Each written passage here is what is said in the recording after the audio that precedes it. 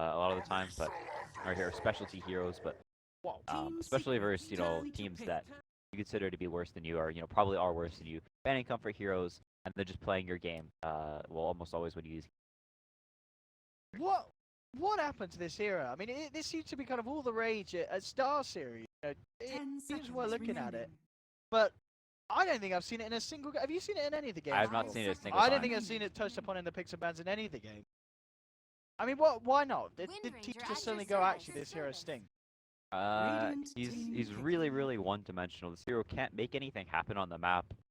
Normally whenever you pick an offlane, or you picking some axe or some slaughter is sort of falling out with Sand King.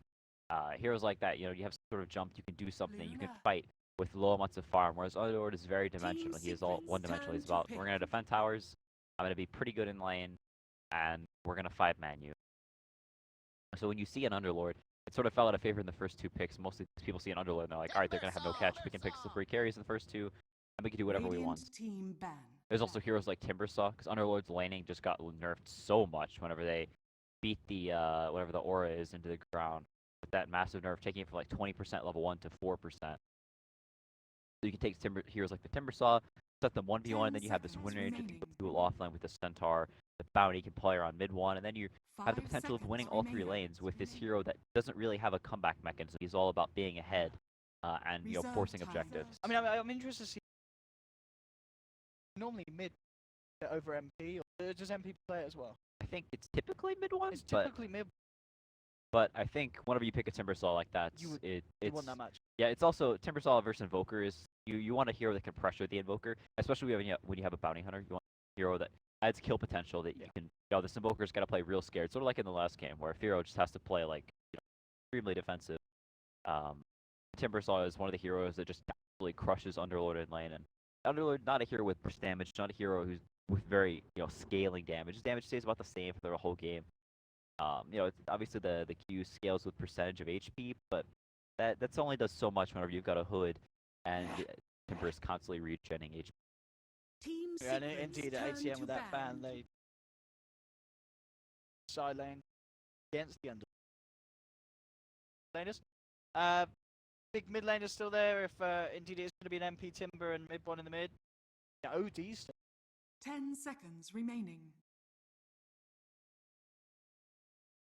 5 seconds remaining. I think they kind of want some kind of right clicker. OD wouldn't be that bad. But I think you already kind of have an Underlord answer, that which is sort of what the OD is. Is like an Underlord answer because obviously the Arcane Orb just kind of owns him. I think the Sniper wouldn't be that bad. I think it's a hero that Spirit likes quite a bit. They have the Slaughter for jump, but the Slaughter, I don't think he's going to be having a great game. What about the mid one Storm Spirit? Oh, very quick there with the pick. Naga coming. Yeah. So how are they going to lane this secret? I mean, we know that it is going to be highlight eye, or win range. But the Naga and the Timber, how do you expect them to lane this? I think it's still a mid Naga. Mid Naga does really well versus Invoker. Yeah, you were saying the other day, with illusions and such, it's very hard for Invoker to deal with the pressure. Yeah, and I think with the poor man shield, you can as well as with the Riptide, the Bounty Hunter Janata works pretty well with that. You can potentially just mess with his Invoker, and especially if you're harassing him with the Bounty Hunter, he's messing around sniping your core, or you get your salve really late. This Naga Siren just allows him to free farm, and I think their other lanes will be doing so well. They'll have so much pressure going with the Timbersaw, who's gonna have a great time versus the Underlord, and even if the other goes, they'll still have a really nice time. And then the Wind Ranger's car down bottom is a super strong dual lane. I think Secret's lanes are just set up really well, and whenever you can't rotate on this Naga, you can't pressure her early on. She is going to turbo farm and just cut off your map. And if you look at the alternate attacks heroes, we said that's what the Underlord does to you. It gives you no pick off, and they just have the Slaughter, and even Slaughter, not a great hero against Naga. She has so much armor. Mid one on the Naga, that's not really a hero that we associate. Flashy. Storm. One Naga something. I don't really think it's a classic, but I think of like a lot of the 9K players who typically tend to play like one style or whatever. I think mid one plays like everything. Like if you look at watch his stream, guy you join in the 30 stream, he's just seconds playing to support Rubik in a 8K average game. Like this guy like never he isn't like super grabby about his roles, and I think he plays almost anything as long as what's good for the team. I think Naga is definitely very good this game. You know, you'll see him on his climb to 9K, he was winning games PL mid all the time. Like this guy just picks weird heroes as long as it fits the scenario and plays them extremely well.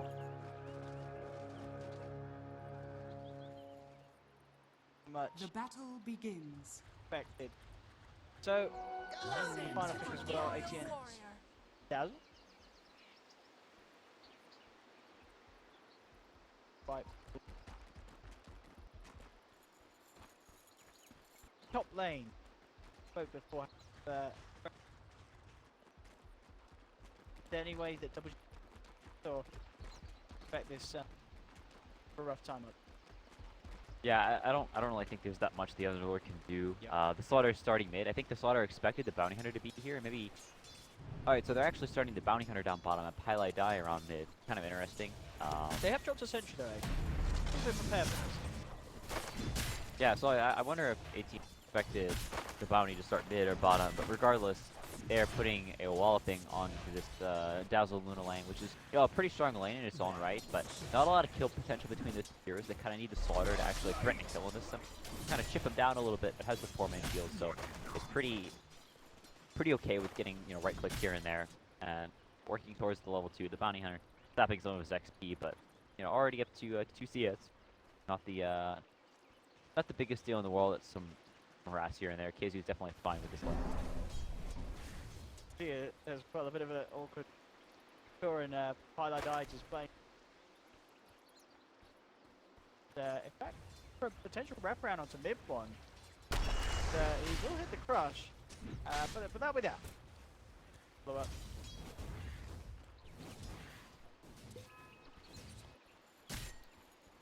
Yep, Pyle just pushing up. Taking a little bit of XP here and there. Hasn't actually skilled anything yet, so I guess just providing some moral support to mid one. Like just having that hero there makes the Slaughter a little bit more cautious about harassing the Naga or being a nuisance. And the Wind Ranger, it doesn't really have to get too much done here as long as he's keeping this Evoker to play a little bit back. Puppey. The bounty runes that. Oh, he's gonna take the haste too. Is Kakor gonna crush? Oh, I should crush. Oh, that's it. That's. Yeah. I wonder if he's gonna go run all the way to the top and get the 3rd bounty rune. That'd be hype. Every coin helps. Alright, we'll be able to nab that of the ultimate half of the map. Looking at the side at the moment, so what we see, KheZu.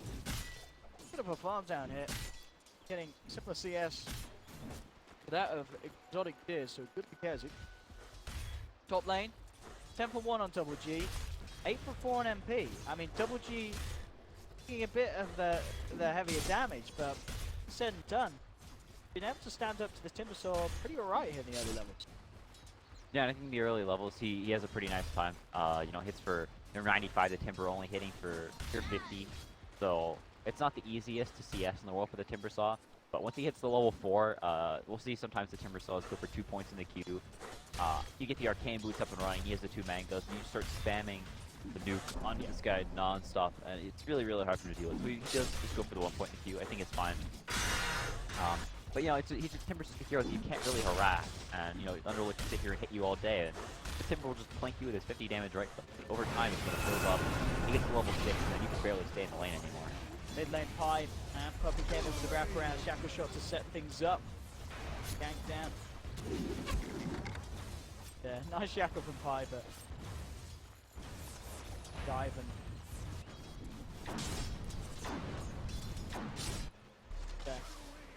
DS wise, we can certainly see very good done. 21 for 6 against the 9 for 4. I mean, you said there was an edge. Is it expected to be that by the map? It's a little bit skill based on the Invoker's part. Naga, it's pretty simple. If the Invoker's really, really good at last hitting, you can potentially do a little bit better than this, but it's very, very hard to deal with. Just poor mid-shield heroes in general. But Naga has especially high armor and all the illusions. Without having, any kind of nuke, they just sort of sit there and they add to their last hitting power. You don't know which one's which. You spend the whole wave just right-clicking illusions trying to find the real Naga, and aren't actually able to harass the real Naga. Down. Still there. Dire's top tower is under attack.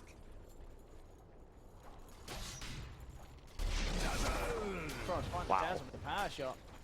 That's Oh, a falling low. He's going to grave himself just at the last moment. Shackle comes through. Is he going to catch him? But in fact, Puppey, he's got the illusion chasing down on him. That will do the job. He'll get the kill. Turn though. Solitaire and Kakor looking for the bounty hunter with the sunstrike coming through. We'll get the kill in return. For a sport. Better than pilot. Neighborhood. Level 3 at the moment.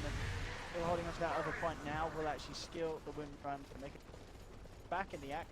You find anything, the shackle shot won't connect, but they have the Hoon stop.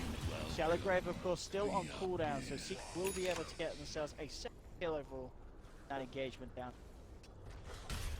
Yeah, and at the very least, sort of bright spot for ATM. Luna is having a pretty decent time farming down here. Is, you know, pretty close to Luna. I mean, the Naga Siren, just a little bit behind.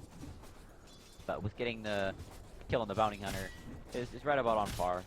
I think what alternate attacks is most worried about is how rough of a time this Underlord is having. The Timber saw starting to pull away, kind of had to leave to the jungle and the Underlord a little bit. And it's not really what you want. Whenever you have these 1v1 lanes, you know, you'd like to be able to trade farm, right? Because one hero versus one hero, but in a matchup just this crazily lopsided towards the Timbersaw, he can walk up and he can nuke this, but unless he's getting lucky CS from the, you know, just the Pit Lord Q killing these creeps, he really can't come near at all, and MP just doesn't take damage from these creeps. Do whatever he wants, and when he's up, he can even stand under the tower and start pressuring this tier 1. Double G. Just gonna straight up riff back home. Goes for the quick way out. Lane. Trouble protect. Forward. Whoa. Cancel. So mid one, I mean, he doesn't have a point in the net, but he has this H. And Nisha gonna be okay. They don't have the detection. Puppey does have a sentry actually, so he comes to help them out. He's already out of there. He's got to get away with his life. Top lane is the trouble you really did talk about. MP looking to get a solo kill onto Double G, and that is a straight up demonstration of how well this Timber. Yeah, and it doesn't really get better as the game goes on. You can kind of do some things in the game with the roots. Potentially if the Luna and the Invoker get online, the Cold Snap can pair pretty well with the root and Underlord Q, but by that stage, since the Timbersaw has such a nice lane, he gets to the Yules, he gets to that Hood, so you don't really care too much about those things. I think this game as well, the Lotus Orb is going to be extremely good. He's probably going to go for that reasonably early on. It'll just be so tanky. You have so much armor and alternate attacks. Their damage on their heroes can be pretty high with this physical damage, but each get a couple of plate mails. We've seen in the past Timbersaws sometimes just stack plate mails, and whenever you're all in on this physical, and you're behind, it's not really too much you can do. G. Back forward, while I die. He gets a shackle. More than ample opportunity to damage out to bring out. Playing it careful. Every coin helps. Stay out this area, I think. Where the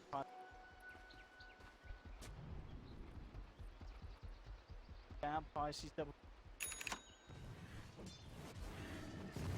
Jungle. Dodge to the way Midas. Yes. To the scores on either side. Radiant's courier has been killed. Very close. Oh, mid lane is where the real difference. Yeah, and a lot of those happen in jungle trees, and then when it's rotated out of the jungle, it's kind of the point where it's up top. Down in time, and he's trying to find it. And the Dazzle's come in, but he doesn't actually have enough mana for the Shallow Grave.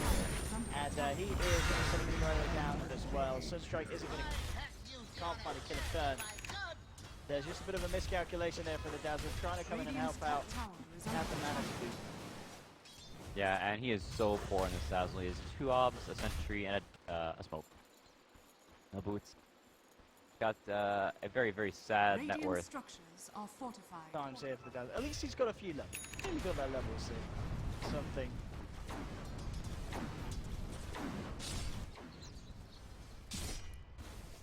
Yeah, actually going for the Hood first on MP, so he goes for the Arcane Soul and then immediately Hood. So any potential alternate attacks of maybe rotating this Luna up here and looking for a kill, and then possibly pressuring the tower afterwards is sort of nullified by this with the extra regen as well. MP sitting at 33 armor, 44 HP regen, as well as that extra magic resistance. Underlord Q, which will typically immediately turn around heroes and pushing. MP doesn't even care about. He just stands here. Yeah, come up. Sort of a play attack. MP actually forward right now. You have to be a little bit careful. He's out in front. Tackle will still close the gap with the crush. And they'll pop Dixon straight up trying to kill him and they'll get him. Burst him down. I think it was a good heal bomb there as well as they surrounded him. Take down the Timber Saw. DM will be able to find a tier 1 off the back of that play as well. Yeah, MP maybe getting a little bit over aggressive. They find the kill there, but I don't think Secret are too speaking up about that. As meanwhile, Midwan is just farming jungle. Gonna get probably a 11-12 minute relic on Naga. And a mid Naga, what a lot of people think of is, oh, it's punishable. You can collapse on it, you can gank her, but whenever you have such a nice landing stage, your other lanes are putting in so much pressure that you really can't leave or use those other towers. So the Naga is free to do whatever she wants, and it's gonna be mega pain for. How do they deal with it very early? It's gonna be a nightmare. Radiant's bottom tower has fallen. Chapel there. At level 6 now as well. Tracks out. Bye. Careful, Sunstrike. He's gonna get it. Nothing will take it. Quite down. He sort of did try to get in there. Final beam. Case, KheZu in. Forces 9. Dire's middle tower is under attack. Stampede forward. Position, and they're just looking for the big kill. They'll take down the Luna. King extra would be a nice bonus, but they won't be too fussed if they don't get it. MP has come across as well. They're ready to move. Ready to dive. WG has already used the rift. No chance for that one. He actually tries a TP spell there. He usually gets countered by the capital shot. The bounces from the Shuriken and the double dash as well from KheZu. Secures themselves a third. 2 cores and a support. 3 trap kills. Tower to boot as well. Secret getting the big plays done, and all 3 of their cores top of the net worth board now. Yeah, and that play Secret made, you'll see a lot of the better teams make where they will just say, oh, they're pushing mid, and people will say, I have keeping, I can come in and defend this tower.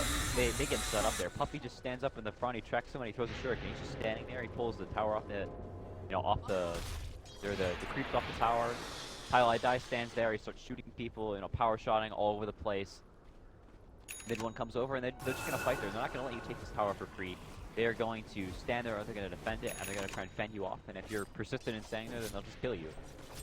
And I also like how mid one, he songed, and right after they got the kill, he just walked back to the jungle. He didn't even come to the fight. I didn't want to waste time chasing. Just, yeah, wants to continue. Really, really incredible timing on the 13 minutes. You're injured away from the complete aggressive. Not being ATM. Haven't found themselves whatsoever. KheZu coming in. 3-man blink, moon stop, shackle shot, latching the Luna to her own purge creep. The Brave will be there in time, but the chase down there from Secret. Exotic Deer does get the ultimate off, bringing KheZu down low, and in fact, fighting them out. Exotic Deer finally goes down, but they do lose 2 in return here, Secret. ATN finding the 2 heroes in return for the 1. Puppey, get anything it? It's the MP. Put down 1 on the back line. Looking at WG. G pops the 6 charges. That's keep alive. Pistol coming back in. Isha looking towards MP with the amplifier on him. Oh, he is solo. Careful, but kills it. Away for get back. Could of course did get the Luna, which is the hero that they're happy shutting. Hero kills away in return. Every coin Find anything that are out of it. Straight down to the bottom. Oh, if they get Exotic Deer again. Ooh. See him with that ward. Yeah, they know exactly what's up. But the scam from the Radiant, they know that Puppey's there. They know there's heroes there. Exotic Deer is still sticking. In fact, he's walking straight into where they just scanned. It's pretty greedy. I don't know about this. They've just had a successful scan on that spot, and he's stuck around, and he may be taken down if this Dazzle can't get here in time. And Crush will hold him back, and Exotic here is actually going to be alright. The backup was there from the side of ATN towards MP. Offlane trying to get out to the making. With a loose stop, Stampede as well to try and save his teammates. To do so, ATN is around trying to fight a shackle from Pi though to hold back the Lada. Luna does survive there. Very risky play though.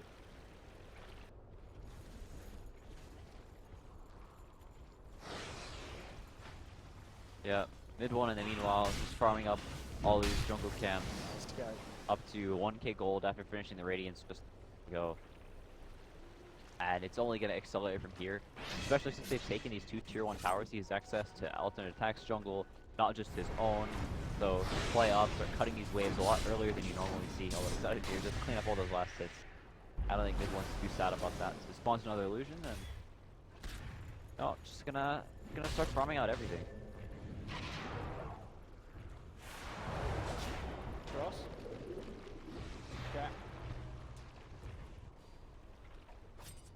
They really want this mid tower. This is like the 3rd time they've kind of all just sort of walked towards it, but first time did not work very well. Secret brought everybody there. They're not going to get greedy. They're not going to try and keep people farming in these silly places. Instead, they're just going to bring everyone there. They're going to fight, and they're not going to give you. The second time, same thing happened. And now they're kind of wary, and they know they have the Radiant song is online. It's so hard for alternate attacks to make any move. It's very, very difficult. And they do have ways, I mean, things online. So they've got ways of catching. So hard and start it.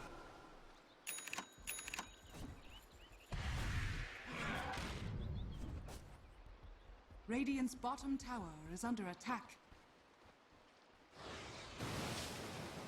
Top lane. Still.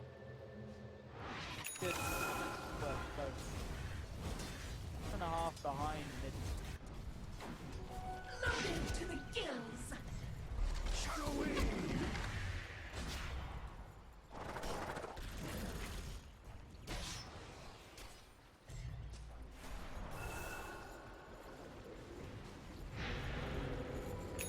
Up. Right up. That's a track. Yeah. I mean, mind games. Fine. Wow, they get by like that. Mind games is a huge big success there. They will find the win rate. Yeah, off of that, they'll probably actually get low currently. Dyer's middle tower And off of that, they maybe actually continue to like off of that, possibly because they know the bottom tower. Although both of their waves are shoved in, so they don't really have a place to go up to this. They'll have to try and find some scrappy fights or walk back from what they're down and Radiant move structures up again are with them fortified. back. But Secret in the meantime, they're not gonna let the dogs lie. Radiant's top It tower was someone is timber. fallen. Luna. Dyer's middle tower is under attack. Pass. Radiant's top tower is under They attack. want to make that jump. That's the kill. Back him up. Whoa. Great. Just in time. Yeah, very close to the Exotic here being bursted down. Here comes in with a crush. Trying to leave it in the turn. Highline hits the shackle onto Slider. Secret will end up getting themselves a kill. Necessarily the kill that they were looking for. It looked like the Dazzle was going to be a little late with that grab. Very, very close. Fine with doing that. Here and there.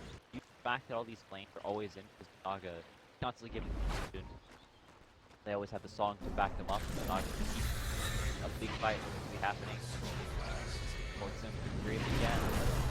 Only especially create. Running away. Good losses. Great was used just now, but relatively early they find the Timber Saw kill in return. They burst him down with the crush and the heal bomb.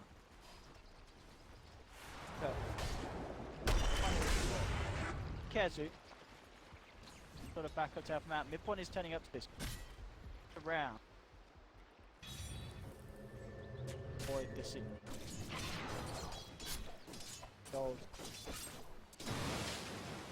Bomb. Got off it out of control. Siren. Radiant's bottom tower is under attack.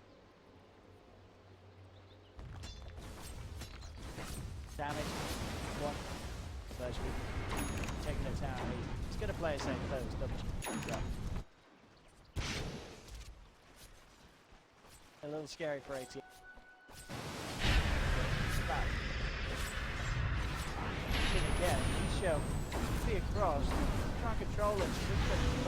Puppey's there. Got the tracks. This one has that movement. This one just goes back in. Wow. Turns in. Takes down the Underlord. Puppey on to Nisha with the trap. Follow Shackle. Won't have enough damage to dispatch the Invoker. Will get back out. Shackle coming in, but the rest of the team not in a position to help us. They themselves have already started to back off. A bit ambitious look initiation there from the Slardar. The Shackle set up, allow KheZu to come in. Should mean they get another. The Dazzle is dead. In fact, close to turnaround. The great Puppey taken out from the Eclipse. Daphne, they really want to try and finish off this Luna with the power strip coming in, and the Shackle's up yet again from 5. They will control him, take him down. KheZu stuck under the tower though. Still go down in response. Nisha hits the cold snap. He's out of there. Cloud9 was still sticking around. It's a scrappy fight. MP's now turned up though. Cool. Going on to 5. The Q coming across as well. Off and they fall. They get the Wind Ranger. First down the Dazzle low. Himself alive with the Grave. MP now surrounded by 4. Dazzle smokes just to get himself the hell out of there. What else to do here? Not a lot by the looks of him. He's tanky. He's incredibly tanky. Now Nisha's got to be careful. That burns down to the Naga illusion. Nisha not keeping an eye on his health, and mid-one he burns down another. Oh my goodness, it looked like it was kind of coming together there for ATN, but at the end of it all... Radiant's bottom tower has fallen. Ended up being the case there. Shambles and more money into the back for mid-one. Yeah, already has the Manta at 21 minutes. They have so many ways to fight now. They always have this song to reset, so if there's ever a bad looking fight, they want to pop to the Eclipse, they can song. And reset with a stomp and a taco on top. Oh, there, Blink who stop. It's starting to get very messy, very dirty for ATN. Is under attack. Grips in their blood. Start to lose these 2 towers versus Naga, then the lane cutting begins, especially with this Manta online. It's gonna be trapped in your base, and when you're an Invoker, you're a Luna, you're an Under, or those are your 3 cores, you really want to be having an early start. You want to beat down these towers, 5-manning around the map, but their lanes just really didn't allow them to do that. The Naga Siren had such a start that now the lane pressure is just going to be too much for AT to handle. You can sell this one. Radiant's middle tower.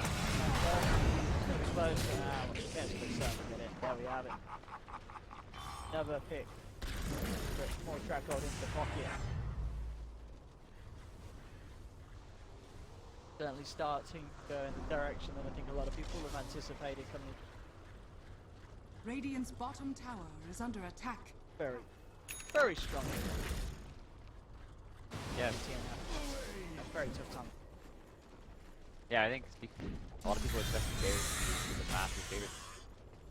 I had a few shaky games to start, but it really turned up after that. Yeah, I think overall the secret Radiant's top stable. tower is under attack. Yeah, I think so. They consistently perform quite well. They have very strong drafts. I think this Bounty Hunter pick is sort of a hero that not a lot of the other teams. That sort of gives Secret almost a little bit of a drafting advantage. Radiant's top tower Don't play is under attack. Spirit. Like that is a hero that just always goes untouched if you Irish play. Almost to that effect that he's sort of this hero that you kind of always have to ban. If you let it through, then Puppey will just try to play around with a bit more. But they've got to sleep to make sure the time's there. The back of going to essentially sneak out.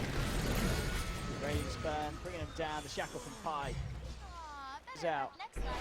Get another. At the same time though, KheZu did end up falling down to Kakora and Exotic Deer. They did commit the Eclipse for that kill. Radiant's top tower is under attack. turn as well as the focus kill. Yep, has control now. It's very, very good against the anti-damage. First both of those off. It's very easy to train away. Especially just from getting the regen, the armor from the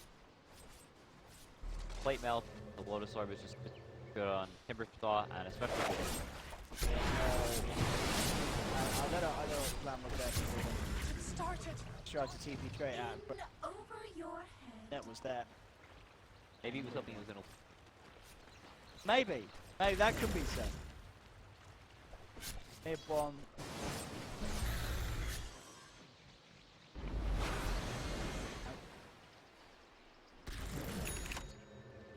Just don't be. Yeah, it's there. They have high ground defense. They have the Luna. They have the Luna. Luna only becomes a good high ground defense hero when they're so strong that they can't really contest you. You can bounce around on their wave, start tickling heroes, and you know their wave decides really quickly and it turns them to high ground. But whenever you're this far behind, you're just trying to lead your whatever farm you can. They can even just walk into the base, possibly with the song, set up with a stomp, blow up the Dazzle, blow up another hero, and then just the racks after they've killed some of the.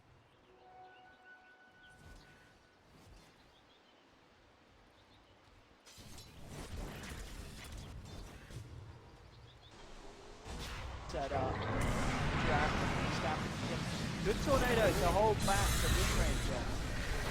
Uses life to take down the ice cream. Really good. Hive mind there to hold back high that tornado. The lockdown. Blessings upon a loyal war. May actually be able to get a kill in after. Oh. Yeah, and Exotic did try to proceed. Yeah, this time it's KheZu with the European gangster. And playing around with him in it. Around it. Puppey, he put the trap back on full, and they wanted to try and get the tractor, but that ended up meaning they don't get the kill straight off the bat. Highlight Dido with the shackle, setting up for KheZu to jump forward. Secret will get the kill at the end of the day. Quite some style as well, and we've seen a couple of games, haven't we, where players just had a great performance. More teams are going to try doing this, or is this just a secret speciality that can't just emulate? You've got to know what you're doing. Oh no, I think teams or heroes that a lot of the better teams. It sort of plays the same role as Call of the Warlock. Looks very strong dual lanes, but also offers a lot of super one-sided. I think this is a lot of strong. Lord tries to Dark Rift out, but the damage is too much just before the Dark Rift is successful. Oh, 20.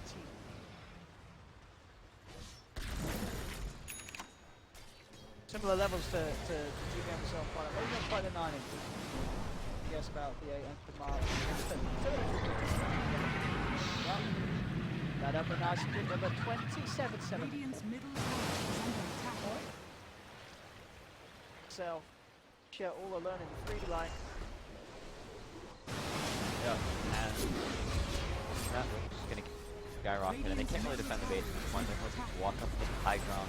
Underlord is dead for now. Spawn, spawn, stall for a little bit. So tanky. ATN only have the damage to deal with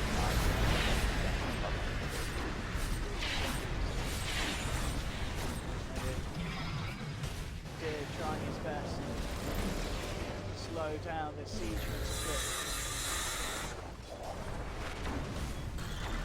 Radiant's top tower. Really, it's in a rush. Now they're trying forward. Wow. Don't get the feel, but again, you have high distance. You find the damage drying up. These illusions down over the Radiant's top tower Now it's is gone. under attack. Close. Same time, everyone was putting pressure on the top tier 3. That's very close to full. Even against these lower tier teams, play very methodical. They're gonna make sure to throw away. Don't make this game last longer, or give them any shot back in the game. Try and threaten the base whenever they've gotten their lanes in, whenever they've gotten a pick off. or had that opportunity to really score a set up for defense.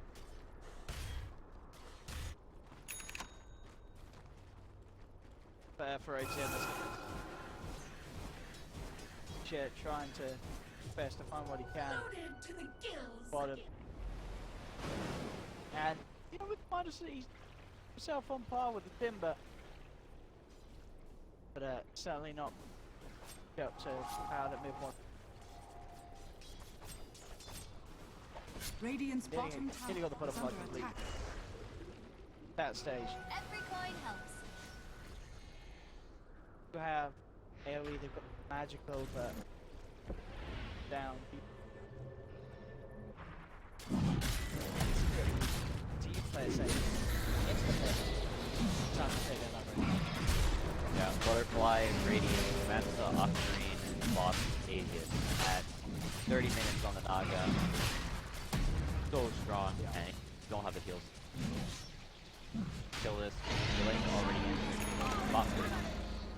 March towards the base, I think. Or super playing forward. Now.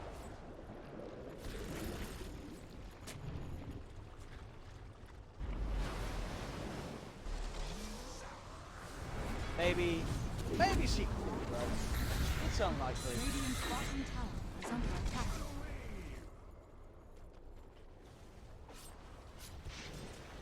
Play. Performances. Bit. Lock. Radiant's top tower is under attack. Constantly. The butterfly now out. Oh, everybody's Yeah. They see him. whoa. He tracked up. Again, it's a nice little play. They can hold him back. On the ice wall. Gave his damage. More than a dead man. There we are. Tracked up, reaching down. She's surrounded. Bravery earns death. Down for 70 seconds. Does have a buyback. Self alive. Very hard push to the. Yeah, he almost had a nice little cheeky play on the Evoker for that had fell in time for the blink into backpack and then pulled it back out because he was earned, so he could Oh, so spam he's blink trying and to- then flick yeah. through the trees. Unfortunately, the net came off the possibility. I like that. Man, he's been. Radiant's top tower has fallen. Secret. The buyback in the everyone. Oh. He's got to get trying to fight. Qualification top.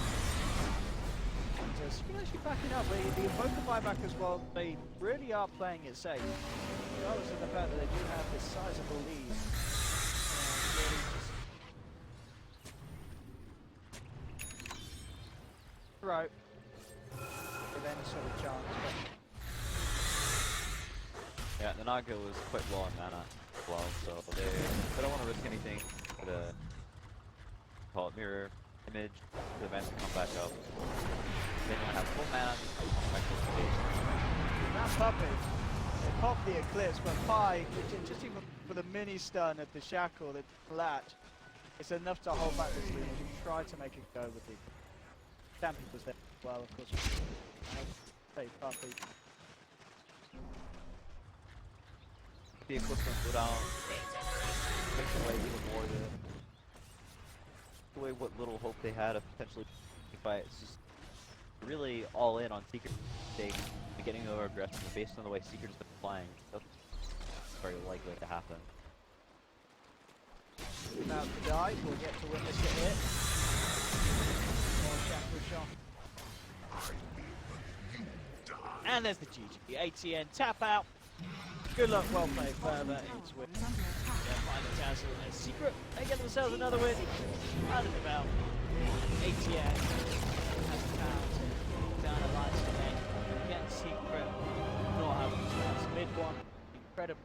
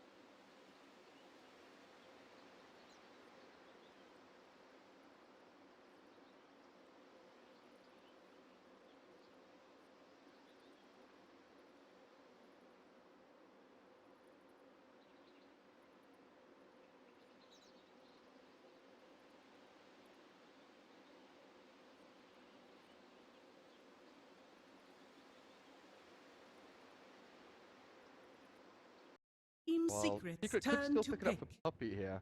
It might be a good idea just to mirror what Earth Spirit does, follow him around and make sure he doesn't have too much impact in the laning stage. It would feel odd seeing a hero like Slaughter make it through bans and picks, not even touch at all the draft with a 10 matchup like this seconds of Secret remaining. versus Cloud9. So Just ignored completely. yeah, no, that is one 5 hero that seconds remaining. I would be absolutely shocked by. That maybe like a lone Centaur, Coddle, kind of like the 4 up there, and yeah, sure enough, the other 3 were banned. Initially, again, the Ogre thrown to 2 for good reason, as talked about. Noya plays a fantastic Ogre sniper. But yeah, needing that buff for the sniper, though, is definitely something that they will most certainly look for, whether it is that Drow aura, whether it's the Vengeful aura, as we mentioned earlier, and so on. So, but the third pick for Secret, man, they are really using all this time, sure, discussing it over. Puppey, ultimately the one that drafts it, of course, but we're going to be down to 30 seconds of extra time right here. But no doubt Slaughter has to be one of those options, but they're going Radiant team Pudge, pick. so they want a little more reach. Yeah, we saw how well Yapsil's pudged it in the previous game, and you know, as the draft kind of progresses, you see Cloud9 fourth ban the Lifestealer, knowing that Slaughter obviously is still in the pool, and knowing how good the combination between 10 Slaughter and seconds Lifestealer is remaining. with corrosive haze and all that physical damage. But more 5 importantly, it's the seconds carrier, remaining. right? It's this ability to jump on the sniper past heroes like the Nyx, Earth Spirit, close Reserve that time. gap and get on top of the burger. And 9, their fourth pick. I really wonder where they're going to go with this, because we often assume sniper mid, right? Yeah. Because that's where more often than not it goes. But I know in the early days of Cloud9, they did used to run sniper safe lane experiment. And you're talking about sort of steroids or buffs for sniper to have. The bloodlust is gone. There's no slaughter for the there is slaughter for the corrosive haze, but it doesn't really fit into Cloud9. The remaining ones are like Invoker with Alacrity, something along those lines. Drow Ranger you mentioned with the buff up from the aura, but I'm not sure Baby Knight plays too much. Maybe instead also another core like the Weaver. Yeah, like a Weaver short lane. Oh yeah, with the swarm. Yeah, it can help amp the damage that way, and also gives you another core and one that can kind of, be in the more of the front lines or cause an issue up there while Sniper's sitting in the back. Can you smell bacon?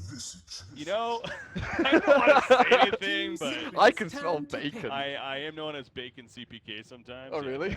I do smell bacon. And I believe Grace, one of the great people here at the BTS studio, she's actually been making bacon. Apparently, I went in the kitchen earlier with water. 10 seconds remaining. What are you making? I was Making bacon. I'm like, oh my God, you are. 5 Amazing. seconds Yeah, see, remaining. Oh cool. This is gonna make this cast that much more difficult. Now, Visage. Reserve This is a time. hero that has had some big peaks in play. We used to see Visage a lot with Drow Ranger as a kind of 4-role support. You had the birds, you got the Drow Aura, you kill towers, you're annoying and all across the map. But of late, a lot of pro players, especially like Visage spammers or people who like the hero in general, have almost 10 entirely said seconds the remaining. hero is close to awful outside of playing it as like a solo mid or a solo safe lane as a core hero. This might be an opportunity for Cloud9 to actually play the Visage for Baby Knight, who's obviously known for his micro skills after transition to StarCraft, coming back, playing Broodmother, playing Visage and heroes like that. Leave it to Cloud9 10 to do seconds something remaining. like this. I mean, they feel like the team right now, at least in these qualifiers, that 5 seconds they will really remaining. just do some radical stuff, and definitely have proven that they can do it well. So, but yeah, no, I hear what you're saying, and definitely I've not casted a Visage in forever. I mean, it equally could be just the 4-role Visage again, or maybe even the hard 5, have Earth Spirit roaming around, Visage controls lane, but then you're still looking for that safe lane carry with difficult options. Yeah. Very curious here with the Visage, but we'll see how he makes use. Of course, those familiars ultimately helping him make the hero in general. I mean, he provides decent burst. The soul something, right? Yeah. Soul something one. The damage there. So as far as potential of dealing damage could be there as well. But yeah, what role we're gonna exactly see him in is kind of that question now. So the fifth and final pick ideally will help us get that information. That really depends again whether they want to run that Nyx or that is that Offlane. The final ban for Team Secret now come out. They're probably going through 10 similar seconds thoughts that we are in that. Yeah. How are they going to run that Visage? What should we ban out here as a result? 5 seconds remaining. It's got to be tough when thinking about it. Yeah, they just ban the Drow. I think that's the safest Team option. Secret's turn Drow to kind of pick. enables both Visage and Sniper, so Yeah. taking that out of the loop, but that's the expected ban. So I'm sure Cloud9 have something ready to go with their 5th pick. But for Secret, there's heroes like Slark, Juggernaut that both take advantage of the Empower from Magnus. 10 seconds I remaining. don't know where Ember Spirit's going. Could be safe lane, 5 could be mid seconds for remaining. either MP or mid one.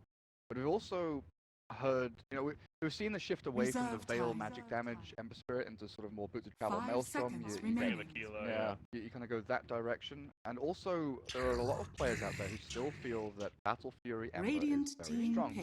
But Team Secret, I- pressure play, terribly. Yeah, they go terribly. You know, about that Battlefield, like, I keep hearing this idea that it's making a bit of a comeback. But Maybe, never like, seen it. I've never seen No. it since 7.0 at least, you know, since the Veil's It's- become a thing and magic damage has become a thing. That's the weird 10 thing, right? seconds Because there are remaining. sort of 3 or 4 different, I guess, 5 paradigms seconds of Dota. remaining. Yeah. There's like casual pub play, there's medium level to high level pub play, then there's professional Reserve players who are time. playing in 10 pubs, and then there's seconds competitive remaining. play. So this whole Battle Fury Ember Spirit is, you know, professional players and very high level pub players who are Battle Fury, but it's yet to make that move into actual competitive play. Didn't expect Timbersaw. They've been running these similar cores, though, a lot. In fact, both games earlier today of Cloud9 that we've casted, it's been Timbersaw Ace, Sniper Baby. So, I guess they just like this duo as of today. Now, Visage obviously is where it's pretty different here. That means, though, I don't know. Because we still don't have an answer, right? Like, where is this Visage going to end up? Now, again, if they've been doing what they've been doing earlier, you'd figure it's going to be Ace on the Timbersaw, and that means it's going to be a 4-position Visage with Nyx more in the offlane. Well, the last Three. couple of times they've run the Visage, Rise has been playing it, 10 and he's usually seconds you know, their remaining. kind of hard 5, right? Yeah. He's their big supporter, while Noya does the roaming 5 around into seconds the remaining. Earth's lane. So I think it is just going to be standard lanes. Earth Spirit roams into mid, maybe controls the offlane a bit with an assassin. They've got the Visage safe lane to help out the Timbersaw of Ace. Alright, we'll be there. Prepare Here for we go. battle. There's that Terror Plate, though. MP, of course, going to be planted here. Mid one is on the Ember Spirit, so it's being middle lane. We usually would expect, of course. We've seen some short lane Embers. This time around, to be more of that middle instead, more the typical. Early aggression being put out here by Team Secret as Puppey's all the way down here. He still has a ward on him, actually. Never in placing it. Got it out there as he's trying to walk away now, but they do block at least one camp so far. Camp right here with that sentry ward. Get back, so the early TPs. Success. Sorts for Team Secret, and Magnus is setting up in the offlane. Yeah, that's actually true, isn't it? Oh, it's going to be an offlane Magnus here. That's kind of just hitting me. Yeah. 30 Get your seconds levels. to battle. Buy Iron Talon. It's actually not buying Iron Talon. It's got Scout Shield and goes with the salve. Still certain with one idea, then all of a sudden. Oh, alright. Okay. So mitigating here. I mean, I guess there's no real great way to kill KheZu unless he makes a massive misstep, because he'll have some sort of hard lockdown until an Earth Spirit rotates in. But The if Earth Spirit battle is rotating to kill begins. an offlaner, I think that's fine. See that? Yeah, Joe, what a player. right at the last second. And you know what? This is reminding me too that Joe playing the Nyx, also a hero that they played with the Sniper and the Timbersaw earlier, and we were commenting on how fantastic he was in the previous game, at least on that Nyx. So it's not, honestly, not a surprise at the same time to see such a solid play being made right off the bat right there, and thus the 3-1 bounty rooted coming out. So yeah, looking forward to seeing some more big impales from Joe Rotten playing the Nyx assassin here. But he's going to have pressure at the top lane. Yeah, it's going to be a bit annoying.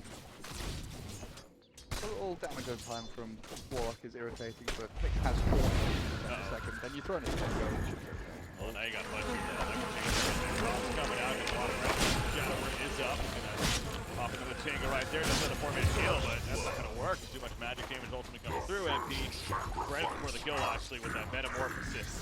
Yeah, up to 71 damage launching these projectiles across half the lane. No problem.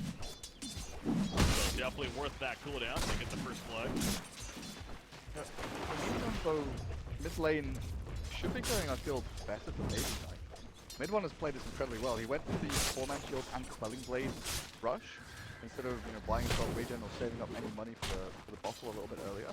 So he's able to withstand a lot of the harassment of Spirit, and in the meantime, Neu is leeching experience away from Baby Knights. You can see the level 2.5 through level 3 Ember Spirit against the sniper who just hit level 2. So you're going to have 2 points in Flame Guard, and maybe even kill power for mid one to turn around onto the Earth Spirit if he gets too ballsy. Sure, he needs to be careful about that turn around potential. Suggestion right here as just about level 3, once one more creep still happens, he will be getting in top lane. Nyx again taking some pressure from the Warlock. Saw earlier, if he falls, gets behind the punch, then all of a sudden that rock comes down. To get away, does he have spiked carapace? Yeah, no, he's still level 1 actually. Still sitting with that impale. Because of spiked carapace, it'll be a little chance to escape, but he's not going to stick around for too long. You look at the bounty stop. Gets back up. Pops level 2. Have a look. Just a little bit to get himself away. Puppey's level 2 as well though, so now he has the hook and the prop. There's no danger for Earth Spirit if Puppey was a hook. He's brought a smoke out to himself. Really collect the bounty rune over towards the dark side of the map and maybe even rotate the bottom way. Yeah, makes his way all the way down here. He's steady. He has that smoke. Not going to use it just yet though. Definitely coming down here, however. They're going to be popping the shrine. KheZu back to full mana. Level 2 shockwave. I was wondering if they maybe smoke together and move mid, because you never expect a roaming Magnus at level like 3 minutes in. 1 point in skew and 2 points in shockwave though, it's a fair amount of damage, and maybe not shoving this wave into tier 1, so that could have been an opportunity for them to exploit. And not taking advantage of KheZu back in the bottom lane, going up to contest against Ace here on that Timbersaw. How is he doing down here? I mean, Timbersaw 17 and 3, Magnus 10 and 0, so Magnus has been dealing with the visit. So they rise, and meanwhile doing a pull camp. So keep an eye on Rise though and see the progress. Items on Visage? From my understanding, I guess Medallion. The majority of the time you kind of go Tranquil Medallion, I believe, because Visage is a very kind of static hero. You're very slow, you don't want to move from lane to lane, you can't really build it right there. But Tranquil's Medallion, and then you look towards the Aghanim Scepter. If you want to go for the early kind of ramp play, if you want to get on the utilize your rotation, maybe it's not really anymore. Metamorphosis into Blood Rock. So the hook just started to off actually. Couldn't get away from that one. As we were going over earlier, once he gets that hook, especially, it's going to be pretty difficult even with the spike carapace to run away. Middle lane, by the way, middle line. Taking some good damage with that travel, but now Neu needs to be careful. Hook. He's not going to get the angle. Good job by Aerospear running down. But you can see the turn there, right? It's 2 against 1, and mid 1 actually has the ability to turn and fight because there's level advantage over the other route for the Visage, of course, is to go the greedy way. And we used to see this a fair amount where you go like Hand of Midas, so you can get your levels faster, get your Aghanim Scepter a lot quicker than you would expect. Flash farm, you don't get faster to him unless you're say lane hero. Being able to go Hand of Midas wouldn't be a bad option, but I think Rise is just the sacrificial hero here. Like, spam wards. What about obviously Ags? Yeah, Aghanim Scepter is like that's the end goal. Like, please, I just want Aghanim Like one Scepter. of these. Extra familiar, please.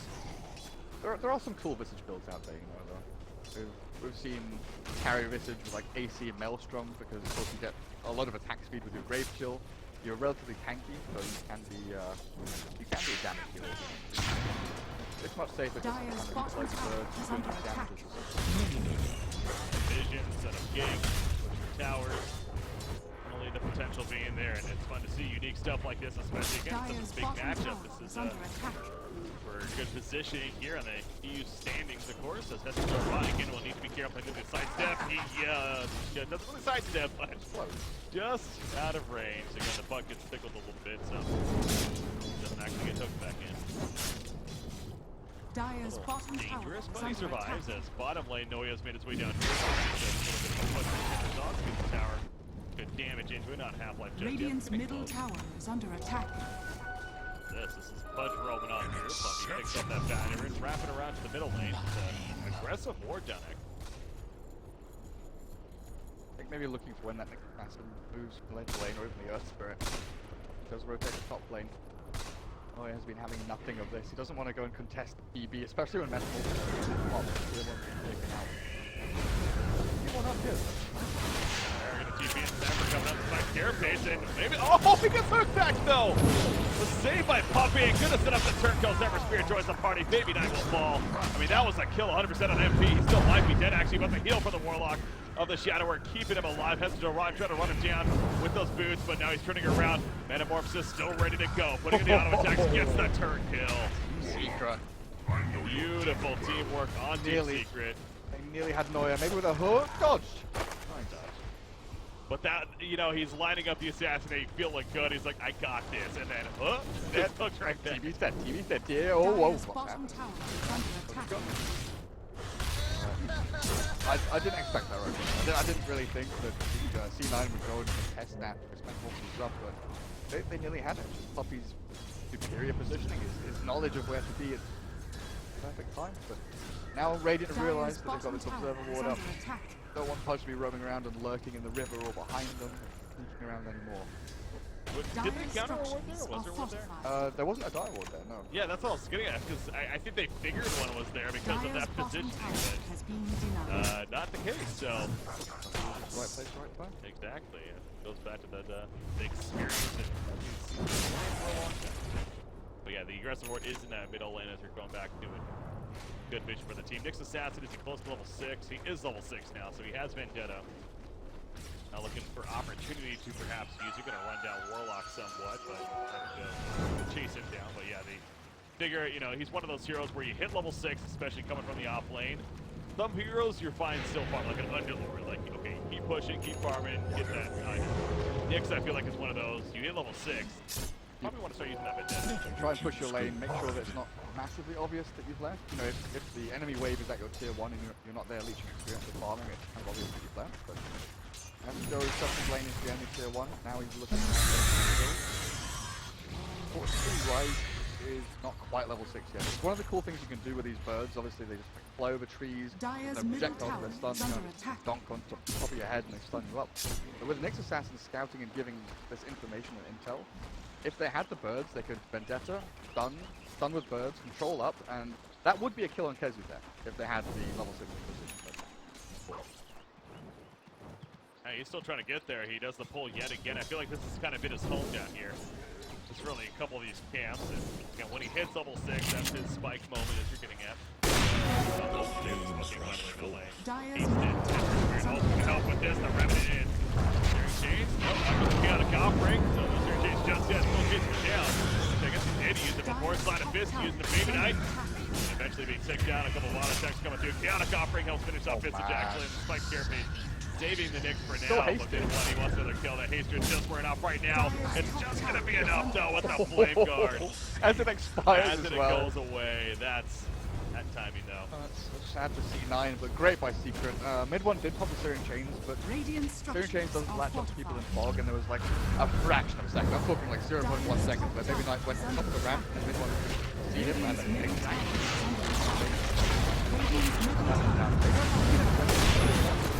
while I died, they walked into a trap. Oh, Earth Spirit, he's like... nice return. Oh, and Paladai has a regen rune. I think mid one's just going to say nah. No, this is you give that to mid one, obviously. If they have a shrine, they do have a shrine. Yeah, just going to go use that. Unless Nyx can change that. Oh, man. Oh, this is awkward, actually. He could get the kill on the Terrorblade if he gets both. Oh, no. Yeah, get the yeah, they use the shrine now, so... Oh, played right there. Oh, he's still the creep too. There you go. Got him. Got him. So it's been pretty quiet so far for KheZu and Ace, right? These two guys was that just Puppey? Yeah, no, Puppey, what made it funny though is I literally just went there with my camera right as he was getting hooked and it just followed him getting pulled away again. These punch plays. Back-to-back games now. Yeah, he played Yapster as the game before now. Yeah. Radiant structures are proven to be quite the effective pick as of late. Yeah, he's very good. I mean, I watched a bunch of replays of people playing Pudge. I did like a short video. I was curious to see why Pudge is and the way Black and a bunch of other people play it is they basically just hide in fog and farm bounty rooms. Yeah. Like they just walk around find bounty runes, collect as many as they can, try and get to level 2, level 3, then to level 7, get that max hook range, remember. And if they're in the right place and just so happen to see an enemy they can hook, they'll hook it. A lot of it isn't, you know, pre-planned. I'm going to walk here at 45 seconds past the minute mark, and they might come next to us. It's more about just, you know, enemy not knowing where you are. Speaking of that, the smoke attempt here from Cloud9, they understand they need to make some plays right here. They're going to try a Vendetta leading the way from Nyx. But well, look at that. I mean, Warlock just falls back with the Ember Spirit as if they saw that the whole time. And they had the presence of mind to keep their distance. No gangs to be had. They'll stay alive. We haven't really talked too much about Timbersaw, by the way. I mean, he is getting pretty good far. He does have the Defiance right here, switching over to the net worth. He is second in the game, first on his team of leaders at 5,400 net worth. So that's a positive for Cloud. But the trouble is, the trade-off is that KheZu from the offlane has got a lot of farm himself, like 700 gold away from the blink. Miles ahead, 1,000 net worth ahead. Got a Goffering, it's a couple right there. Ember's Spirit is be following up as well. Give it a Hatred. He does. Oh my god, it's a Hatred. Mid one loving it. Oh, he thinks it's not so now. Actually, mid one. The Hatred's gonna end up being the bane of him right there. He ends up going down, got a little bit too cocky. The turn kill successful. Timbersaw did fall back on KheZu though. Will he go down? Yes, he will. No-a able to finish him off actually. Pull the smash on through now. That's Johan. He's in pursuit. Does have another Sunder. Put the Sunder at the last second, and now No-a running in fear. Will survive as he barrel rolls And rolls into death? But unfortunately, by a way, I mean, yeah, into death.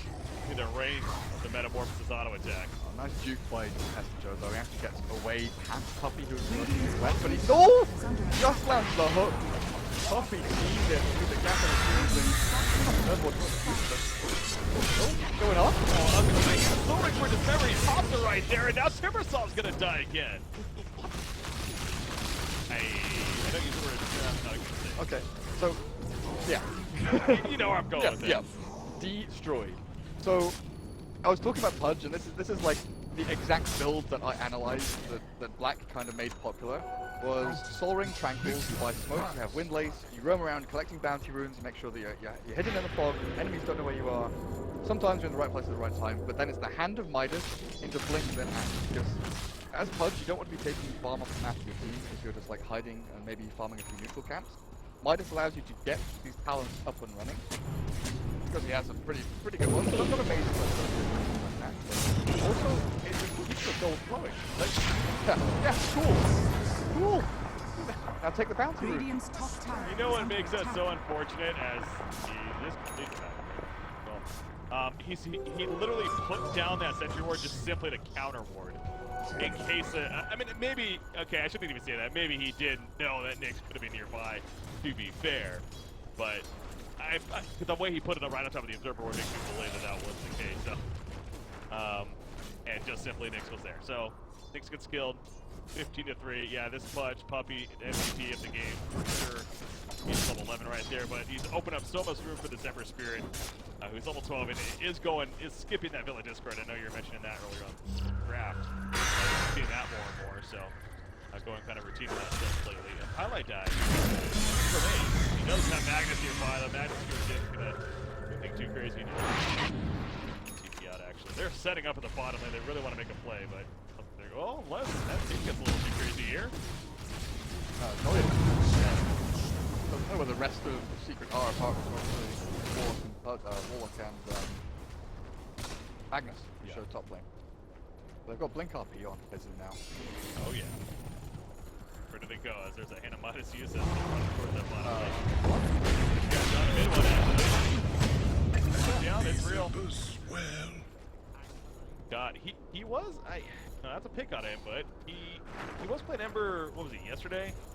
There was a game I think it was against Alliance, if I'm not mistaken, that we got that. He was kind of so he out of Goffering though with the RP, the Wombo Combo 3 on the spike in your face, coming out stalling a little bit, but not enough to save Nyx. Although No-a will roll out, so maybe doing a bit more work than giving credit for initially. However, the chase, okay, Timbersaw will cut through KheZu, so numbers actually works out for Cloud9 there. 2 big ultis from Secret, landing on 2 supports, and they only killed one of them. The Offlane and Nyx. They only killed one of them. That's huge for Cloud9, just surviving that. But now they can potentially send a city bot lane and turn and fight. So they're sniping now, having Elsa, birds are up to the starting to come online now. It's not the hood, still looking at that Bloodstone. You have to have it now to just go and run into a fight and gain some charges. Perfect. Radiant's I think bottom when tower those is falling. Yeah, fortunately they have to regen back in base. exactly. Yeah, it was all nice sounding, but by the time they're able to kind of get there, obviously with the metamorphosis and the illusion being created for them, that's what Terribly does. Your bases or your tower dies before you can even really make the decision. So, but yeah, using the double ultimate, it's make it sound epic as it was with the initiation. It felt like it should have been, but yeah, on the supporting cast, not the targets that you necessarily want. And now we have an opening for Cloud9 to definitely make some plays. Nyx Assassins scouting out level 10. We haven't really seen much from Visage yet, gotta say. Rise playing the Visage here. It has been hard damage. This is one of the reasons why a lot of the Visage players have really taken a disliking to support Visage and only really like playing it mid, because you need levels. You need so many levels, especially playing it in this kind of hard 5, selfless role. It's so difficult to really utilize. Right now he's sitting on what? Lightstone? Ground? That creep just getting in the way from the hook right there. Almost landed onto Timbersaw, but And power on top of Airblade when he's in melee form is actually sickening. leaving down pretty crazy. And it actually goes a Diffusal Blade here to follow up the main stone. Think of that item. That's pretty cool. I guess use off of So initially though, so giving him a chance to run away by the fire ribbon. In one shockwave, kill. I guess right now Visage as a familiar, but not even gonna. I guess they are dead. Actually, that was an illusion. secret of missing spells on purpose or something. I don't know. The miss skew and then the miss hook. But they get both kills in the end, and the 2 birds, so a huge swing of gold for them there. And the majority of it goes across the Magnus the Ember Spirit. Radiant's top tower is under attack. Radiant structures are fortified. I think that they need spell cards for the Ember Spirit, because Cloud9 have a lot of them. Radiant's they top can tower actually- has fallen. He's got man to end it with. Kind of like the Juggernaut style. Like, the Diffusal is one of the best DPS items for Agi heroes in the game anyway. Maybe he's not buying it for the perks, he's buying it Just for because, damage, yeah. because it's a stick item. Here it is. He has it here, and he has the mana burn obviously effect as a result of that. So that could potentially be pretty strong too. But mid 1 has a Maelstrom finish, another 1,300 gold saved up as well. 12% spell amp, and anything less from the level 10 calendar. Taking a look at that. Anyone level 15 yet? Nope, but Parablade is actually almost Very health regen. That one survivability over the increased damage from the attack speed, but he will get 200 health, which also is still a concern. Kind of buffing up him in the illusion. Yeah, exactly. It's the illusions. Just make sure that they are harder and harder. Rise finally has his one item. 20 minutes in. He has a medallion. But I just don't know how much work that that's why they've got the sniper and that's it.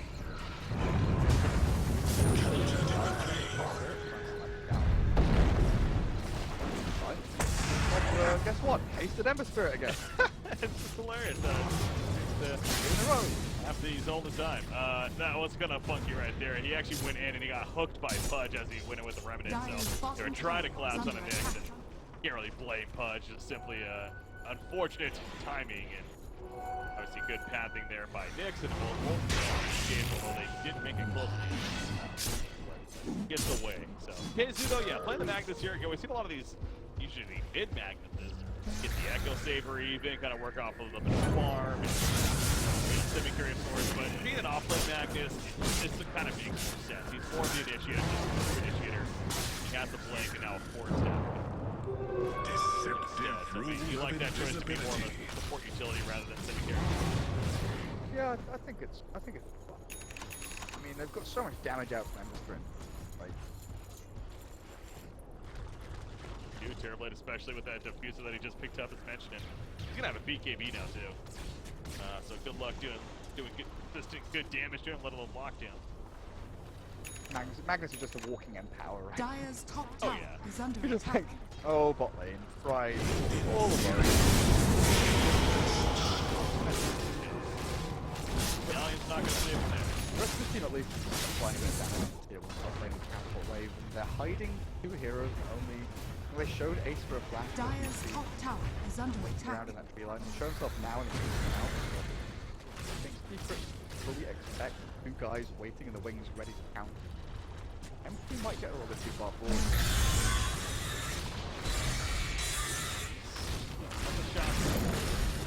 When he can, there, and actually look at those hit by Puppey now. Remember you, Nick's running on in. And more the intel ends up out, but the RP in the background from KheZu, they do get the 2 kills. Timbersaw and the Knicks, and now Noya on the front. RP much more effective. That's good. I don't know if it was intended by Puppey, but when he was dismembering, he actually turned Rot off because he was out of range. But I wonder if he also turned Rot off because he was expecting Nyx to come in, because you can obviously, you know, Carapace during Vendetta to stun up the Pudge, cancel Dismember, allow his teammates to escape.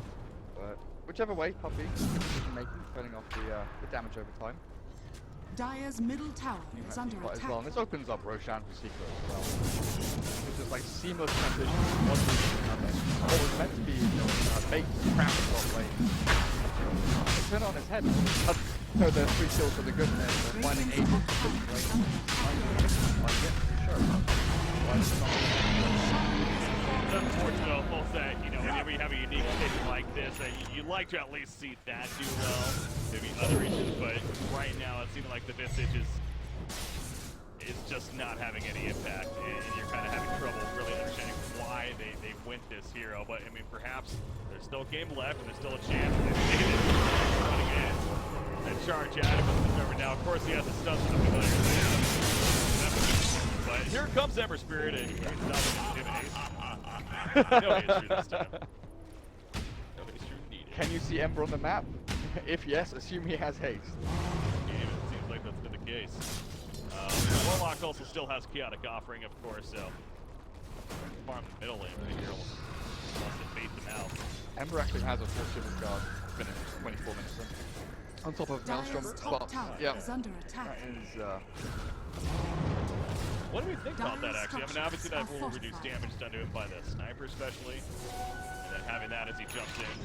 yeah, just being able to slow the retreat of any heroes. You know, Cloud9, they kind of want to create a line which Secret has to break, and then retreat up on the high ground or retreat behind a tier 2 or a tier 3 is the way things have been going. They are behind.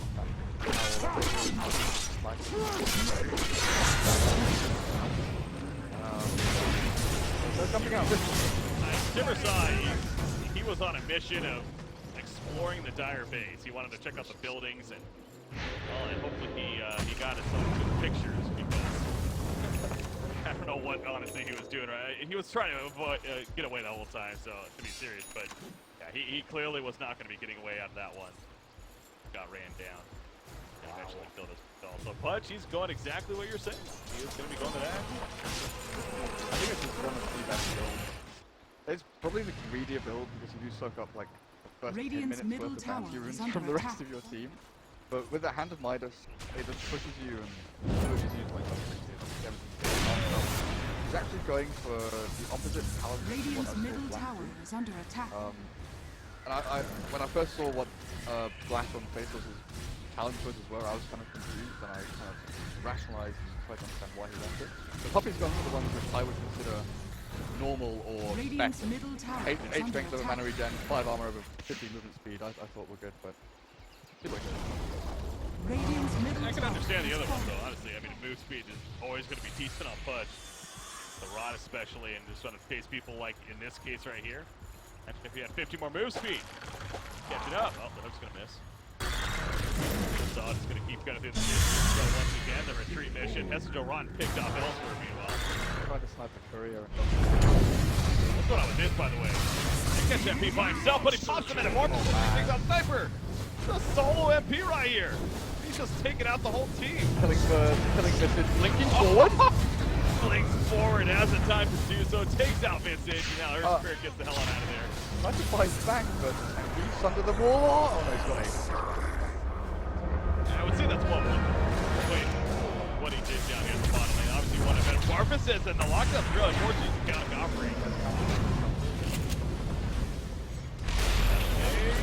Sunders at the last second. What's the blink off? And then Sniper's gonna die. He sundered his teammate right as he's going in. He's staying alive as where he's all. Has to Johan and make a tail stun, but that's only gonna delay just and now the tower's gonna fall as well. I love that choice to spend the play.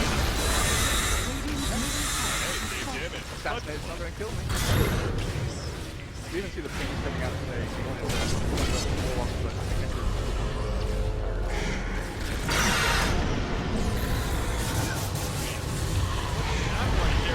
Picked off his neck. He's not going to look up like he's going to maybe get some career, and he ends up getting down, and then MP all of a sudden decided to go 1 versus 3.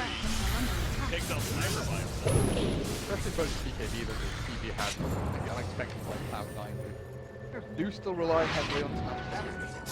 The conversation we had in the previous game, magic damage is fine for the first like 30 minutes of the game. It's, you know, it's efficient, it's useful, it's a good way of killing people off and chipping down HP Radiant's totals. top tower Once you is hit under that attack. wall where heroes are massively over-leveled and have BKBs and ways to deal with magic damage, it just doesn't. You need someone to rip through armor. And ISO right now is that guy, and they've got no one else to fit the bill. Yeah, kind of looks back again at the draft as a whole, and you know we mentioned Slaughter made it all the way through the draft. That physical damage and presence that could have potentially been an option. Going in the direction of kind of hammered on that enough. Pretty obvious thoughts on that. So trying something unique here, clearly not working out, and although it's not over yet, I mean you're down 29 to 5 hero kills, 20 in the game. A while, and that's The TB has the same net worth as Timber. so you're saying they're Maybe not. December Spirit running him down, found him. Obviously, you're at a point in your Cloud9, you're trying to be extra greedy right here. Yeah. That's exactly what that was. But That, like, a lot of people watching, and I like, you know, as a caster, I read Reddit and I read YouTube comments and Twitch chat, and at times I see people say, "Oh, look, idiot feeding." You've got to understand that they are behind the scenes. Like, they're going to make to make something happen, and if that something is trying to farm that one item, shove out one, like, one wave pushing into a tier 3 top lane is something that Secret do have to address. It's something that they have to change their movements for, and Cloud9 are trying to do anything Radiant's they can top tower to force is under Secret attack. to do something different. that's never saw again. That's not something different. That's the same thing we've seen before. It's Cloud9 heroes dying. Kind of going back to what you're suggesting there, clearly acing it. He's just trying to saying goes, space created. Yeah. He's gonna fall though. They're not in our base. They're not destroying our tower. Exactly. That's a positive way to look at it. Or positive people. Radiant's top tower has fallen. If they're in a spot that's going to happen, they're probably not going to be able to come back to win this game. The firepower just seems too underwhelming at this point. And even that Sniper, he's going to BKB. So the idea that they need more physical threat, that's not even necessarily going to be a thing. I mean, you could argue if BKB allows him to deal more damage, sure, I guess it could be, but they can, I was going to say, they're going to do Roshan here coming up soon, and then they'll probably look to push and finish this game. Your team secret. So unless you catch them at the Roshan pig, completely off guard for some reason, or you know, you get a couple of picks here and there, so buybacks maybe some. Never refuse gold. Secret's in full throttle position to win this game, and it's going to be on them to lose. The puppy paws. Oh boy. Talk it over. How do we want to actually? No, this is let's give our enemies a second to consider whether they want to call GG right now or if they want to call GG in 5 minutes time. I don't even think Cloud9 wants to move towards the Roche pit. Yeah, smoke through it. It's like their only chance, but they have no vision, do they? They've got no vision. They don't have like a Tide Ravage or a Magnus RP or any real ability to get that big wombo combo through. They've got smaller combos like Nyx Assassin goes in Carapace, stun, a Spirit rolls in with his stun silence, but following through with damage again. This is something that we've looked at. Ace had a very quiet early game. His Bloodstone charges are now down to 2. Didn't really get much impact out of the hero. I mean, what's he sitting at now? 1-6 and 1, 1-7-3 on the sniper. Obviously, it doesn't look great, but not winning your lanes, the Visage and Timber didn't beat the Magnus in a 2v1. KheZu actually managed to keep up in terms of farm and levels. The other lanes suffered as well. You know, exactly the same scenario happened mid lane. It was 2v1 against mid one, but Yep, the that's Earthsphere right, and yeah. Sniper, like, it's not the fact. There are these like weird situations where even if you're not losing your lane, you are losing. Because there are certain matchups where you're meant to win, but you're meant to win so hard that your opponent loses. That they don't get far. Yeah. You know, you really shut them out. But the fact that they, you know, shared experience between Earthspirit and Sniper, and the Sniper had the same CS as the Ember, they in effect lost their lane. Matriarch with prize. This is something new though. I've not seen a Solar Crest on Pudge in a while. Yeah, Solar Crest has just gained a lot of popularity. To kind of another one of those trends that I'm noticing. One of those Yeah, sleeper. Merlini was suggested earlier, it's got buffed quite a bit recently. They got a lot cheaper actually. Dropped what? 350 cost because of Talisman dropping from like 1800 to 1450. Yeah, Pretty sure it's 26, 25. And I think some numbers got tweaked as well as far as the arm. Yeah, no, it's a very good value item, and again, it is kind of funny too. There's like an ogre match that I had in one game, and they were trying to kill the ogre, and there's a debate. It's like, what the hell? Shouldn't be happening. Yeah, I also kind of think about the draft too, and I now kind of looking at. I noticed that they final banned the Drow, of course. Part of me kind of wonders if C9 went the Visage almost expecting to get the Drow. But then when you think about it, they would have been better off than just picking up Drow, because there's And no then way they're going banning Visage, Visage, yeah. like on the other side. So if that was the case, that was a fault of theirs, but That's why I said I expect them to have something ready that wasn't the Drow. I don't think it was that good. again, this is the third game in a row. I want to say they've ran these same cores on the Timbersaw Sniper, so clearly they like it for whatever reason, and it's been decent in both their matches they won earlier.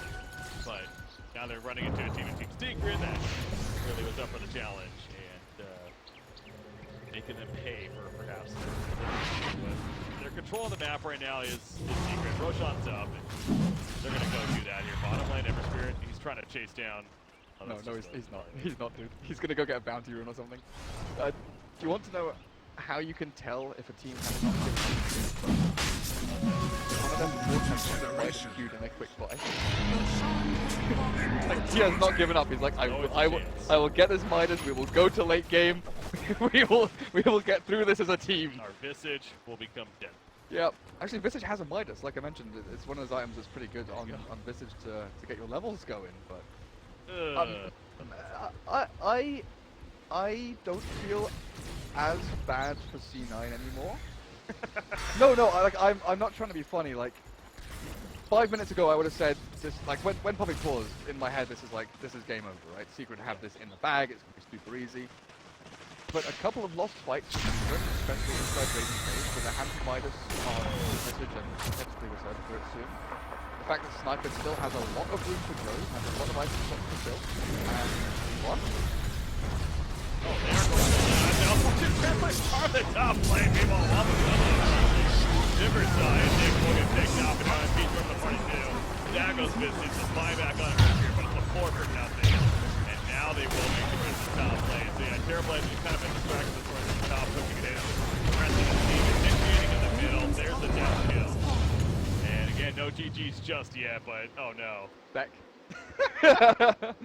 See, I didn't get to finish my spiel, right? Because Okay. I wanted to end it with a JK. Okay. Oh, that didn't work out. No. I love how that happened. Oh, look at that. They just call it GG anyways. Yeah, it's game over. It's like mega game over. It's Like definitely. when I saw the hands of Midas, like, right, they're not giving up. I feel like it's gone from like a 99.9% chance of Secret winning to maybe like a 99. Like they've gained maybe 1% for Cloud9. The fact that they are still mentally checked in rather than mentally checked out in this game, and they're still thinking about further items to go for. I guess a little percentage point. Shows full deck hands. Secret was so dominant in this game. They just all left without actually officially needing it. So, alright, time to kill this round. Hey, time to kill it. Finish 5 versus nothing. A little more stat back. So Secret, what does that look like? 6-1 tied with Bear. Yep. At the top there. On the other side, Cloud9, 4-3. So again, they're definitely still in the running for a top 4 spot, but Control, so you can't just free fire all the time.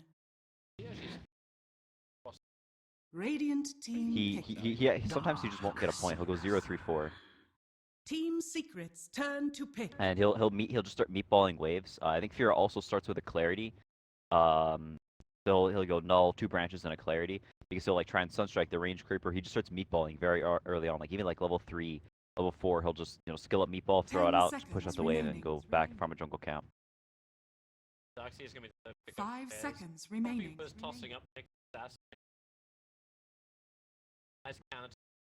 Reserve time. But at the same time, like looking for some kind of harder. That was the other. Rubik. Radiant team pick. Yeah, their carry is still open. They will probably have to commit both the Wisp and the Rubik though to this top lane to deal with the Slaughter Darkseer. So the mid lane is going to be more of a 1v1. We'll see if Bears try and commit the other support there. If they just do traditional pulling things. I think whenever they do these dual off lanes, they almost always have a dual lane down bottom. Adam will play this sort of a hero that takes the lane after a few minutes. Fada will play something like the Luna or the Terrorblade or the Timbersaw, and he'll rotate around early on. Always seems to end up. Yeah. Suppose you can do that. The only Darkseer. That'd be enough. Yeah, and I think the matchup is the Ember and Invoker is slightly Ember favored. It is a skill matchup. But if he doesn't go for the tornado, then you definitely have some kill potential on the Invoker. So he'll probably skill the Quas at least 1 point, so he has the tornado available to purge off the shield. They take the Lion. First Lion though. First Lion. Yeah, I don't remember seeing a Lion. It's nice for the Ember Spirit. They kind of needed some lockdown. You don't want just your Slaughter to be your only lockdown, because potentially if they pick a super strong laner for top lane, it doesn't go as planned, then you just have this Slaughter that's really far behind. You don't have a means to start fights, so they get the Lion, and like we talked about, Fada often leaves the lane, so a Lion, a hero that really likes to sop up the safe lane farm whenever the safe laner leaves. Yeah, especially if you get a blink tag. So both supports become your sacrifice. In fact, all 4 heroes right now.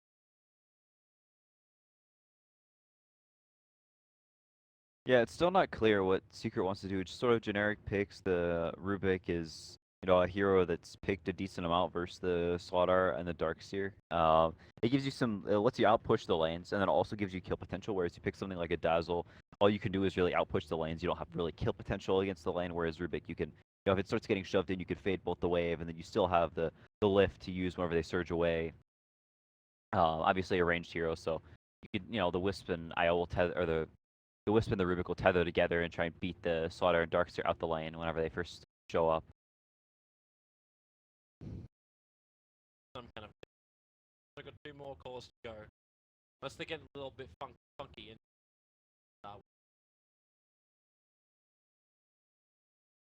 Yeah, I think with Bears picking this dual offline, they can't get away with something really greedy like a Morphling, which we've seen teams like Liquid do. They'll take like this Wisp, they'll pick some generic hero like an Ember Spear or an Evoker hero like that, and then suddenly they pick a Morphling and their draft is turned from very generic into this really, really strong split pushing, split the map kind of style. Finally! Sorry, I haven't cast an Enigma game in months. Like, actually. Yeah, I think it's a very good Enigma game. It's just a Lion in the safe lane because they're going to be doing this dual offline, and a lot of times you need 3 heroes to zone the offline Enigma out of the lane. They have a fair amount of ways to cancel the black hole this game. It's not amazing, but it gives you some tower push, and I think he'll have a really nice time in the lane. Like there aren't a lot of the traditional like strong laning carriers don't do amazingly well versus Enigma. He's so far back. Which is last thing with these conversions, and the Lion definitely cannot zone that hero very well at all. Especially one now, like what Bears do. You could just look for the push, like you mentioned. still quite nice. 10 hard seconds to remaining. say. Juggernaut's already been taken out. Can you take that both? 5 seconds Five. remaining. Dark. Yeah, they've and been the the throw range. Yeah, that would. Team secrets turn to pick. yeah that would have massively punished the Enigma in lane. The Evoker would have been able to win mid. And It's you, actually crazy how. Levels. yeah, and 10 he's not a seconds particularly remaining. amazing hero defending the tower either. He can, whatever it's called, Midnight Pulse, 5 one wave, but then seconds after that, remaining. it's on cooldown for quite some time. The next it comes in. And Midnight Pulse does. Reserve time. What's the only advantage? Like 10 seconds remaining. the lane. Yeah, you can always rotate. 5 seconds What are they remaining. looking for the last pick? They have 5 seconds. PL, so mid 1 PL, Radiant team mid pick. PL. All right. So it's definitely a good PL game. Only, the Darkseer that's really good versus the PL, just because obviously all that AOE damage absolutely crushes Invoker in lane. That is a miserable lane 10 for Invoker. You seconds cannot remaining. harass him because the poor man's shield, all the Is armor he that has. 5 seconds yes. remaining. It wouldn't be the first time. Like, Reserve just time. fear it. 10 Lot of- seconds remaining. He knows how to. Yeah, 5 seconds I wonder. remaining. All right, so Gyrocopter. I wonder if he'll go for the Aghanims or not. They give him some more AOE damage. And they don't have a lot of physical damage on Team Secret either. So if he goes for that Aghanims build, you have a lot of raw HP. And unless you're like, have like something like a Slaughter, which bears have themselves, and Gyrocopter can be very, very hard to bring down Secret with the not the most burst ever. And it gives them something that can actually kill this Enigma in lane. Because you're not really going to be zoning him out of lane, so you want some hero that can kill him, force him to go to jungle, or just thrive off the extra money that's coming in from the kills. Yeah, but actually, hear someone actually guess that it's always a joke. Anywhere. Yeah, I think Kyo was 10 like the seconds main remaining. starter of that build in NA. He'll go like Ags into 5 like a seconds Crystallis into a remaining. Satanic. Of attack speed. I think it essentially gives you like 170 attack speed. So it's some crazy number. Makes you a lot tankier. The mana regen is obviously nice. And overall, I think it's just an item that a lot more people have been trying. We'll see if Fada goes for it. I've never seen him play Gyrocopter before, so. Him playing it. He's the guy that built deck. Skyra going mid. And that sounds like something he would do. He used, back in the day, he used to buy mech like all the time on that hero. Yeah, and I remember he tried to make it work with Gyrocopter, but that was back when Gyro was a lot more consistent. Okay, no, so they are doing safe lane PL. Okay. Yeah, I actually like this better. The Work out the board for board. Wait, no, what? Forever. Puppey denies it. It's like they were trying to decide if they would give it to Yaps or give it 30 seconds to end go. up putting it get denied. Sunstrike scouting very early. I also noticed that too with Kuro. He doesn't leave the base till like maybe 8 seconds before the waves spawn up, just to get that secondary Sunstrike in. Scouting fans. yeah, it's it's small. It's a nice thing that you can do. It gives you the extra little bit of vision. But I actually like them putting the PL up here in the safe lane. They have a decent amount of kill potential between the lance, the lift, and then just a lot of right clicks, the extra movement speed that comes from the wisp. Who looks like he's actually going to jungle. So they're getting a little bit greedy. That hero jungles super fast early on with the spirits. And the PL should be able to hold his own top. It's not a hero that's super easily punished. Can always doppelganger away if he tries to come up for a stun. So should be able to just last under the tower as the Ion Shells push the wave in. I think mid pulls a little bit ahead early on, but as the lane slowly advances, the Invoker he'll definitely get his farm. And it looks like KheZu is actually starting in the jungle, so not gonna risk it super early on against the Gyrocopter line, but it does deny the range creep. So after 1 or 2 waves, it's definitely pushing into his tower.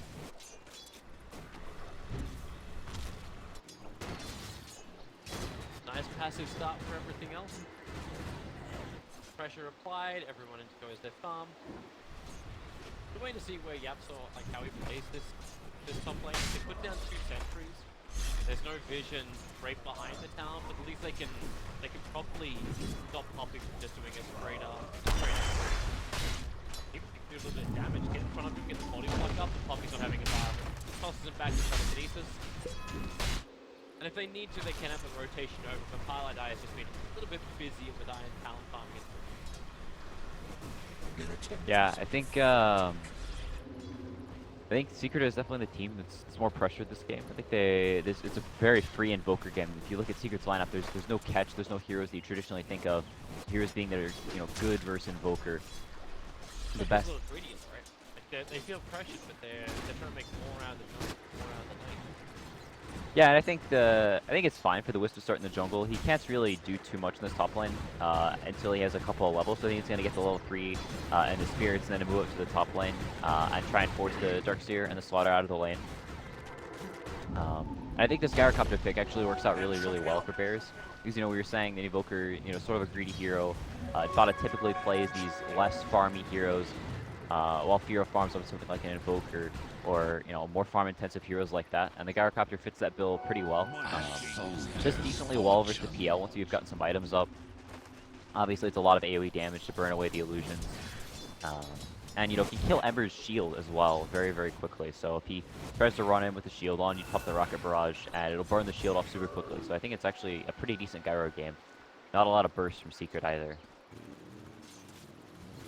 When's the first rotation really going to come in? Like, we're talking about like how passive the early game can be. Everyone's just looking for their farm and lane. But with you run a Darkseer as well as a Slaughter, can you just force it to the top lane and try and get after the PL? Maybe a doppelganger to the take. Is there anything you can force Team Secret to get this IO out of the jungle before the time? Where he's already 3.5 levels up and has the bottom up. So he's probably going to come out of jungle. Yeah, he may walk up to the top, try and threaten there. Looks like he's sitting on this hill here, so everyone may be looking to take down the Invoker here. I think that's a move they could potentially make. I think that's one of the advantages of starting the Wisp here. You don't really know where he is. He could be farming these camps over on the right side. When he sits on that hill, he runs. They were very much away. Yeah, so Firo was flying a little bit back.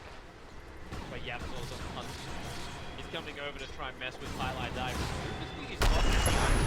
Gets a crush off, the Sunstrike kicking in, and he feathers away just fast enough down to mid one, and now it's Yapsaw who kind of needs to start his TP out. Force Puppey to come over as well, but a decent amount of pressure. Yeah, the lanes are all going pretty evenly. Enigma is farming the jungle a decent amount. Darkseer has very, very similar CS, similar levels. In the mid lane, basically the same story. A little bit of discrepancy between Gyrocopter and the PL, but I don't think that's too big of a deal. But I think whenever you're playing the Slaughter or Darkseer, you really want to be punishing the safe lane. If you're not able to do that super early on, then now Puppey rotates in. He starts the search. It's only level 1. This is the first blood for the top lane in favor of Team Secret. Even with the Observer board, he didn't back up in time. And as Team Secret pushing over there, the second night time. Yeah, I think this last pick, PL, worked so well for this lane. That's something here we traditionally see, but there's no way you're ever landing a crush against the Doppelganger. He's got a lot of armor, so doesn't mind tanking the creeps on the tower. He absolutely rotates to the bottom and kills KheZu. Dyer's bottom tower is under They still attack. send this into the push as well. Dyer's It structures almost are feels like the fortified. old school one position Gyrocopter. I know you just like drop off the great way and just have a catapult wave as well. You just push heavily into the lane. Yep. Down below half HP. With KheZu coming back, we'll be able to pull the creeps off the tower pretty easily with the Eidolons through the Nightfall, so he has to back off. Bot is almost up to level 6. I wonder if he'll try and make a move up to top. It's kind of hard.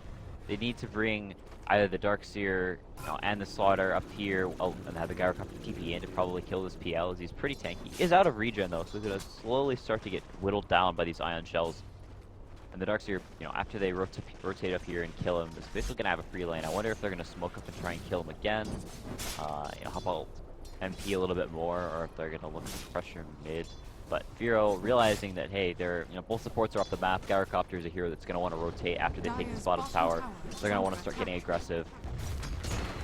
So I'm gonna back up the map and make sure I don't drop. KheZu is he knows. That's the Sunstrike. KheZu will drop to the Sunstrike, get the kill over to Firo. With Pilot's rotation, if he gets through on the Fana, they'll find the return kill. So an off-laner for your safe laner. Cloud9 might have been the one to get the kill. Dire's Meanwhile, top probably tower is under attack. they got the extra constellation as the form of the lion. So it's Cloud9 again who takes the kill. Yeah, that's a nice couple of turnaround kills, and they don't even lose their tier 1 towers, so if Fada TP's back down here to farm, then Secret knows that his Gyrocopter is trapped here. They can potentially rotate on him if he goes to another lane, then KheZu will have absolute free farm bottom, so those 2 turnaround kills are like super huge because forces Fada to make a choice. Is he getting that? Yeah, he is! How could it be? He was running around him with Iron Shell, using the initial surge Dire's and PL top had tower already. I is don't know under if he attack. didn't have mana, but he had mana for something. Never refuse gold. But he got picked off. Yeah, it's that's an unfortunate death for the PL, and going down like that, and you start running out of regen, and it worked very well early, right? Because you can't crush the PL, but once he runs out of regen, you continue to just have this Ion Shell spam shoving into the tower, and eventually it's going to go down as it's getting attacked by the catapult right now. Yapsor was up here taking some of the XP while Ferev goes to the jungle, and PL is not really a hero that can play very far from behind. The Invoker is going to have a very nice time against their heroes if he gets the farm, which he is. He's basically free farm in the jungle right now, and you kind of worry for this PL if he does end up getting behind. And it's not going to get any easier either. The Ion Shells are going to continue to get spammed in here, and the Slaughter will, the Darks are healing up right now, going to TP back up, and they're just going to continue to spam these Ion Shells, try and dive the tower even. And there's not really much NP can do. He's kind of stuck here, and it's not really a hero that can rotate around and pressure any of Bear's heroes right now. He needs to farm up and get strong enough to deal with it, and then perhaps add his own pressure on the top. But they're back again. TP's into the lane. Having the Arcane boost means the Yapsors have never-ending mana, and they really want to dive if possible. Level 6 is going to get triggered up by Yapsor, the second one more creep dive, so now they have the amplification working too. And the rest of Team Seek from the hunt, they run Dire's underneath the top Radiant tower Serval. is under So attack. Bears understand there is no more help up here for MP on the top. If they want to commit to try and break down the tower, almost within deny range, they will be able to easily take it.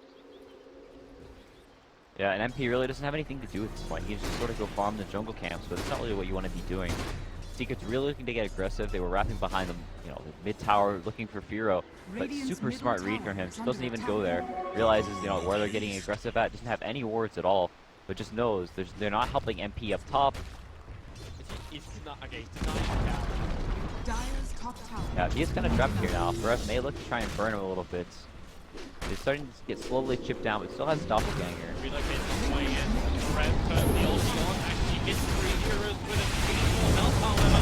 And looking at him, Yapsor pulled in. Somebody's probably helped him. Hits on mid one. Looking to call that as well. Fada joins the engagement. Meteorites up the spot. They'll relocate back out again. The Cloud9 will burn in the mid lane. The Phantom Lancer also died underneath the call down of Fada. Fada was actually awarded the kill as well. In the mid lane. Wait, hang on. I think he got flanked. And it follows? Yeah, it Even follows. when you get relocated out like that? That moved pretty quickly. Yeah, that's what I thought was weird. How fast the flag hit him. Radiant's middle Yeah. tower is under attack. Maybe he took damage from other heroes besides Fada. That's weird. Yeah, I thought it was like me. That's like where my brain instantly went. But yeah, the kill was awarded anyway to Fada. With the double kill. To his first item, which appears to be a Spirit jump in and very dark dead dark here. Can't do much to stop that, but the iron still burn damage in the lane. Now they're going to get removed by creating conversion. Radiant's bottom tower Lowered is Team under Secret attack. just enough where they may consider not fighting this. Yeah. Especially with the mid lane being pressured by Fada as well as Fear. Yeah, they don't want to risk fighting here on this bottom tower. It's a very, very hard tower to defend, both this top Dire tier 1 and the bottom tier 1 for Radiant, but they're realizing that Bears thinks they're going to pressure this tower, instead they smoked the mid, but Fada actually sniffing it out, so really nice read from them. They're still probably going to lose this tower, but in the meantime, Fear will continue to farm up, has the Midas, and now already the Staff of Wizardry, so getting very farmed out on the Invoker, and Fada, you said going towards the Maelstrom. I wonder if he's going to go for the Maelstrom first and then into the Ags afterward. Which is, because since the side gunner shots still carry the orb effects now. You can Maelstrom proc twice. I haven't seen people go for the Maelstrom whenever they go for the Ag. It'd be kind of interesting. That's what he did. Either is it breaching, so everybody surprised if it does. Sitting in the top net worth of the field at the moment. These sound dropping, there's not much. These two teams, we're kind of expecting that anyway. These two teams have been playing terrific Dota throughout the qualifier. Maybe Bears will coming into this. That's kind of skill. Iron Shell for Puppey.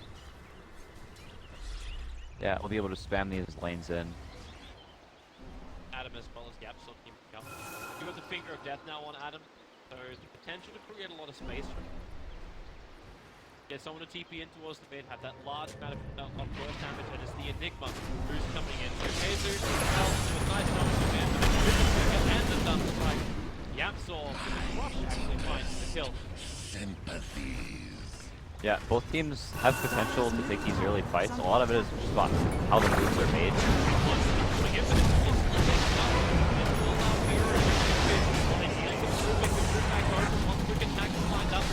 No mana. There's your back as well as more kicking in. And MP looking towards dealing with Yapso, but the crush will hold it there to relocate. It pulls mid one out to safety, but he still wants to go back there and rejoin his teammate. MP's on the run for F with turning him in the tree line. It's like it was creating more space than anything else, keeping the rest of Secret away from Yapso. And they're going to come over and shrine it up. Yeah, KheZu, just pick up the mech now, so the 5-man has been buffed up just a little bit. Did mid one go down there? Okay, no, so he managed to get away.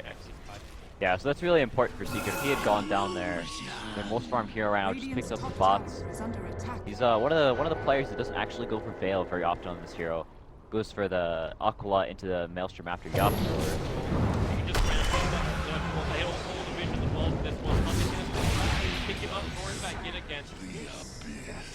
Puppey does find the kill.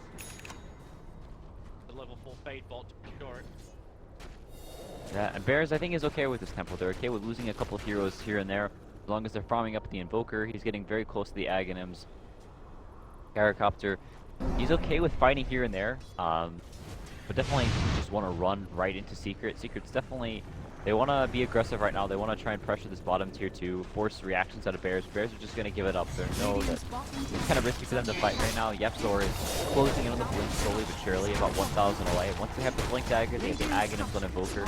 They can start to take these fights more consistently, a little more safely. They may actually try and pressure Roach. And we're going into it.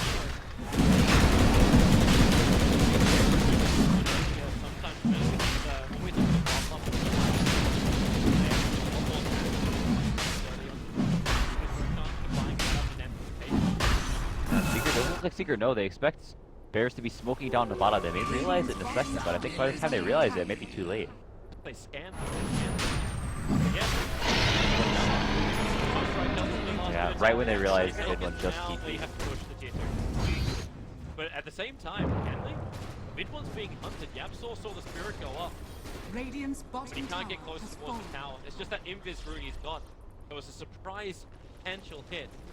But without the line on the front lines, looks like Lion's Finger of Death only just came off cooldown.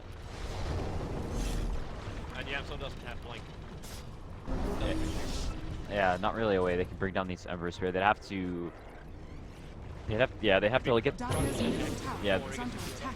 Yeah, but it's unlikely the Lion's able to get in range. Doesn't even have Tranquil Boots yet, so it's still pretty slow. Only 355. The Ember has bots, so right after the Crush wore off, he just speed away to the Remnant. Losing the 2-2 bot is kind of unfortunate for Bears. It's going to give the MP probably a lot of space to catch up down bottom with the Ember Spirit, able to push that out and then play with his team wherever on the map. So they had that mobility option because mid one went for the boots of travel, so they can try and 5-man look for these fights, and they really want to. MP has the HOD now, going for a pair of bots of his own, so it allows they have a lot of mobility. The Rubik and the Enigma can potentially smoke up somewhere, or the Rubik and the Ember, and they can relocate a hero in. So they're going to be looking for fights around the map, I think, Secret, and they don't want to let up on the pressure because the Invoker is continuing to farm, and whenever you don't have answers like this, you don't really have the greatest catch. You're sort of all about just this general magic damage, AoE team fight. You're not okay with an Invoker, getting up to Aghanim's Blink, BKB, and then you just don't really have a way to kill him, and he's free to just throw spells out here and there, get to level 25, and then you really just don't have an answer. Especially if this game does go late. meanwhile, the top lane is going to pressure in. So KheZu behind that tower. Going to go directly into PKP's.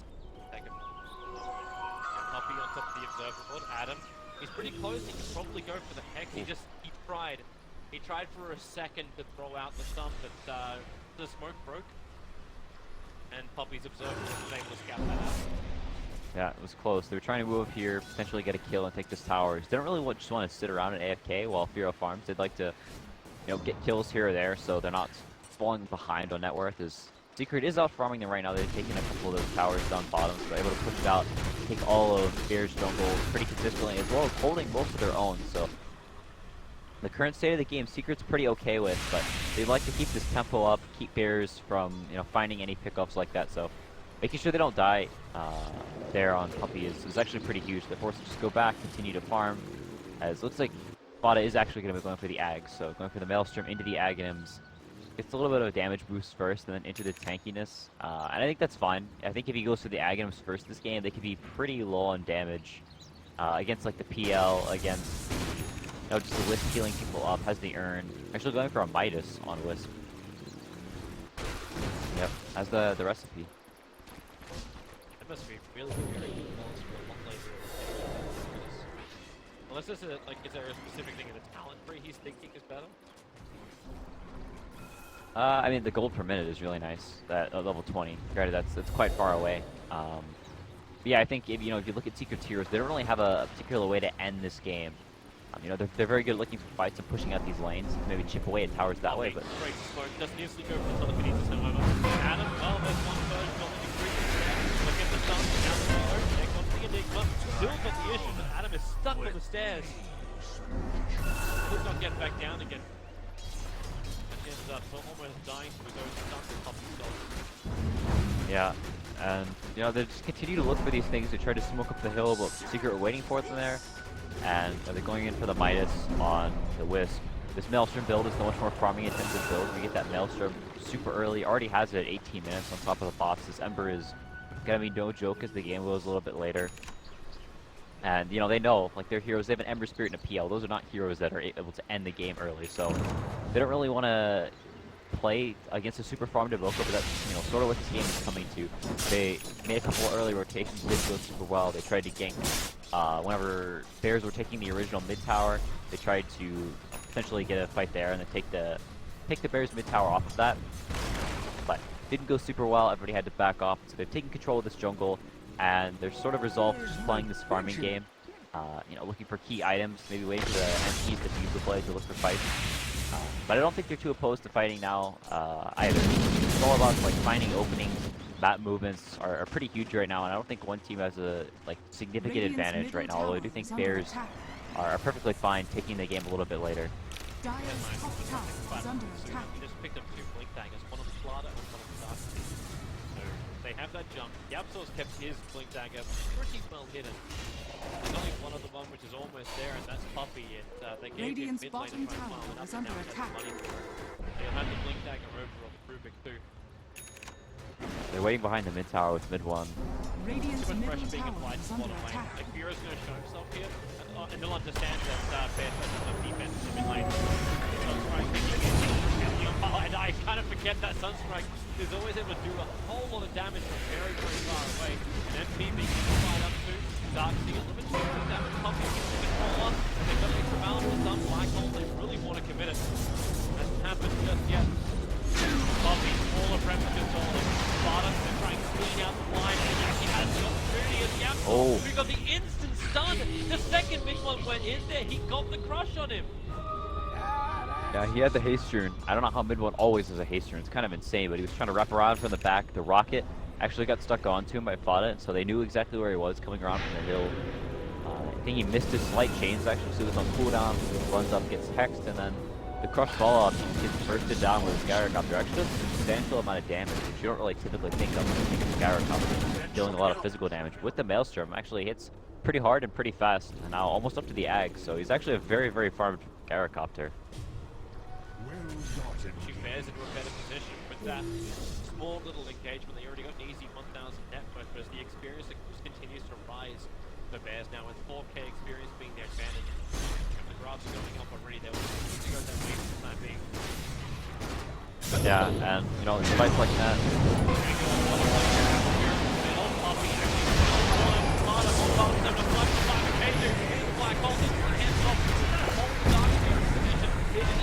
While the rest of theirs just look to TP back out again. They'll be able to do so. This stops the push, and that tier 1 tower we thought was going to be gone maybe 10-15 minutes ago is still standing. Yeah, they don't want to give up anything for free.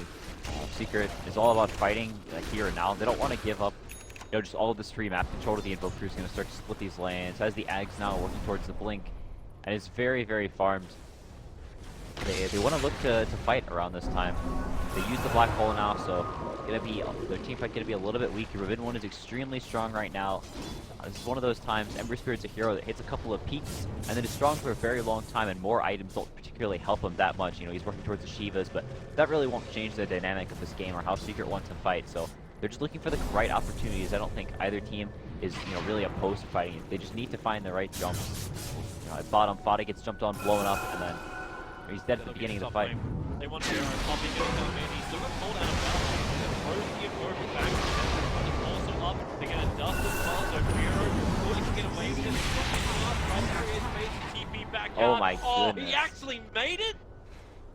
Pi missed, he missed one of the spirits. He was trying to pull him in and out, and I think he missed a little bit, and I think that missing that one spirit actually saved Bureau. That was so close. That is one lucky duck. And now you've got back in. Long Sunstrike right on top of Highlight Die. Pick up the Puppey. Telekinesis creates a little bit more space. But now the chase is on. Big one has that homing missile on his tail. They can chase it if they want to, but unlikely. I wonder. I think the TP back to base was actually necessary. I think he would have got Sunstruck and died if the missile hit. What level is it? It's level 3 missile. Do 375, so about 300 damage. If you add that with the Sunstruck, it actually probably would have killed him. So I think it's wise for everyone to TP back there and not. I'm currently looking at Oh. Pop the flame guard, so no damage taken. just when you go that quickly around the towers, you get like 5 tower attacks. Yeah. Missile. You see all the Apollo leader. He has the Aghanims completed on Fada right now. They're gonna look for a fight off of that. Blink still on Slardar. Good observe what I actually saw mid one. Oh, he's back out to the Spirit. They've missed their opening. But allows them to put down an aggressive observer ward. Yeah, they have both of these wards down behind these towers, so it looks like they really want to take this bottom tier 1. Hero's actually migrating over here, so with these wards down, it's kind of hard for Secret to actually get over here and defend these without getting scouted out and jumped, especially with the Slaughter and Gyrocopter kind of just hanging around there. They can see them TPing in, so we'll see if Secret knows that. Mid 1 was jumping out like that, so it seems they know that they're around that area. See if Puppey tries to D-ward there. Has a sentry. Yeah, he knows. But you deal with the one to the lower, not the one upper. Yeah, so they still see him backing up. This is perfectly right of your best. You keep forcing down the lane, you get a lot of strength to work with. Like the Blink Dagger's free to go. And Puppey is the only man defending that tier 2 tower with Alacrity popped up. Like Bureau hits. He gives it to Fada instead. Now, 300 as well. So fortification is forced out on Team Secret. They're taking the tier 1 tower on the top lane. That's one of their advantages. This is just a straight tier 1 for tier 1. Yeah, he's playing a little bit scared on Fada, which I think is smart. He doesn't want to get jumped by mid 1, who's off the map right now. He always be rotating from the shrine, although they put up another ward. Okay, no, so they can't actually see this shrine. Yeah, he's actually keeping onto the creep, gonna look for somebody. Yeah, looking on that first creep, but the relocate down, they climb forever to freeze. He actually wants to co-locate back, or no TP control available at the moment. The presence has to come to accept his fate. With a PL illusion, he's almost killing Highlight Eye. Highlight Eye's relocate will end up saving him. And they're gonna start fighting inside the wall. Yeah, that was very close. Highlight Eye, off of that, getting that Midas is actually... He just tried to Sunstrike him. Where did he throw it out at? He threw it, so the Sunstrike hit just, right just below between. Oh, okay. It was actually pretty close. Yeah, I looked up and the eye was pretty damn low. Yeah. So I think he's stick charged. I think Highlight Eye getting that Midas is going to be pretty game-changing. He's actually getting pretty close to Lotus Orb. He's picked up the Perseverance, and that'll help quite a bit against the Slardar, the Lion. Being able to throw it onto this Ember Spirit as he is going for the Shivas, so not going for anything like the Lincoln, something like that. So the Lotus will help quite a bit if he gets jumped and amped. We'll have. Lotus Orb, you've got Solar Crest, and then you'll have Shivas as well. Yeah, it'll be very, very hard to bring him down. Solar Crest just got completed on Puppey. Okay, wow, so he's Blink and Solar Crest. That's a huge Rubik. They're splitting the farm very, very evenly across Secret, which I think is quite good. Up jump in, and you start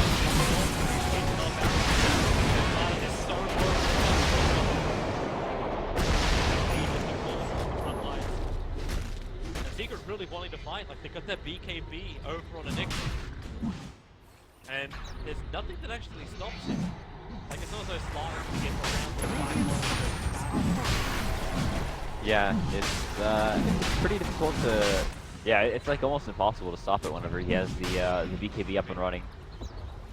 Sunstrike scouted out the fact that Secret doing Roshan. Hit highlight dive perfectly on top of it. By Team Secret now have some aggressive boards up and running. Their sentry is in range of both the Observer and the sentry if they want it. That's actually most likely to be alluded to there. Yeah, they're about to finish up the Shivas on mid one. He has 3,100 gold, so there's a few more creeps and he'll have it completed, which is pretty huge. The vision is also really, really nice, so could potentially clip the Slaughter with the Shivas and stop him from blinking.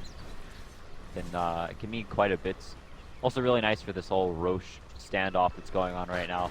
I think that favors Secret quite a bit because they have the more mobile heroes. They have 2 boots of travel, they have a Wisp. So if they're keeping Bears, confined around an area, then they'll be able to split and, farm around the map. And you can see that from the net worth. It was looking pretty good for Bears early on whenever they're able to pull Secret around. They don't have these boots of travel up and online yet. Slaughter Blink is very threatening. Whenever Secret knows where they are, they're so mobile. Taking those 2 towers down bottom early on has been paying massive dividends. So they're constantly just able to farm out this jungle, push out the lane, and mid one with this Shivas to show for it. Bears can't wait around forever even if they are farming in close. They still want to go for Roshan themselves, if possible. Yeah, it's not easy, and they have the creep sitting in there from MP, so there's almost no way they can just get in there and sneak it. It'll take longer than that. By the time it's getting to low, Secret will be able to be over to test it, and it's not worth the risk. If they lose one fight on this Gyrocopter, then he starts to fall behind, and it's still a hero that can die very, very quickly to other farm cores. He needs to be ahead. He needs to be extremely tanky and able to just run in to the fight. He's not a hero that can skirt on the outside of the fight, slowly throw attacks in. He's a very short-range hero. He just needs to run in and dish out all the magic damage. It becomes very hard to do whenever the thing about pick up the BKB now. Like you said, it gets harder and harder for the Gyrocopter to just walk into them. They have the Slaughter who can potentially set up the fights, and the Invoker who can sort of like make things weird. These fights are definitely. This game is very much down to just execution of fights. The tree lines, they're looking for mid one. Mid one's happy to reveal himself. You have some.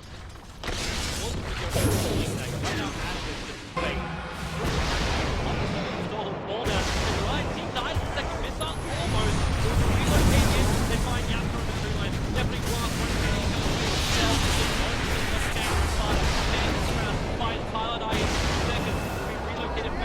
Here, you'll take a friend with him. Mid one, feels like that's no, taking the sun off. So close, that TP being completed, and that's a huge fight with now for Bears. No 2 buybacks. heroes down with no buybacks. That's a push to high ground. That's a tier 3 tower. Yeah, they just got the fresh BKB on Fada. It made all the difference in that fight. MP committed in thinking he could man fight Fada, but whenever he pops the BKB, he just doesn't care about the Diffusal Blade. Gets the Alacrity and just shreds everything. The EMP did huge work as well, and he wasn't able to doppelganger it. And if Bears think there's still buybacks over on Team Secret, like the Creep Wave's gone. Yeah, they're peeking out. They're moving to Roshan. That has to be this maneuver. They're trying to take Roshan and Team Secret back up and running. And they may not know if KheZu was there, and now they will know he bought a Blink Dagger. So he's now Yeah, it is kind of hard to hit a black hole though against Bears heroes. The Gyrocopter and the Invoker aren't typically in the same area of the fight. They have the Slaughter and the Darkseer that are going to be jumping in and casting themselves and then just sort of running around trying to do it again. So it's not the easiest game to find a good black hole. And there isn't a target they necessarily want to solo black hole. They could use Aegis. Puppey, here comes KheZu, through man for the black hole. He managed to find it, and now with the control, Gyro will fall down. They do have the Aegis, the Immortal. That's what's going to allow him to come back to life again. With no Invoker, surrounded by 4 heroes. There's no way Fada can survive. MP with a double kill. And they're not done yet. Adam is on the run. He'll be a consolation prize. Too easy. Triple kill for MP. A perfect fight for Team Secret. Yeah, that was huge. Midbone was able to throw in the triple remnant as well, so the Invoker just absolutely melts. Oh wow, Secret got the Roshan kill as well. They actually got a dive kill for Roshan. And Fada snatched the Aegis from Immortal. Yeah, they're storming down mid lane, so they're definitely going to force buybacks. They have it on the Invoker and the Gyrocopter, but they definitely do not want to have to use it. And those fights are sort of just like the difference between, you know, what ends up happening with these networks. Gyrocopter and Invoker up on top, but the Lion just so poor. The Slaughter only having his Blink Dagger.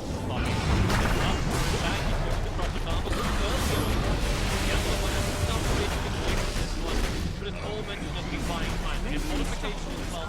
10 seconds up. 10 seconds until the Gyro as well as the Invoker are up. So this is still enough time for Team Secret to bring down the team down. There's almost enough Rhino, and potentially they could bring down the melee rank, but they need to be quick bouncing. And once later,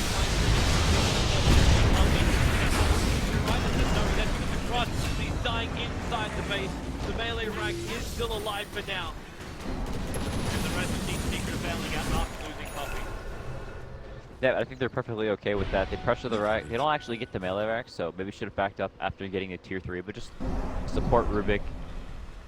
And now Bears has to deal with all of these lanes. And with their lanes, you know, all the way in like this, they're going to start losing shrines, losing map control. And, you know, like we talked about, Gyrocopter is not a mobile hero. Darkseer, not really a super mobile hero either. So they can use the Iron Shells to shove out these lanes with, you know, reasonably low risk. They can use the Forge Spirits, but, you know, Secret can do basically the same. The PL can throw illusions, the Every Spirit kills the wave super quickly. And, you know, they also, off of that push, got this really nice deep ward, so they can see Hero running down to bottom. And I think you know, getting the Lotus Orb now completed on Pylai Dai, they just have so much gold on these supports. The Lotus Orb, slowly pressed on Puppey. It's getting harder and harder for Bears to actually just insta-give these heroes, like we saw a little bit earlier. Work harder for it. He wants to stay. Also looking at it. Dire's top tower is under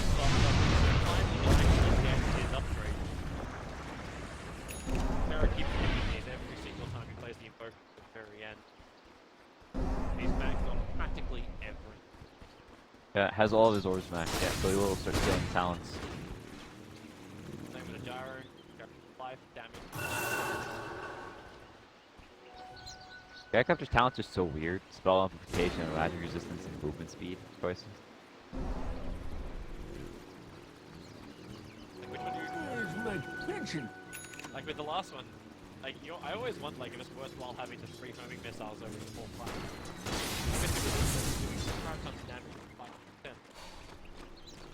Yeah, I don't know if the missile is really ever worth it because, you know, by the time you're level 25, people have BKBs and the triple missiles.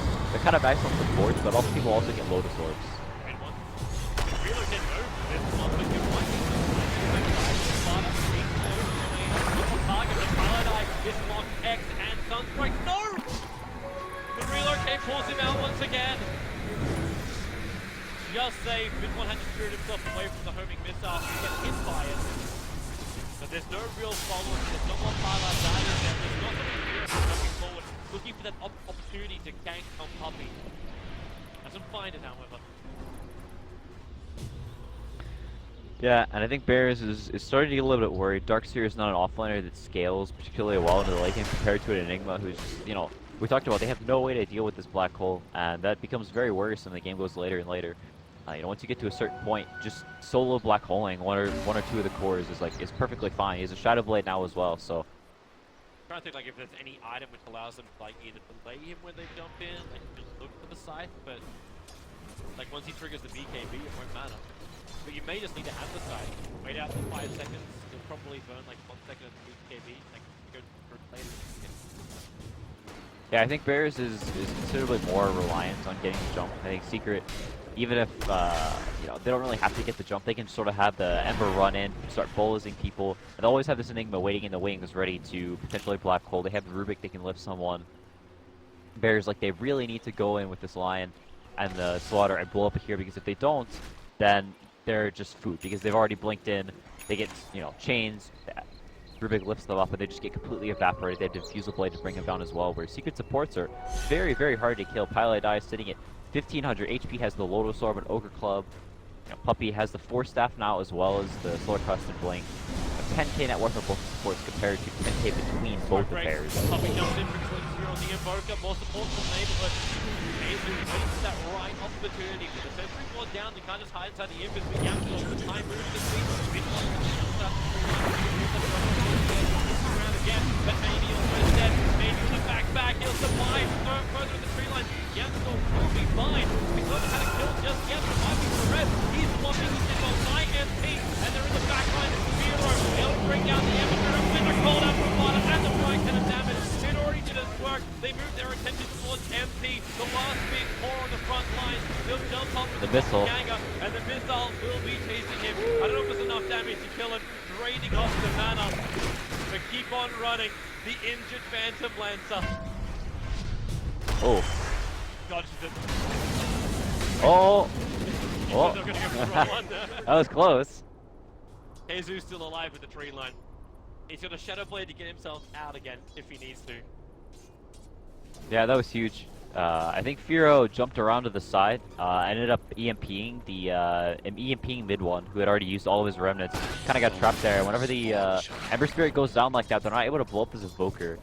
We've seen how much work Firo can put in on the Invokers, working towards the Aghanims now, and mid one going down that early in the fight. He solo Black Hole the Invoker, he does go down, but MP is still not in a position where he can just like Superman up and, you know, be forced. You know, they're not able to force him back off. He's going towards the BKB now, which will kind of let him man up, but he has a hard time just running into the Skyrecopter. Has the Butterfly now as well, so even, you know, the illusion's starting to become semi-useless. He's not really a hero that likes to buy MKB. Amber doesn't like to buy MKB either. The Gyrocopter is definitely not super easy to deal with. The highest net worth of the game. It's not often you see a Gyrocopter that, you know, let alone see a Gyrocopter, but one that's this much net worth and has had this much of an impact. And such a great start on the safe lane. And never was really over pressure, so he's looking at the highest skill counter too. 8, 4, and 6. See the difference. Fighting 12, 11, 14, 12, 9 on the assist compared to theirs. Yeah, there's obviously been 5 more kills going. Kind of shows you how much more of a good team secret is when they run around these 5 minutes. Yeah, and you can see, you know, you compare these two teams whenever they play against each other to comparing a really good team against one of the lesser teams, or just lesser teams playing each other. You know, the difference in, like, you know, how the drafts are. You could, you know, between these two teams, there's no, like, super clear draft favorite. It's a lot of it's just about execution and map movements, as opposed to just one draft being objectively better than another and it being super hard for one team to just play the game because they are at such an innate disadvantage. Execute time again. Team Secret actually TP'd out, that's why they engaged on their... I say engaged, they land and attack. This is more of an engagement. Moving stuff up against Rock. KheZu comes in with the black hole. Offlane going up to this piece. Over one life. They just like quick steps where they're making the most out of it. Third jump forward. Big one to a double. The 4P dragged in with the Lions. They're going to be there. Now it's filling up. The Firo gets to really turn this run. Looking for the kill on this one. There's no real man. The deafening blast. Highlight Die is the lifeline. MP will get the double kill. Moving down to Rev a little bit further to the south. But Invoker, run away. This is not the fight for you, or is it? He doesn't have any kind of real vision on Highlight Eye. Yeah, he was there so late. The fight was basically over by the time he came in. If he was there a little bit sooner, potentially, you know, the Enigma just needed like one more right click to take him down. The Ag's Gyrocopter was going to work, chipping him down slowly as he was just being black hole. Boop, boop, boop. Just needed 1 or 2 more right clicks, but I don't know if it was a little bit of miscommunication or if Fear was trying to push the wave out to the bottom lane. They find a pick off and then they immediately go to the tower, I think was what they were trying to do, but maybe found the kill a little bit quicker than they thought or didn't expect all of Secret to be there, so it's doing a pretty nice trade for them, and they're almost definitely going to lose this Roshan. They don't really want to buy the Gyrocopter back for this. Kind of hard to contest. I don't think the Sunstrike actually saw how low Roche is either.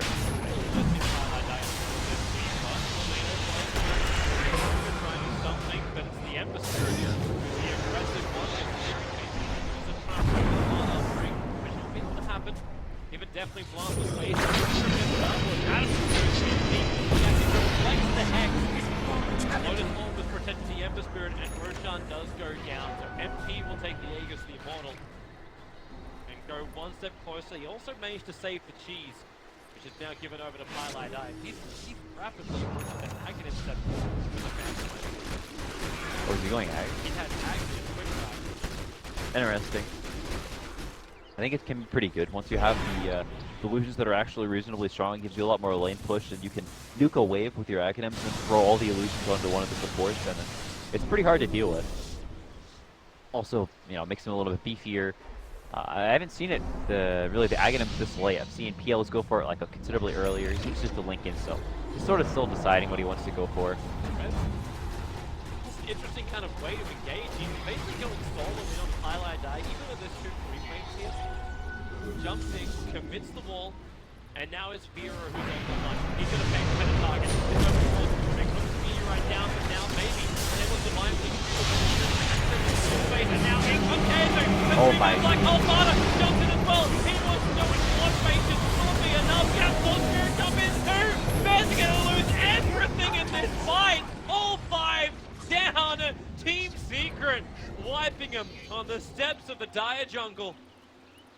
Yeah, and whenever you're so committed, you have the slaughter, the roof, the line, like we talked about. You have to jump in and jump these heroes. And then Enigma is just always waiting in the wings, looking for an opportunity. If you mess up your positioning for just one moment, they get 3-4 man Black Hole, really nice from KheZu, and now only 1 buyback on the Gara Counter. They may lose 2 and even 3 sets of racks. He has to let the first one go. Radiant Which is kind of funny considering like, the next person who comes up is still another 30 seconds away. So you don't want to find, pull down to close things up, but the second they jump further outside their base, like Radiant's almost middle Radiant's bottom tower. Radiant's middle barracks has fallen. and you're seeing it, they understand it. You lose 2, and you just try and cut your way Radiant's up. bottom barracks are under Get your way Radiant's up to that bottom. top tier, that top tier 3 tower, and just stop being begged. The only way they can stop this, but now we actually have a second black hole. A refresher orb is inside KheZu's stash. And Team Secret aren't even going to give them the opportunity. They take the 2 lanes of rack, and they're happy with this. Yeah, I think that's really smart from Secret. There's no reason to rush it like that. Thought I just used his buyback. Whenever you do that, you lose 2 sets of racks. You're very committed. You want to win a fight at the high ground.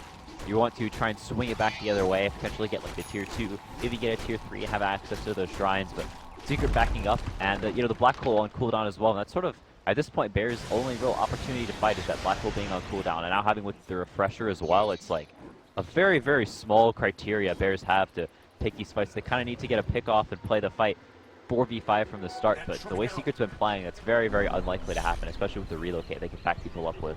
Seems like every time Bears try Soldier's fortune. Never refuse good. nothing that can be done. Pylai Dai's got a BKB. Wait, what? He's so farmed. Is that, well, he doesn't even have the gold per minute. I thought it was like, oh yeah, he got like 20 gold per minute, it's just like flooding in money. It's just the Midas. He's got plus 20 health regen and plus 10 mana regen. He's got 111 CS. And he just bought 3 times of knowledge as well. Yeah. Bump him up a little bit more. TP up on top lane, mid one, underneath that Radiant Surfboard. There's the rotation over. MP also underneath Radiant Vision, but Bears are so scared. It's possibly also because Firo is not there. He's pushing out the bottom lane. He's trying to create a little bit more breathing room for Bears before this top fight happens. And Father's already changed his mind of where he's going. He's no longer wanting King Buff. He's now staring down the barrel of the Rapier. Yeah, I think he needs to go for it. He doesn't have buyback either, so... I just don't know if he can get out there to get it. Like, he can take this on mid lane right now, up to 3600. But the courier needs to make the suicide run. Yeah, it's kind of hard to actually get it over. They're all just sitting there, and I think Fada knows that. He may try and sneak it over through the trees, but you will see it gets sniped a lot of times. And if it does, then there's basically no way he's getting that rapier before the base fight happens. Defense time. Can Bears actually hold the line here? Yamsor waiting in the trees. No one's coming in from Secret. Very defensive. And they're actually deeping out the side lane. It's like they're trying to wait for Bears to make the first move. And they might do so. There's 4 heroes smoked up sitting inside the base, the Team Secret have no eyes on the ball. They actually don't have any kind of vision, like there's no Radiant's top tower sitting is inside under the base. attack. And I think Fada also accidentally just triggered that shrine. Oh, that was so close. They almost caught him down bottom. They smoked up, tried to hex him up, but mid one slided right whenever Adam blinked in and was able to remnant out. He actually goes for the blade mail onto the Ember Spirit, so lets him just kind of run in. The Gyrocopter obviously can't control where his Axe is hitting. So the Gyrocopter's going to kill himself on the blade melt, unfortunately. Potentially. It also just gives him more armor, so up to 31 armor now, and... Here's the move. They're going for it. Fada, do it, bro. Have the support with the Lion. Yeah, they're trying. Mid one's being a pain, shoving up this lane into them. They just don't know what's behind them. Like, even if they get the Rapier now, getting home safely is not the easiest task. Yeah, they're not in a great position. They don't have any vision outside of the base. They He get this. actually changed his mind. He finished the Monkey King part Okay. now, and now he still has Rapier in his quick buy. Yeah, he didn't want to risk heading out of the base like that, essentially just dying right after he buys the Rapier. It's just... With the pace that Team Secret's playing as well, like it's another 2 minutes 20 seconds until his buyback's off cooldown. So we can probably have both, like buyback as well as this Monkey. Yeah, I don't think Secret minds too much him getting the BKB. Obviously, I mean the buyback. Obviously, they'll be looking for a fight. You know, if they see the opportunity. But they have both the black holes. They're okay waiting for Roche. Oh, Firo, Puppey so close to him. A blink away. The Observer just a little bit too late there from Team Secret. Yeah, but even that, they break the smoke. They were looking for some opportunity. They don't need to force anything. I think that's the most important thing for Secret is they don't really throw away their lead. Because they're always just going to have this trump card of, we have the black hole, you don't have any forms of counter initiation, and... Yeah. Just don't get caught out. But the creep wave is pushing in, it's going to force Bears at least to show themselves inside their own base, but they're still hunting. Up on top lane, the Ember Spirit jumps up here. Yamso's hoping for some kind of crush that can combine with the Invoker, but it's only going to work if the Ember Spirit pushes a little bit harder, and then you're still going to keep in mind that you relocate. The relocate support from Pilot I can come fairly quickly. But they just put the tornado to work, and then TP back again. Yeah, you can just get bottled up in the base, and these supports are unlikely to get any more items as the game advances. Spiro's gotten up to the Octarine course. Puppey, back to the line, able to get a stun. Puppey gets figured down too, he's pretty low, but here comes the Black Hole again. KheZu, pick up the Dara, pick up the Invoker, the two big ones, they'll find the kill. Invoker, where's your buyback? You'll have it available. Chug. We'll keep pushing through. Down to Parev, who retreats back inside the base. All the way to the fountain, so Gyrocopter is down, but they didn't lose any more. That was Black Hole number 1. Black Hole number 2 is available, but without the BKB. Yeah, and I don't really know what Bears can do. They don't have fodder to run into them. Spam out here and there, some random spells, but it does them. They have Flight, they have Doppelganger. Back, no floor combination. Yamso was keeping the cross. Gonna get some kind of disable. EL is just taking brutal. They just have to keep chipping. So Gyro, wait for the timing. There's your buyback. Pulse snap over, and then keep the Doppelganger quickly away. Adam, with the extra stun, catches the eye with more sneaker on the back line. One strike on the Ember Spirit. Highlight eye, BKB, tries to protect this one. Able to do so, but Gyrocopter kind of trapped a little bit on the front lines. He wants to bring back out again. The Fury change is going to be here with the cooldown as well. Space will be created. But if they take any longer, the bottom lane, the mid lane is going to start adding too much pressure because they can't continue the 5v5. And Team Secret can now back up as well. Roshan spawns up in 10 seconds. Yeah, and they're not in any hurry at all. They can wait 90 seconds for the refresher to come back up. They'll have the double BKB, double black hole up again. Mid one has... actually check it right on Radiant's the mark. top tower has been denied. He's walking in front. Just poke your head in, Puppey. Hey! Boys. Yeah. Ember Spirit picks up a Blink Dagger now as well, and finishing up the bots too, so had 6k gold, buys a couple of small items, isn't going to commit to anything. Enormous still has his buyback that way, and he can get on top of these squishy supports to make sure that he doesn't get locked down, which is really the only way a Bears can win any of these fights, is if they're jumping in, blowing up a hero. He's going to make sure that doesn't happen so he can play a little bit farther in the fight, he can still jump in and triple round it potentially, or continue to chains non-stop, because he does have the perma chains. come. Miss. The perma-chain. Oh, maybe he didn't. No, Jaro comes to the spot up with the open wall, so that's the BKB from Sparta. Reagan and starts to run back. EMP trying to create a little bit more of a buffer between them and Team Secret. Not really working so far for Rev. Backing back over Puppey. They still can't even kill up the Rubik. In fact, Puppey runs for Rev, pulling him back into the fight. They're losing too much mana. The diffuser blade is just doing serious lifting. But Team Secret know what they still want. They want that top lane of Rax. They want to force up the Mega. Team Advance to defend against it. It's going to basically seal a deal.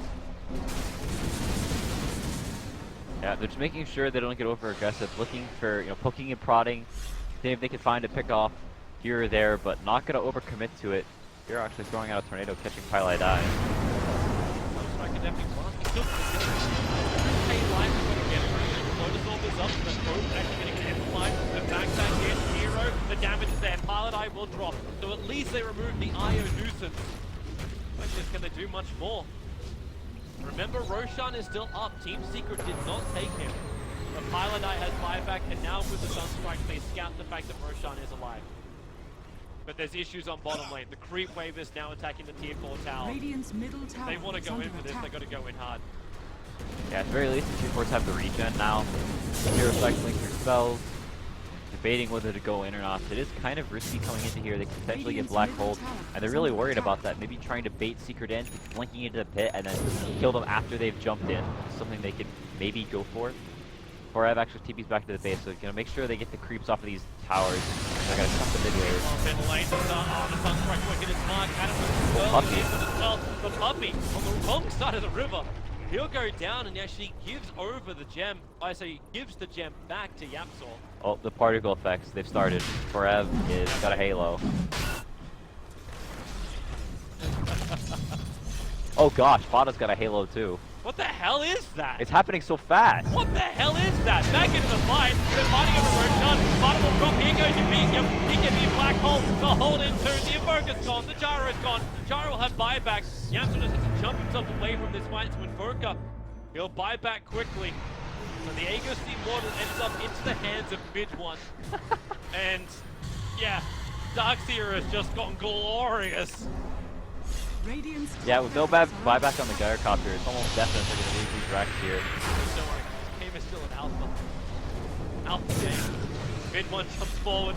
There's a series chains over on the Invoker. They're trying to hold him here. Puppey to help out. But Perez, Yapsor, nice rush, but here we go again. Another black hole. Hold him in position. The Darkseer in Sparta. They're going down the drain pipe, but they're not dead. They're still alive. The life is there. The Sunstrike and the finger of death. It'll hit the mark. The Invoker will drop. The PL's down. Buyback is available. The Fear's moving in attention. Over towards the Enigma. He's brought him down too. They still hold the rack. The mid one. How much damage is left in the tank for the Ember Spirit? Truth back up and alive. Invoker finds the tier 4 towers. Highlight Die is still being actually nuisance, and MP is finally moved to Object Space Gaming. Taking on the top rack. Yapsor with the stun. The Ranger still alive. It's the only thing we can send between Bears and the Mega Creep. With the fact, in the Tornado, a triple kill for MP is doing the work. Fear definitely plus. It's still not enough. The tease is there. The regeneration is there. They're backing out. Ember Spirit. He'll get the series chains off. Now drop the meteorite down. And the thing you've got. What's left there? Finger of Death is up. Maybe that's the jump. They can kill off Highlight Die with that one. With the sun, with the hex. Yapsor, he'll get the sun off. They're draining out the mana. Min one is low. The Finger of Death will do his job. Adam barely survived. The Flamer almost killed him. But he's down the front lines. Keep the hex up. MP turns around too. Lion will fall. Highlight Die in the neighborhood. Invoker is down. It's only Slaughter and it's only GG. 55 minutes. The game will belong to Team Secret. Holy crap.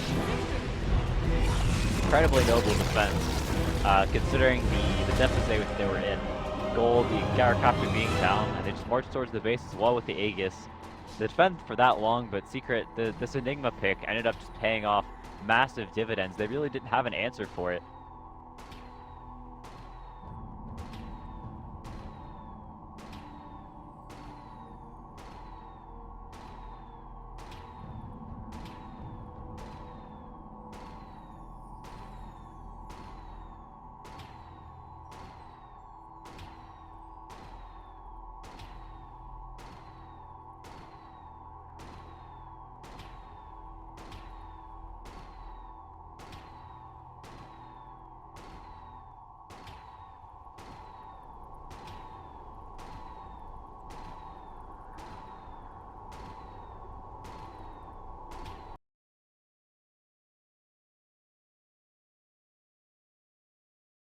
Reserve time.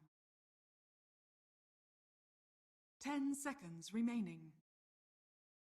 10 seconds remaining. 10. 5 seconds remaining. Radiant team pick.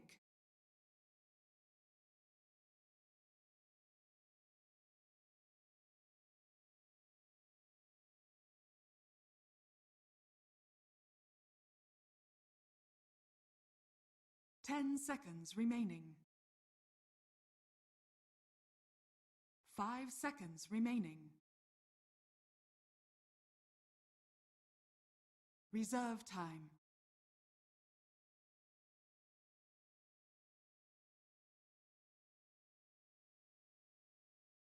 Luna.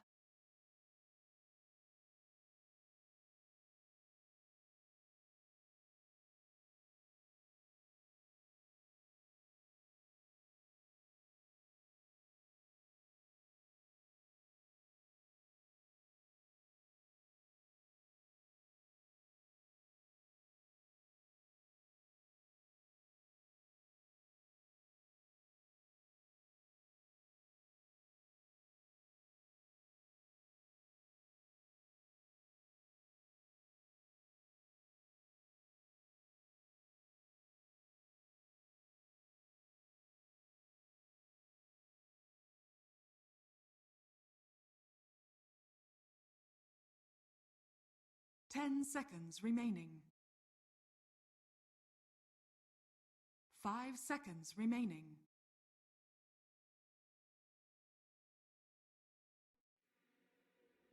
Round the global sign. They'll be good to go. Obviously, the weakness in the weakness in return. Secret as well do have some long cooldowns that they're looking to fight around. With obviously the Warlock ultimate being one of them.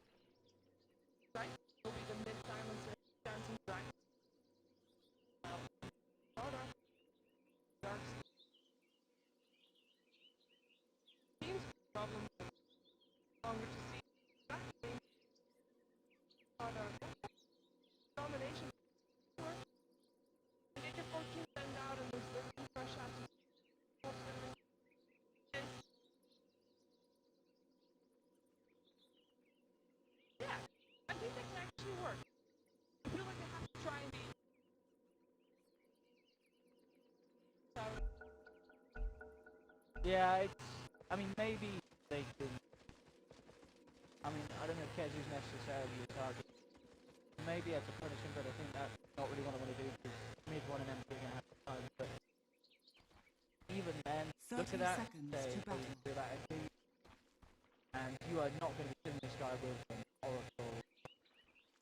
Unless you shoot play Fury aggressively and you get me to turn it down. It would be pretty much impossible for the two supports to rather than make that happen. Got a Warlock supporting him, so they're going to be... True. Unless, ETA gets aggressive, tries to go for kill on Twilight Die, and then MP is in position after Dark System Surge to run him down with Blade Fury. But, yeah, you're right. MP should be having a pretty good time on this top lane. Not to say that the Dark Seal won't get any fun. ETA certainly should be able to find a bit from this. But it depends how heavy the Warlock can harass him out. Gallagher's fan. Dark System's close. This midlane matchup, it says Tyrant's mid lane /strike coming up against mid one's Ember. I'll be very interested to see how this one plays out. Tyrant's can be annoying, but at the same time, once mid one gets a few levels, he can certainly get up close and personal. And once he's put a couple in the Flame Guard, there's not really huge magical loops, a lot of damage over time from the Silencer that's going to be able to remove the Flame Guard before it's done a fair bit of damage to the Silencer himself. On top lane. Oh wow, that harasses on. Photo. Careful mid and bottom lane, harassed on as well. KheZu is having a bit of work. It actually just goes for the level 1 return as well because of the right click harassment that they were giving. Dead in fire. tricky positions. We already have mid-1 also getting this strike out from flash strike. Oh, this can be a very heal-heavy game once these things down and people decide who's boss because on paper, they can go either way. True, I think it just is got the potential to get very messy for Protect 5. They have a silence from the mid lane that is going to be very susceptible to ganks from Puppey. Puppey once gets a few levels, and bottom they have an Oracle. It's just one of those heroes that I'd love to see it do well, but it is not. I feel like it has a lot of strengths at the moment. I've loved seeing a lot of oracles in put it Sure. I mean, I can imagine we may, maybe 4.5 have an amazing game, but it's likely we may get to the point where we're just seeing Oracle, someone like the False Promise, but people are still going to chase them down and still post False Promise. So then, if the Oracle's not useful for the ult, like, what's he going to be able to offer this game? mid-1 here. That is also a other coming. Can actually help us. Yeah, and this works out fine for the Ember. He had a south ready to go near bottom. Touched out. I'll head back into the shrine. But CS in the mid lane, already very good for mid-1. 16 for 2, up against the 8 for 1. Doubling that of slash strike at the moment in the middle. So that's even with, as we saw, Step Start coming across, trying to see if he can catch onto mid-1 on top of the positioning. On lane, they make the pulls. KheZu, you get a look in. Getting the levels right now, which yep. They don't have a lot of things to kill him. On that. This is a fairly decent opening.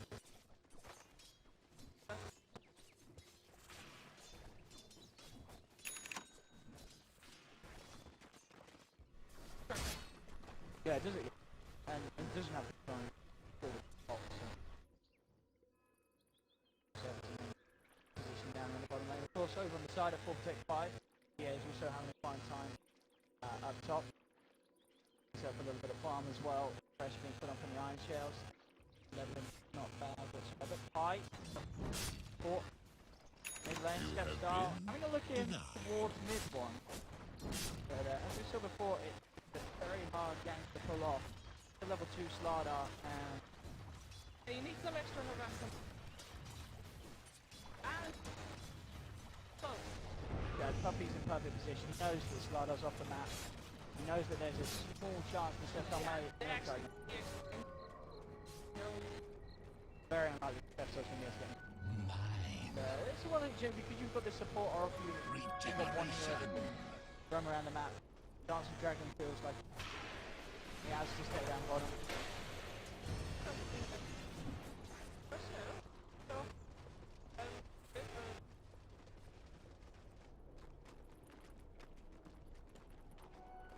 Chen does have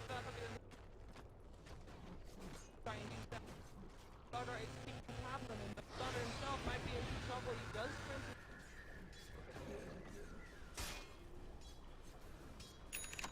Mid lane, the Sun has been able to catch up a little bit. Slash strike over up to 21 against the 28 mid-1. But as we see with Step Start here, they really want to try and find some action for mid-1. Hits the 6. So they are going to make a go for it here. First, moving in. Again, Step Start can't quite close the gap. One more creep from mid-1 will have the level 6, and suddenly these gank attempts from 4.5 on the mid lane. So, Starter's been roaming around.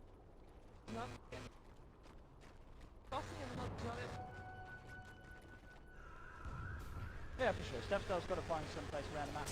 Eventually, probably will be given a lane as such, but I don't know. 5's not going to. We really want to leave this lane open anytime soon. Stick around to the 6, taking tier 1 at least. Then maybe moves to another lane and puts some tier 1 pressure, and you'll see Step Star get a bit of space there. But yeah, as you said, leveling in comparison to the supports of Secret, it's not happy days for this starter. Halfway through 3, Highlight Die the full level ahead, and of course Puppey moving around the jungle. He's already level 5.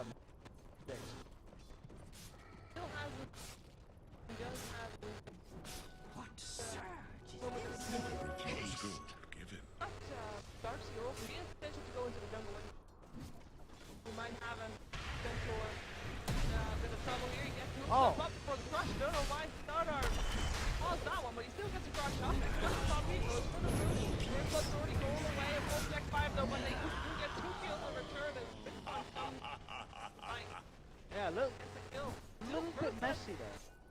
4% 5. Yeah, off with the timing of the crush, holding on, allowing KheZu to get that chance to Who Stomp, slowing it down. So What's wrong with the do beard? Radiant's top tower is under attack. oh, which one? Not soon. Big. You have to stand a little bit. No, you can't look at up close. You have to look at Oh yeah, Radiant's the top mount. tower The is beard under is attack. bugged. It's like, yeah, it's still skewed to the it's left. like, it's Is that the same on yours? yeah, it's like too long. And it's dragging along. Yeah, that guy's got something wrong with it. That's some hipster. He's on the hipster pant or whatever. it Puppey is. is thinking he's sneaky. Not sneaky. He may still get away with this though. I mean, they're bringing steps on and they want to try and fight him out, okay? Ah, the crush hits him as well. Oh, he comes to the hand of God. Might be enough. 5. Moving forward and got a kill available as well. Waiting for the right side. Goes just for the team. Oh, double dash, double dash is on. Gets a kill on Luna. Crush will allow Step Cell to get away from KheZu. Got a kill on the floor. That's a worthy They're fine with it. As I said, you know, they saw Puppey, but it's okay because you're throwing away a Luna to kill this roaming Chen. Not And absolutely, Secret will be more than fun with that trade going on down the bottom lane. Probably really to have given his life for that a 5 on Luna. And elsewhere around the map, top lane, MC continues to have uninterrupted farm, 55 CS at the moment. Mid lane as well, mid 1 continues to have a very easy time. bot lane, so he's keeping on one. Radiant's top tower is under attack. In the meantime, Slardar, you've seen him involved in kills on bot lane once. Still My thrift rewarded. the lowest level on board right now. 5, but he's almost Radiant's middle tower is under attack. more than Dire's bottom tower is under attack. perhaps at some point he is going to the jungle. See that Darcy is around the top of the jungle. Very hard to farm.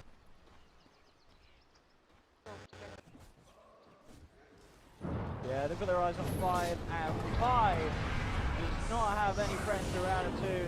It'll pop the clips. Now the TP's come through. In fact, Stepstar will be there in time to save 5. 5 will survive. KheZu comes in with the stomp on Oracle. But mass TP's coming through. They do lose the Oracle, but it looks like 4-5 will get the kills in return, and this time's to trade, but they'll be very happy. They're able to find mid 1. They do ZP everyone in. And they make sure that they get the favourable trade. They keep 5 alive. And killing the Ember Spirit does obviously cost the efforts of the entire team. Yeah, space on the map for 5, but killing the Ember Spirit, certainly worth taking that rotation for 4 projectile. Think that that's worth.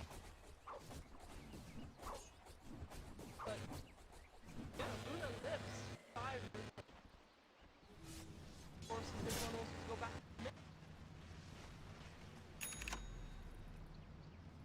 One of those last. Blessings upon a loyal warrior. Silence is sitting on 46.5. Only difference is, of course, Silence is the net was almost in favor of Using smoke active Radiant's bringing bottom in tower the Luna and is the under Slardar attack. down bottom. Okay, with the back of 2 TPs, they can certainly go for a fight attempt to them, which was KheZu and MP, already trying to back off themselves, coming in with the crush, but the golems drop, they've lost the Slardar, and MP with the Blade Fury, quick to cut down another, as 5 falls, though, actually doesn't end up going down. Okay, Puppey sorts it out with the purple ball of doom there from the Satire Tormentor. A secret take 2, and Offlane, yeah, trying up more, aims for mid 1, catches out, slash strike on the silencer, they slow down ETA on the darks here, the follow-up burst is there from Secret, and knocking down 3 more on this bottom lane. Now we have to transition that into a tier 1 push, and again, just a little bit question by the way to the fight. Oh, they've scanned out, they know that Dancing Dragon's still here and they're hunting. They know he's in the trees. He's almost there! Yes, spelling late! And they'll get themselves a bonus. In the path of the scan.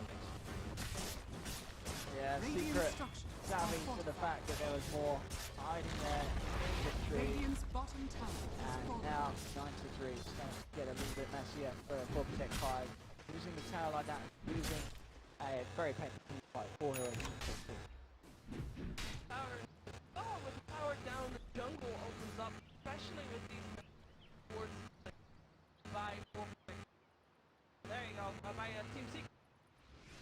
That controls the jungle, 4+5 is basically off, not farms, in the jungle. I already mentioned the Darks here can farm in the jungle, don't see that it's safe, and it doesn't at all, it's empty. Anyone's trying to farm in the jungle as well. But Slaughter still needs a lot of farm. There's a farm. There's a lot of people that need farm, and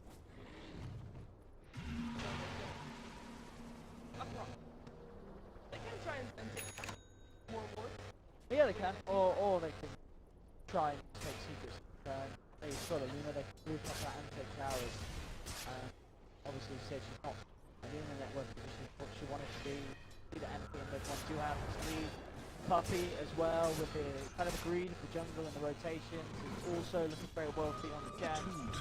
As yeah, this is going to be incredibly good. Mid lane.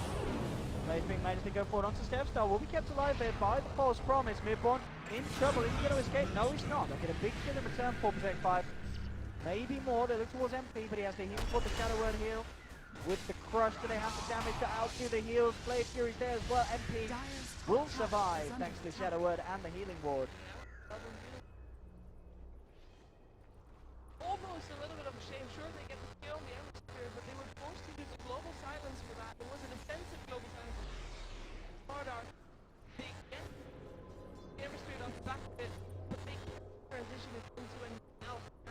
Dire's middle tower is under attack. Power. And they are left vulnerable because next time Team C in their tier 1 tower go, there is no global silence. Radiant's top tower is under attack. And there's no kind of mistake that Oracle either. Very dead. Should be very dead. Not very dead at all. Why is Cameron not go for that? Oh, he could. I mean, as soon as Radiant's middle tower is under attack. Radiant's you're out damage on the Ember Spirit. You're not gonna be able to outright bring the heals that we are fine playing. And you don't want to stick around until instantly 4-5 will come and kill you. They've won here, has come down, done. Top lane, Stepstar starts to come in for a crush. With a surprise movement there from Puppey. Comes through. Yeah, he's going to be a little quicker with these crushes. Yeah, we've seen that a couple of times where bottom lane, silencer. This time will be caught out by Mid-1 and Pi. And they may be in a good shape to step up more. He's got a few bottle charges. Mid-1 steps forward, will be able to capture the TP. They'll pop the Omni Slash as well. Make sure that there's no shenanigans to the Oracle. Radiant's top tower has fallen. We'll take another. Top lane, KheZu is able to force down a tier 1. And she's very close to the Blink Dagger. Is under attack. The pocket sensor was trying to not attack him. I think he's trying to Puppey, the greed. It looked like Yeah, the greed's certainly paying off for himself. He has got that Aghanim at a very impressive time. same time there's no blink there. But he's only that point, I mean, they're already looking very scary in terms of the Radiant's bottom tower is under attack. hand of God, but with the Centaur initiating those fights are coming more often because 4, 5 very So what are we doing? They're actually going to drop the rock for the Stampede as well. They come charging in. The Global Silence will come out with a false promise onto Slash Track. He's going to stay alive. They'll vacuum MP, bring him down low, but KheZu's in with the blink. The two-man stop into double edge, takes down the Slardar. Secret. They'll look for more here. They have the magic community onto Slash Strike, getting him back to safety. A Secret, this time round, they're able to fight around the Global and the wall, get themselves the kill. They will get this tier 2 tower as well as the Queens come forward as well. Is under attack. This time they get the certain objectives done. Protect 5 unable to punish in return, even with the use of those ultimates. not forcing anything for either. Got power to get in for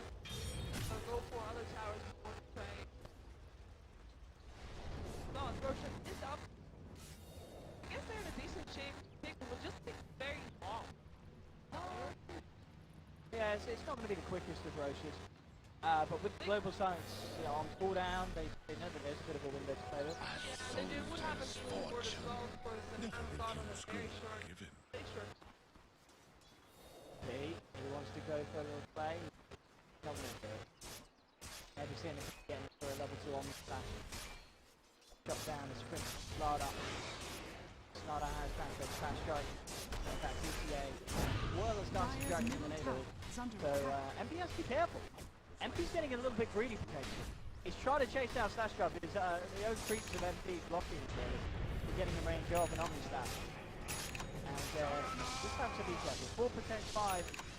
Having pretty much all 5 of the members on this area of the map. Continues to try and poke. But he himself is all alone. That's what they were waiting for. Slaughter has his blink dagger. Have that in that. Or rather, that's saw the juggernauts.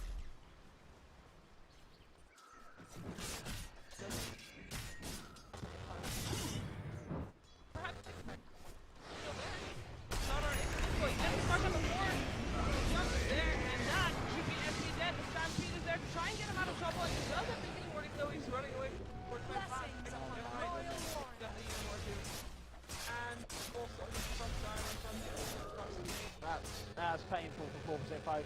5 heroes try for that attempt and not getting it. It's the blink dagger reveal from the Slardar, and you're up against one hero. I mean, 6 MP was playing greedy and positioning, but felt confident. Blade Fury in the level 4 healing board as well as the Stampede. As long as he knows those 3 are available to him, he's going to feel very safe going pretty much whatever he wants on that farm at this stage.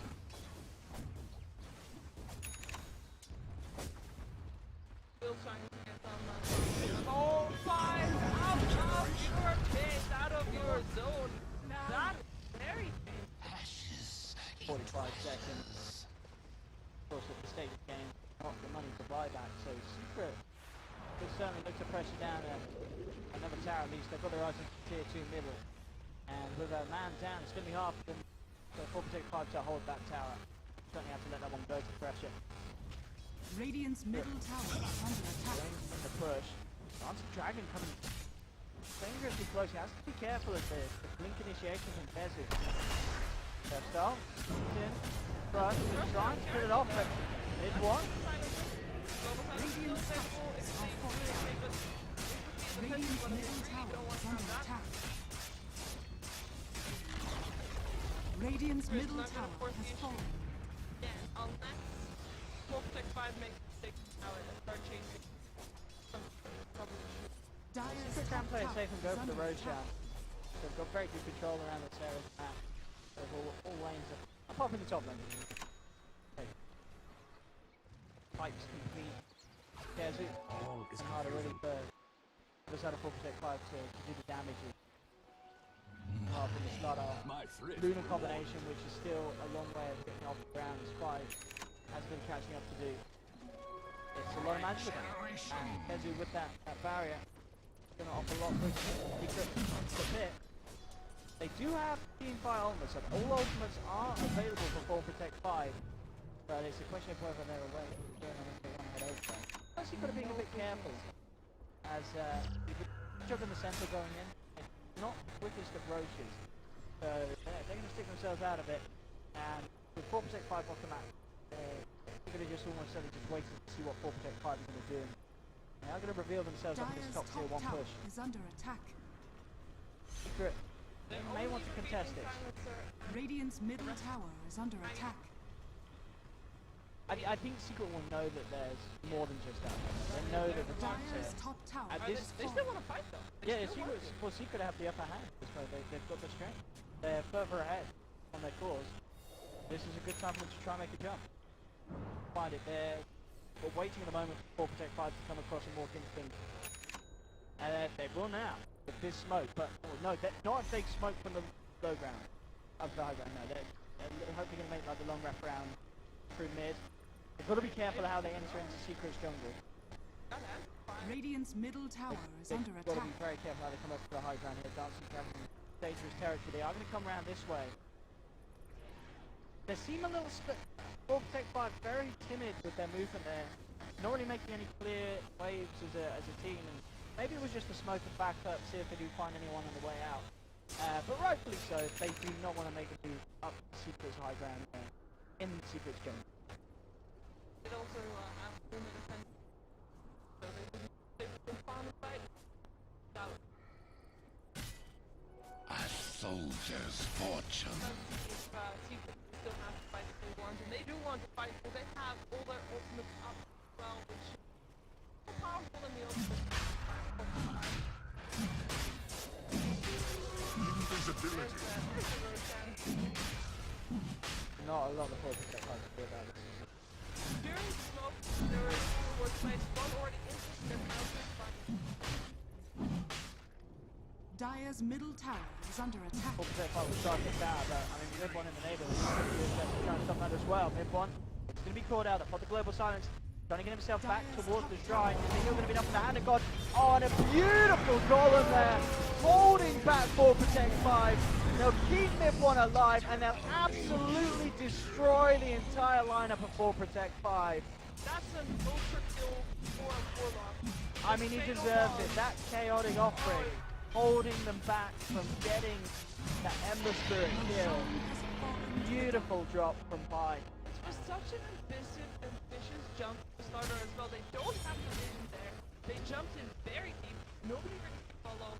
Ember Spirit sure is going to be silent, but he's not locked down. And Radiant's middle tower they just is under attack. they couldn't get the kill. Regardless of how much follow-up there was. But there was so much follow-up. Jumping very deep. That was in trouble there. Alive in the meantime, the tower, the drop empty. He's just going to lose right now, and rightly so as they just drop on him. Farm by 4 people.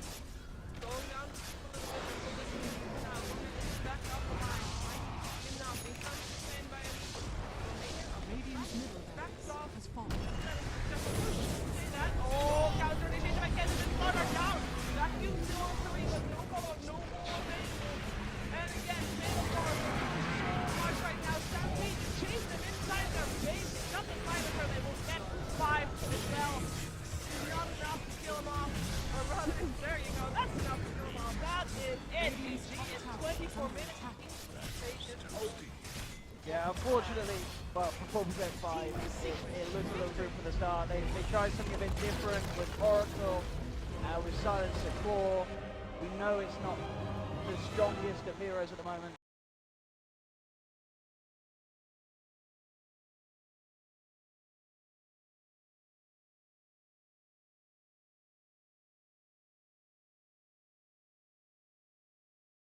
Ten seconds remaining.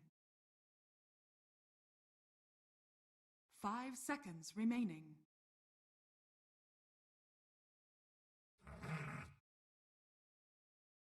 Alliances. Team Secret's turn to pick.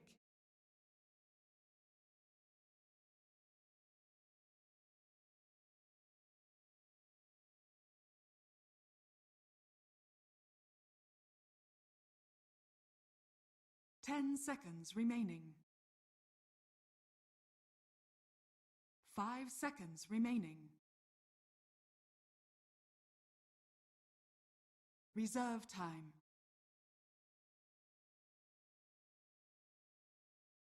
War Chief. Team Secret's turn to pick.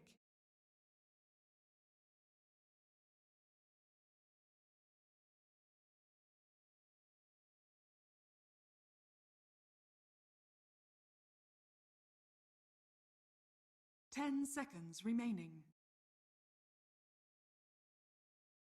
5 seconds remaining.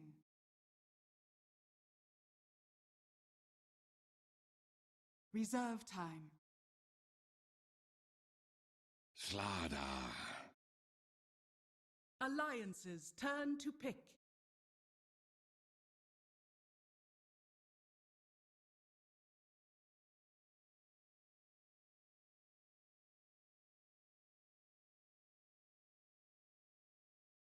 Ten seconds remaining. 5 seconds remaining. Reserve. Juggernaut. Team secrets turn to ban.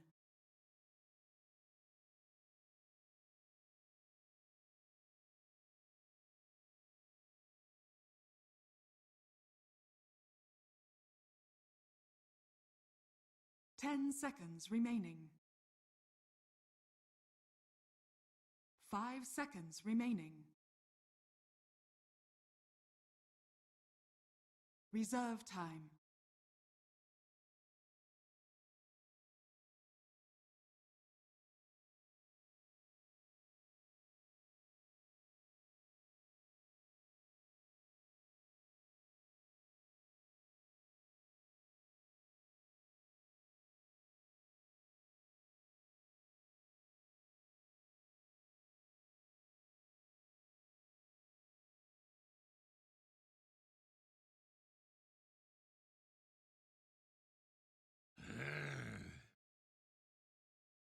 Alliances turn to ban.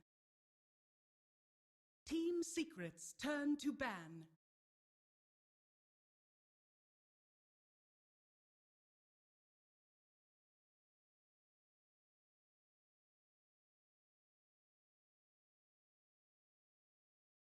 Ten seconds remaining. Alliances turn to ban.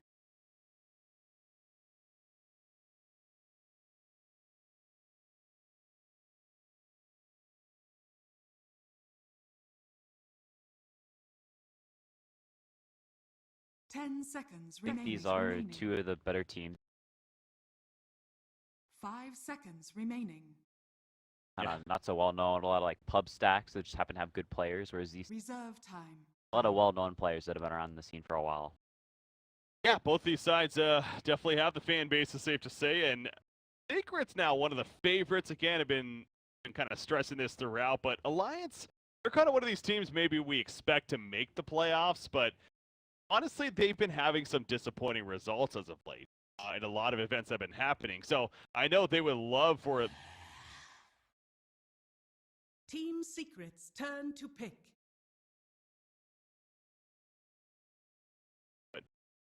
definitely a step up here as far as the matchup goes. They got Juggernaut, Ogre, Magi.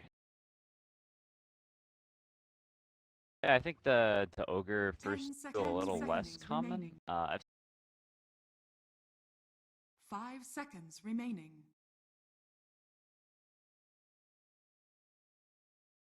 Reserve time.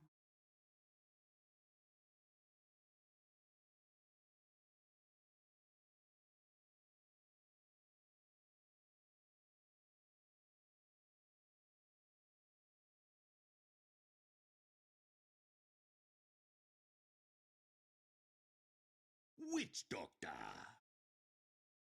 Alliances turn to pick.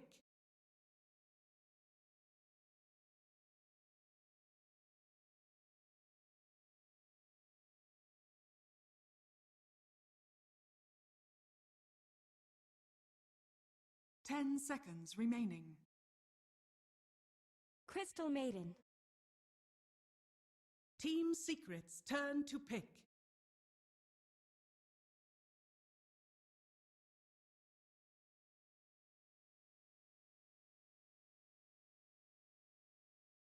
Imber Spirit. Alliances turn to pick.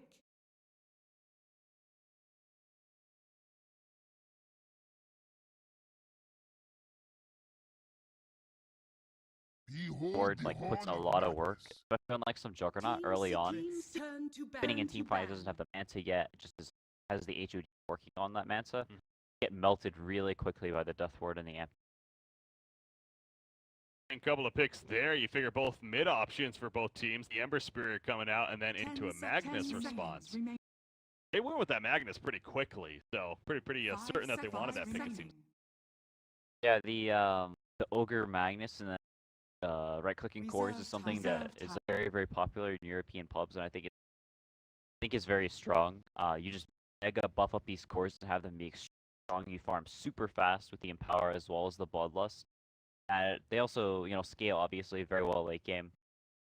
You always have this RP, especially when you team fights. Although typically whenever you run a Magnus, you want to have some other initiator that can go in first. Magnus goes in second, so we can get a good RP. Worst things on just 1 or 2 heroes. And since the Alliance does have that Juggernaut, we'll see if they go for something like an LC maybe for Limp. I think it's some hero that they prioritize quite a bit and can very nice stab with the melee, and you know, a hero that, oh yeah, they've actually banned it out. Alliance turn to ban. Good having the same mindset there, so not wanting to give yet another buff to that Juggernaut especially, so take away the LC option, but now the final ban for Alliance, it will be a Spark actually. A very quick silencer pick, so again, not using much reserve time. They're pretty confident with their draft. Yeah, I think this the silencer pick is actually very good. It shores up their lanes quite a bit. The Ember Spirit and the Slaughter having the roaming potential on mid, it's a little spooky. 10 seconds I think remaining. you don't want some hero that lets the Ember have like a decent start and then he can kind of just roll up to the lane and punish whatever mid hero. And silencer has a super good time versus in the lane. Because the glaives don't flag, or you can just constantly right-click him down, and he doesn't really have an answer for it. He'll have a decent first wave. You can flame guard down the wave, but as it goes later and later, he's gonna eventually just have to retreat to the jungle, or people are gonna have to oh, okay. Alright, There's so a curve. alright, so it's a little bit of an adjustment by Secret, not wanting to let their mid lane just get dumped on like that. So they give mid one the TA. It's definitely a very nice TA game. Only one hero will have a pretty nice time in the mid game. It also is one of the heroes that can actually do decently well versus Silencer, a hero that's pretty well known for being sort of a 1v1 bodying legend. About that. So the silencer. So where do we expect the silencer to end up? What are you getting? Is this going to be a mid silencer even? Or? Yeah, I think it's going to be a mid silencer. It's a hero that benefits quite a bit from the blood loss. Not the most from the empower, but at the very least is a right-clicking core, and it also gives you considerably more team fight. So if you don't have that second initiator to go in first, go in after, having the silencer, you have the Magnus jump in and then take away all that counterplay potential. You just jump in on RP and then global, and then you can sort of do whatever you want, kill that hero, fight can, you know, whatever happens afterwards. A very nice combo. Roller from there. So I'm noticing too, Jonathan fan actually shortening his name quite a bit. JSF, interesting. Nice for a while, but of course I'm familiar with several of these players, so it's always fun to see some names here. Let's roll the Juggernaut at the top lane, and a lot of early wards going down yet again. It looks like Slaughter got up here really quickly in the dire jungle, got an aggressive ward. He roams, I guess. I think they want to lane up top with this dual lane. It looks like they are going to be doing that. It'll potentially keep this Ogre up top lane. If the Ogre doesn't come there, then I think they'll have a pretty nice time.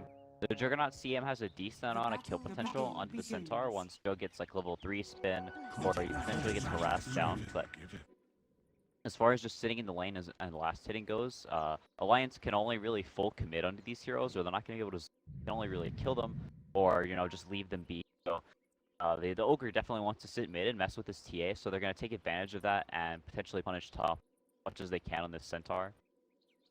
I guess Puppey has the potential to hang around mid, help out mid one, although I don't know how much he does really versus Ogre sitting there whomping on the TA while the farm. Now he does have those boots first, of course, so of course the crush ready to go. Manages to sit in this middle lane as you're getting at. It's going to have from the Ogre Magi right here. Witch Doctor, he's sitting up at the bottom lane.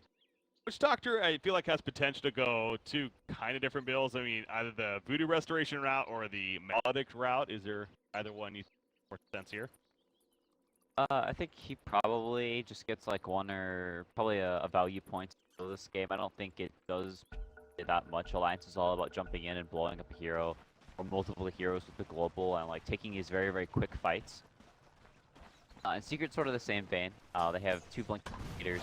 Flutter's blink will come a little bit later, but they have a lot of burst damage, and I think Maledict extra damage will put some mileage. A little different from usual, the Magnus. We've seen a lot of offlaners recently go for this PMS starting, and then just having the Tango. But actually goes for the Stout Shield and the 2 sets of regen, so a little bit easier to harass here. And Paladin taking the Maledict level 1 is putting a decent amount of harass on him. Yeah, usually not considered a very powerful tool, the Maledict level 1, but like you said, making him forcing out a lot of regen really kind of the idea with that. Meanwhile, middle lane, mid 1 is finding himself being heavily harassed here. Yeah, Puppey, I mean, he's here, but exactly how much of a threat is he really going to be? Really proving right now it's not the greatest threat, as they're not afraid to run at that TA and do plenty of damage. So, going to be popping out the region himself and healing back up, but this is a very aggressive support mid lane here.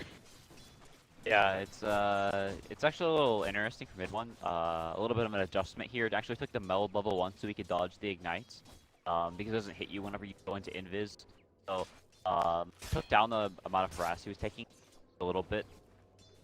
Like you said, the slaughter helping him out level 1, so he is a hero that doesn't really like to have these random heroes sitting in her lane. Like 1v1s, he thrives in quite a bit, so not like super happy with the start getting right now, but eventually she will go into the jungle anyway once she gets you know, 2 or 3 levels into her faction. So I don't think it's the biggest deal in the world, but it's definitely not what you want as a team. Yeah, that glaive harassment from Silencer proved to be really powerful as well. You talk about the idea that it doesn't aggro the creep onto him, so he's really abusing that fact and a lot of pressure again onto TA as well as Ogre. So definitely a tough start, but again, keep an eye on that. He progresses throughout this game, covers more so. Centaur's now made his way into the jungle. Are farming up with that double-edged level 1 of his. Over to the top lane. Probably a little bit too much of an issue with that Juggernaut bottom lane. Meanwhile, Magnus. Oh, he's gonna skewer, but he brings the MP with him on the Ember Spirit. For auto attack, and then the Maledict helping to tick him down. Still level 1, but more than enough damage there.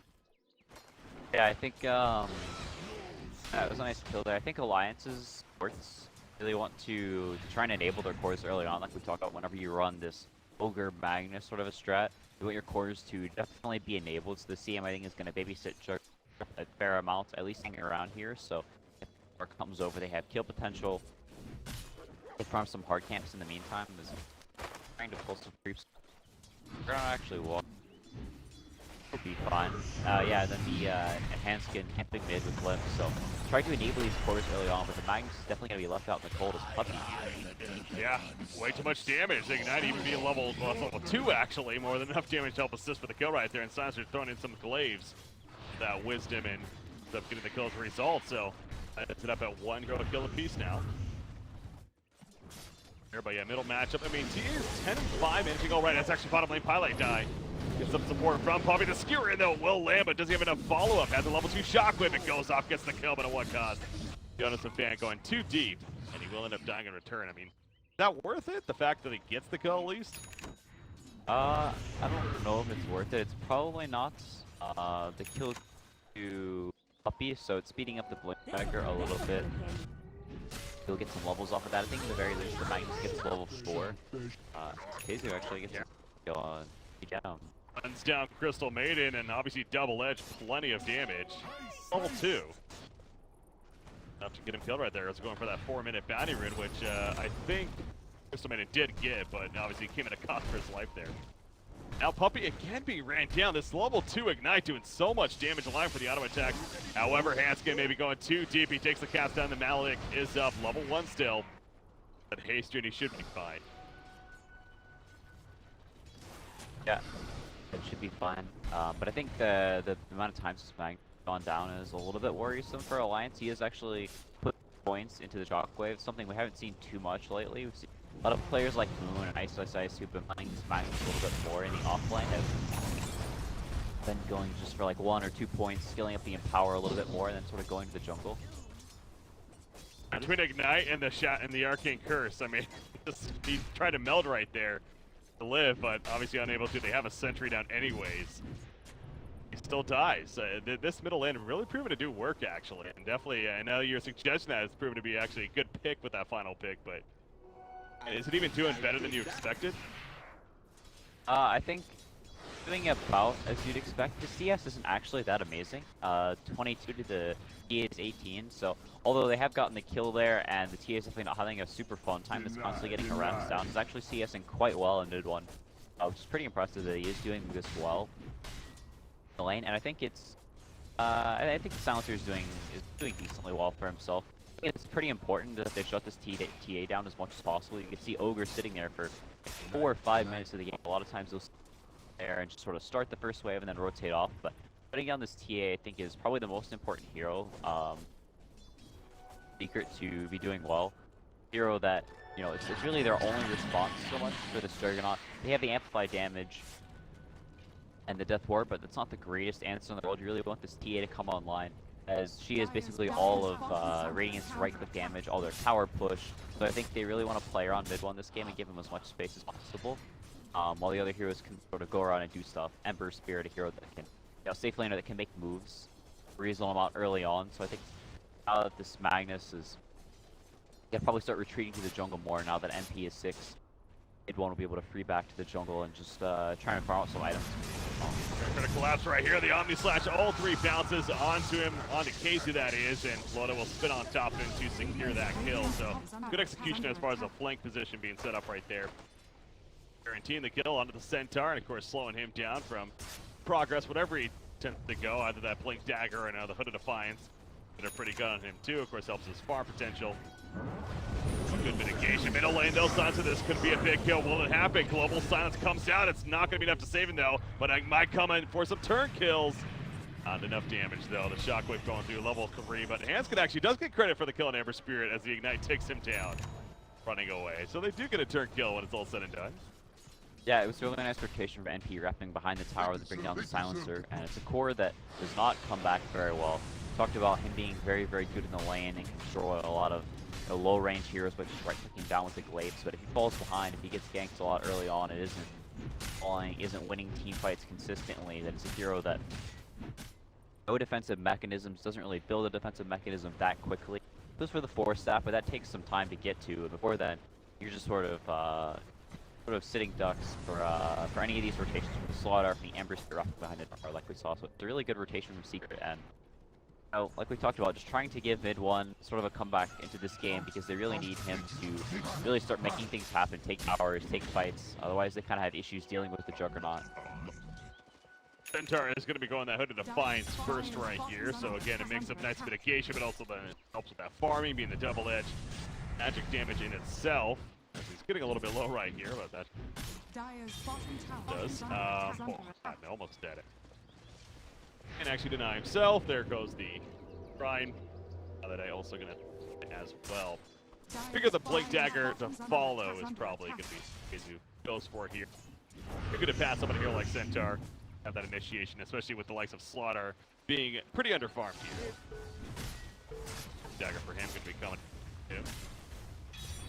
Yeah, I think Secret is content with just farming for now. The TA wants to chill and get up to potentially her Blink Dagger as soon as possible. The Slaughter wants his level 6. Like you said, KheZu working towards that Hood. And I think Alliance, they really need to have a good start on these cores. I think if both teams are getting an even start, they're farming about the same, and I think Secret is probably fine with that as Alliance. They need these cores to be ahead because their supports are so dependent on the cores that if your Silencer is falling behind, if your Juggernaut isn't, towers having the impact you wanted to, these supports can just move very, very quickly for the TA. The Ember Spirit, they get hunted down and just not really have any impact in these fights. They're very much dependent on the cores to do well. So I think it's very important that Alliance is enabling these cores early on. They're having good lanes, they're getting farmed, or I think things can devolve pretty quickly for them. And Secret just have really, really good ways to bring those supports down. We saw an Ember Spirit earlier in the dev, I'm playing on the match specifically, but it went a similar build where he passed up the idea of the Veil of Discord, got the bots first. Now I know MP is playing a short lane Ember Spirit here, to be fair, but what is your take on that, the fact that he's not getting that earlier on Veil?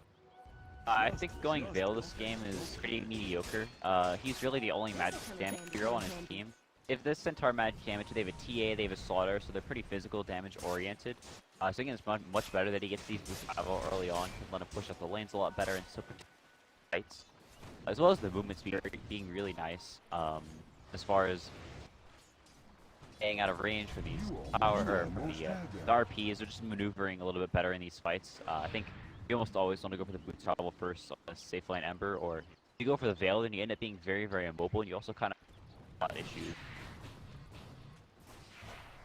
that up here, and yeah, we don't expect him to get it later on, right? If he's not going to get it earlier on, then it's probably not an item to expect to see.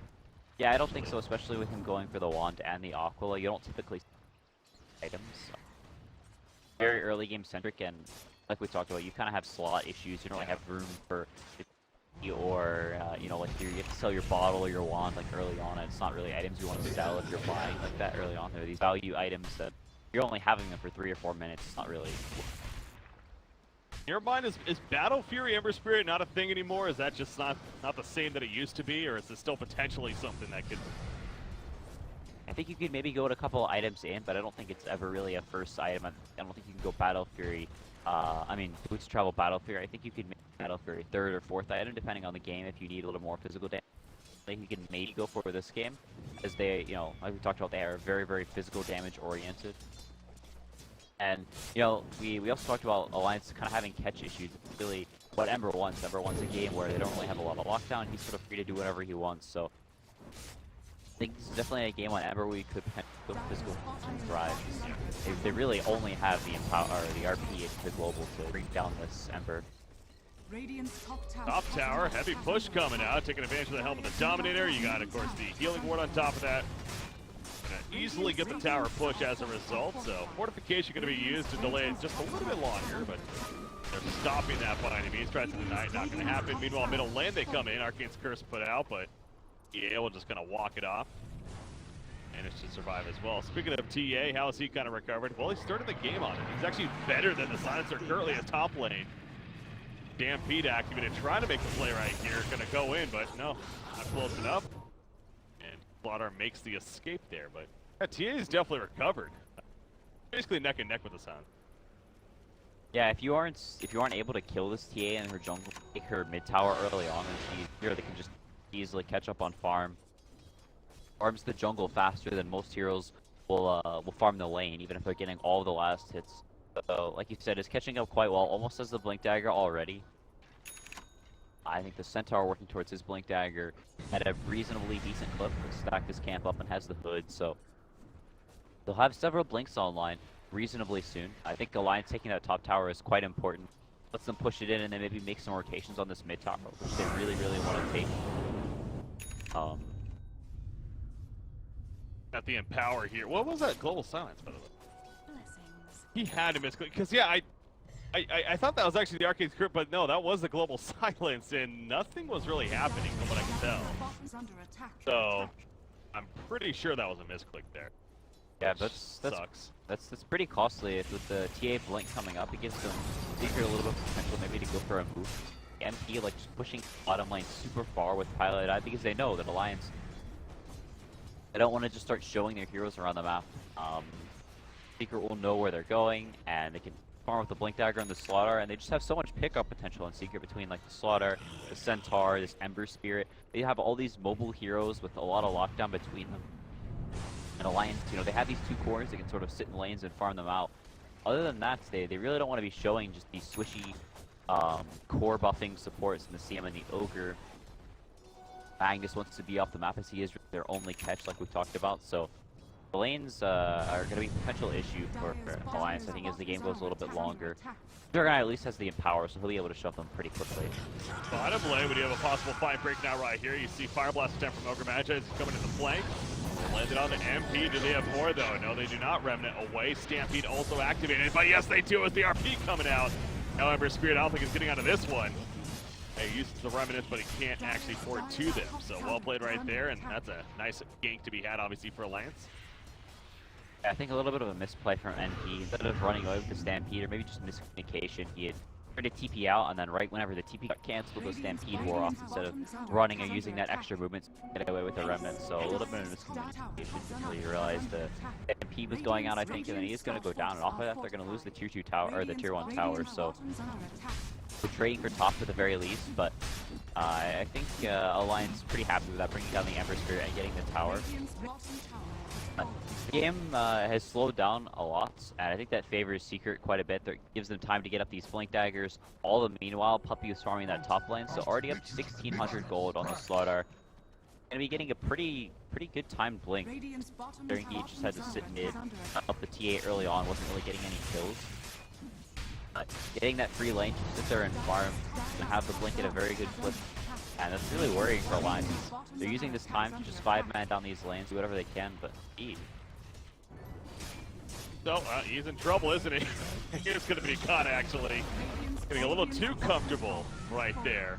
I was actually looking at the top lane and pushing in. I mean, how did that even start? That's initially. Yeah, I think he was just getting cheeky trying to farm at the wave, but Alliance is going to take advantage of this. They really want to punish this window where Secret isn't ready to fight yet. They can't start splitting and not getting pickoffs, which they really want to do, and they have the HOD to healing for. They're just going to start feeding under this tier 3. See the bloodlust and power is up on a Juggernaut. The idea of the lineup, you see, comes mid 1 there on TA to kind of put them off, and they will save the tier 3 tower, just barely, but kill a Harpy.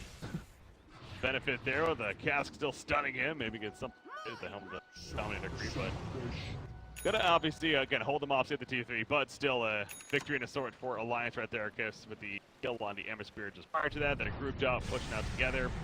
And Juggernaut with a Manta-style finish. I mean, he was clearing through jungle camps. Obviously, they made it a high priority to really have him farmed right here. Again, the idea of buffing up around him, too.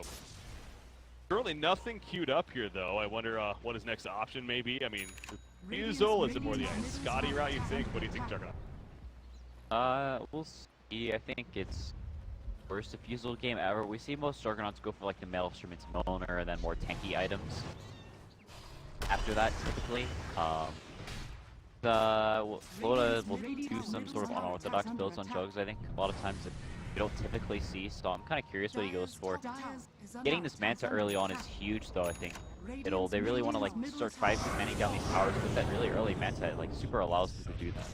Oh, they're going to catch MP once again. The global sign's coming out. Can he rim it in time? I don't think so. And the lockdown is just too much, starting with that global silence. They just have way too much follow-up. The RP, I mean, sure, double ultimate used, but this is probably one of the bigger outside of TA targets that you're definitely happy to be killing here.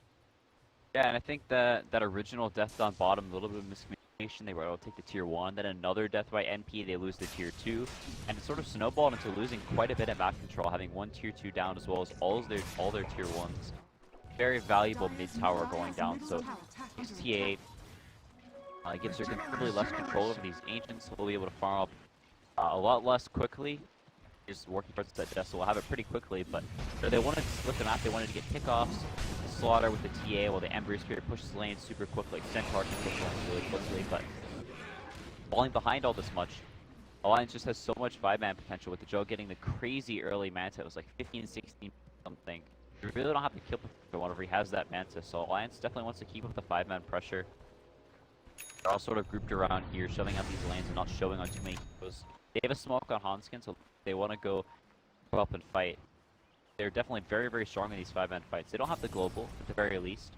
And Secret trying to take advantage of that by going for this Roshan. I think this is really, really good. They don't want to let Alliance take a team fight, get this Roshan, and then just sort of walk down a lane, which is really the best thing Alliance can do right now. Nope. Pop out, MP, the first target. Okay, no global silence was mentioned, so maybe not as threatening. Roshan just about dead. He's going to be falling right there. He's just going to be picked up by mid-1. There's an anti-style used from Loda. Top of the Syrian Chains. Counter crush, though, or on a Juggernaut. Trying to chase him down. He popped the Omni Slash. A lot of jumps on MP. No one nearby to help him. And down goes Ember Spirit. Meanwhile, skewer back onto the Centaur. And that's going to be a double kill for Loda. The positioning just felt a little off there. MP, he honestly just seems on another page from his teammate somewhat. Highlight Knight also going to be picked. 3 for nothing. I mean, they have the Aegis on TA, but definitely think a victory for Alliance there. Yeah, and with those heroes going down, it looks like Jug is going to be going for that Sky, he's going for that tanky route, but they're just going to be able to continue to 5-man. They're probably even going to get the tier 3 bottom as it is low, and they'll have access to those shrines. And even more map controls. They still have the global up as well, so it's kind of hard for Secret to in it, as they can always be able to turn the fight around. Still have the RP as well. Alliance in a super good position right now. They can be threatened the racks even. At least the tier 3, of course, was mentioned. Fortification, but now delaying it a little bit longer. Okay, maybe not a tier 3. Oh yeah, they're playing it very safe. Rush attempt going to be just short right there for Puppey. RP is ready to go for Magnus, though. You know that he is tempted back in if they were going to commit to anything, but they do not. So they play pretty safe considering the circumstance. Again, they were fighting into an Aegis, though, I guess, so last you want to do is really kind of throw yourselves at them, and then all of a sudden give them all that hope. not going to be able to get shrines. Downside. Yeah, it was. I think it's very good patient safe play from Alliance. They know their 5-man is extremely strong right now. Secret gets some random pickoffs. You know, Alliance sticking around a little too long on the high ground and feeding away kills is exactly what Secret wants. So I think they're doing very good restraint there, and that's what they need to do.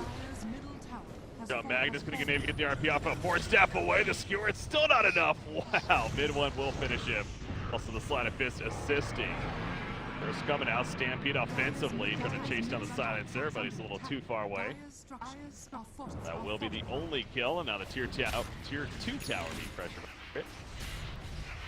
There's a Blink Dagger now purchased by the Ember Spirit meanwhile. Juggernaut, he's lining up, ready to go, but without Magnus, they definitely feel a lot weaker when it comes to their initiation.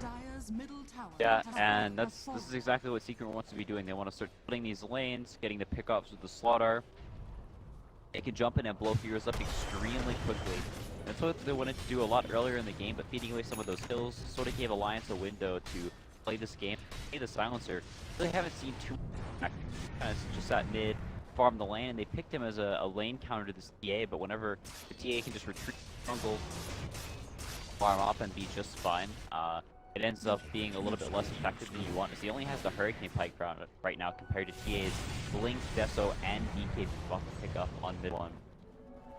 So they have so much map control on Secret now. They've taken these tier 2s, and they have a lot of considerably more mobile heroes than Alliance. So I think Alliance isn't able to find a fight if they aren't able to look for that 5-man team fight where they're able to, you know, like charge towards the buildings afterwards, and they're going to start getting out farmed slowly. And Secret is very happy with that, as they have a lot of pickup potential as well whenever these lanes are starting to get out. He almost found it there, but dagger away in time. The item he just got again, and just worried about more farm once again. He does have the Eye of Scotty queued up, already one of the ultimate orbs purchased. Almost there, being a little bit beefier and trying to help with the NC kite factor. Oh, but what about Magnus, by the way? Again, going that 4-staff route, and now the Yules on top of that. I know they're kind of all in on this idea that Juggernaut's their massive damage, and then their Silencer providing a bit, but even Silencer going at the Shivas here. Hurricane Pike first, but is it maybe, I guess what I'm getting at with Magnus, like that Echo Saber, more of that semi-carry build, the Shadowblade Echo Saber style would have been better? Or? I think whenever you have these two farm-dependent cores like the Silencer and the Jug going for right-click build yourself ends up being you try and take too much farm on the map, and you don't want to be showing on this Magnus as well, because you are the only hero with catch. Going for these right-click items, showing on the map all the time, they give Secret the freedom to just sort of walk around and do whatever they want on the map. So I think it's actually very good that he's going for this Arcane's sort of selfless build, the Empower Your Core, instead of being a farmer himself. Finally get the tier 3 tower. It's the third time going in for it, and third time's a charm here for Alliance. And again, they very patient team. This is what they're definitely known for as well. Get the tower kill, and now they know shrines are vulnerable, so they're going to go for said shrine. Or at the bottom at least. Up eventually. So good objective control coming out from Alliance, and again, good patience being shown as we're talking about the. Look at this net worth chart though. It's about 5,000 lead at a point for Alliance, and it's dipped down to almost even, and now a little bit of climbing back in their favor. But yeah, one more misstep could definitely start putting Secret ahead, as you're suggesting earlier, especially with this TA. At the BKB 2,800 mark. Yeah, I think sort of one of the only flaws in Secret's lineup is they're not like doing really well, if not like quite far ahead, and they have a very, very hard time going high ground. They kind of need to pick off and need to get the jump. Oh, that sucks. Still for him. He was running around for a good 3 or 4 seconds right there on top of him with the invis, and it's like just wanted to find the right moment. That was not the right. Yeah, he actually body blocked him a little bit, so MP knew and remnanted it away, or Blink. I forget which one he did, but yeah, I ended up blocking him a little bit. Wanted to time it with the global afterwards. I think maybe waited a little bit too long. I think he could have just RP'd, and the global being 5 seconds, they would have had time to bring him down. So again, maybe a little bit of miscommunication. He ever lives, they use the RP. We are all 5-man in this lane. Secret not super set up, and they may try and take this tower, but maybe the last shrine, and gonna be forced to come back as TA is split pushing. Secret, I think those kills early on, the MP gave up, losing a lot of that map control. It hurt Secret quite a bit. The window after that, where they sort of move out on the map and look for pickups, but now they have the Scotty on the Ember Spirit, on the Johnson fan. He missed the crush, and even if he hits that though, I don't think they're killing the Magnus right. Yeah, the Scotty on the Ember Spirit. TA again, he has that butterfly queued up. In fact, has the Eagle slung in his backpack here. Yeah, I think Alliance's 5-man now is just so strong. Having the Scotty, having this Magnus with high ground defense is just almost impossible to push into. The Silencer having the Hurricane Pike as well to protect people back. Oh wow, he's popping the BKB. He's being chased down. That's why. And Lodo's gonna get kited meanwhile. So end up turning around. Handskin, unfortunately, not the same way to be able to run away. Scott with the Searing Chains, but Blink Dagger away from the TA, realizing that they were committing fully. And there's that global silence, unfortunately, resulting in nothing there. Alliance, a nice bait out. Yeah, they were looking for maybe some kills on the end of it with the TA. Who's a Jonas fan. I mean, Onskip has so much armor as well as the solar crest on that poker, and they're actually gonna smoke up and look for a fight. Waiting, going in, has that freezing fill ready to go, but look at the retreat from Secret, being patient, waiting for that spin to wear off, if anything. RP is good to go for Magnus, so perhaps the depth aware of that. In fact, Ember Spirit, he's already porting out. Just have a remnant down, so could come back in if need be, but they're just gonna simply avoid Alliance right now. They like the idea of the split push here between the TA and the Ember Spirit. They feel like that's gonna be their way to win here. Yeah, he's actually going for the butterfly in mid one, and they really want to wait for this next Aegis. That's where their win condition right now is getting the Aegis, getting the butterfly, and maybe trying to break high ground with that. If they don't have those items, then it becomes super hard for them to break the high ground. And I don't think this is a game where they want to go late game, super late game either. The Magnus versus Juggernaut with the super strong team fight of the global, and the Juggernaut just as far as he is, it's very, very hard for them to actually break the high ground. The Ember Spirit going for this blink Jules actually lets it purge off silences and play a little bit more aggressively, but it's not like we talked about, he's not going for more of a physical damage transition. Not incredibly farmed right now, a little bit behind the silencer, so I think Secret, they want to get the butterfly, they want to play around this Roche pit and use that timing to potentially break high ground right now. Go in, the freezing fill button. Oh, he's able to Blink Dagger first. But it would cancel it, but he gets the animation off and gets away. Yule Scepter initially comes out right there. So Yule Scepter in general pretty popular this game. Or has one of his own. Dire's bottom tower is under attack. Yeah, I think that's all. I guess just those. They coming into play here. Yeah, you don't want to let the silence do its work. It's also very nice versus Frostbite versus the glaives of, the Arcane Curse from Silencer, several things you could purge off, as well as the silence, so just generally good Yule's game. Secret just continuing to split out these lanes and play around this Roche. Really want that next Roche on it. It's super important for both teams. If Alliance can get it, then it really nerfs Secret's win condition, which getting the Aegis, potentially breaking high ground off of a pick off from the Slaughter or the Centaur. And if Alliance gets it, or if Secret gets it, then that's definitely what they want. They want to, we talked about, they want to try and win with this Aegis, and they see it's up. NP actually forces them down to the bottom. He still has the TP up, but Roshan dies super quickly. Yeah. Second Roshan kill at this point. Now they do get a pick off elsewhere on the Witch Doctor in the top lane, so it almost got to be a sacrificial lamb right there, a bait of sorts, but here we go, the 8 is up, gonna jump on it, loading, here comes the RP though from Jonathan Fan, and the Shockwave on top of that, the Blade Fury, the Silence obviously being used as well, and down goes Slaughter, but mid one, he's still feeling pretty comfortable, gonna hide to that melt for the time being, he has the Aegis, remember, gonna be popped right here, Jonathan Fan will lift the back, and obviously that's bounced around, with the freezing steel put down, they did pick off Ember Spirit, and now the melt for mid one, but can he actually escape from this? They have no detection. They really have no detection, wow. Shockwave maybe? No, he blinks! And he's going to actually live. I mean, that's just, that's definitely a bruise at the end right there, but he just brings out dust. Just got it. I mean, they won the fight, but that's definitely stinky. Yeah, it's kind of unfortunate. Losing the Aegis like that is really not what you want. And NP's impact, you can really just starting to fall off. Only having this Yules and Blink. Juggernaut's just not a hero that cares about an Ember Spirit, which is this incredible amount of magic damage.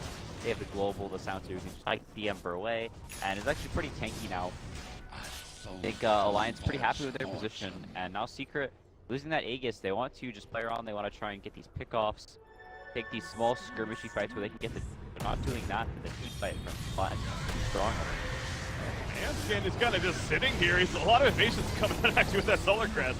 He will end up dying, but in the background, the Juggernaut will make his way out, realizing that there's more there than there was in the beginning, so not going to self-vulnerable, so that will be a support pick at least. Ogre, but again, the Solar Crest, also Strom, so quite the unique build actually on the Ogre Magic. By a lot of these, it kind of fits the theme though. They're going a lot of these heavy R items and support. You know, you got Limp even once you got Silencer. You can win that Shiva. Yeah, they want to make sure they can survive that initial jump from Secret. They're continuing to hunt around. They want to look for these pickoff kills. They can maybe go higher ground as MP's pushing it top, so they have a place where they can go if they do take a scrappy fight. I'm gonna force Staff over the ledge, but mid one still putting in those right clicks. That Shiva's is mitigating plenty, but not enough damage. They didn't really get the support from him. Stampede meanwhile activated the Omni Slash on top of him the whole time. They do get the pick up as well, and Crystal made it in the background. Now Loda could be a little bit of trouble as here comes mid one with the auto attack. The side blades used. Centaur is picked up with the spin though, and Jonathan Fan helping to finish him off with the RP, but MP on the chase. Loda still healing up though with the heal ward. Magnus will end up falling the auto attack. Not in time as he blink daggers forward first. Well, get away right there. 3 for 2 number-wise.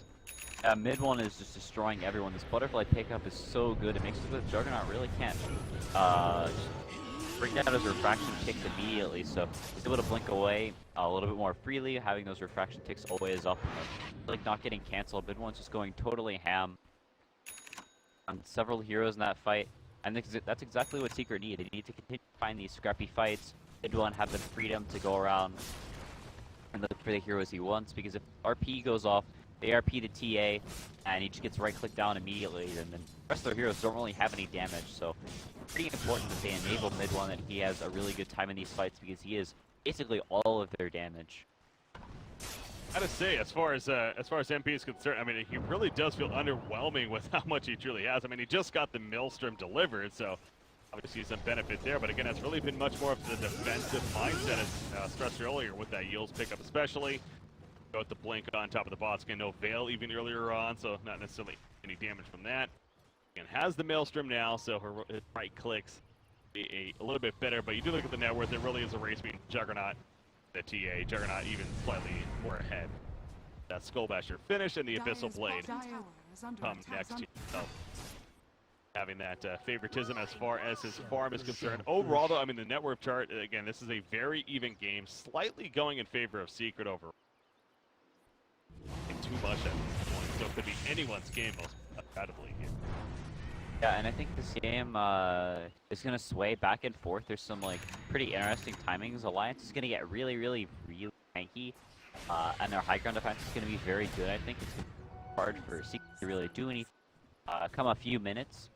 Whenever they get, you know, the Abyssal Blade, which they have now on the Juggernauts, Magnus has the RP now. I think Secret's in a pretty rough spot as is, but I think as the game goes a little bit longer, the supports of Alliance start to become just food for this TA, and it's going to sway back and forth between, I think, Alliance heroes being very squishy, and then, you know, if they get to that point where they're very tanky, then Secret isn't able to blow up these heroes on TJP, but it's just so superior. As long as Jonathan Fan hits a half-decent RP, that I think Alliance sort of mop up these team fights.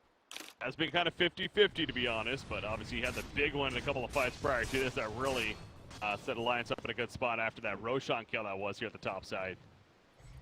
Secret felt a little too confident maybe with that Aegis, but the big RP not only stalled some things, but set up the turn for Alliance. So I'm 16-9 right now. Okay, not the most active game when it comes to hero kills. A lot of avoiding at this point, but back to it still being a game that either team most certainly has a chance in. The Shadow Blade being worked on by Magnus, by the way.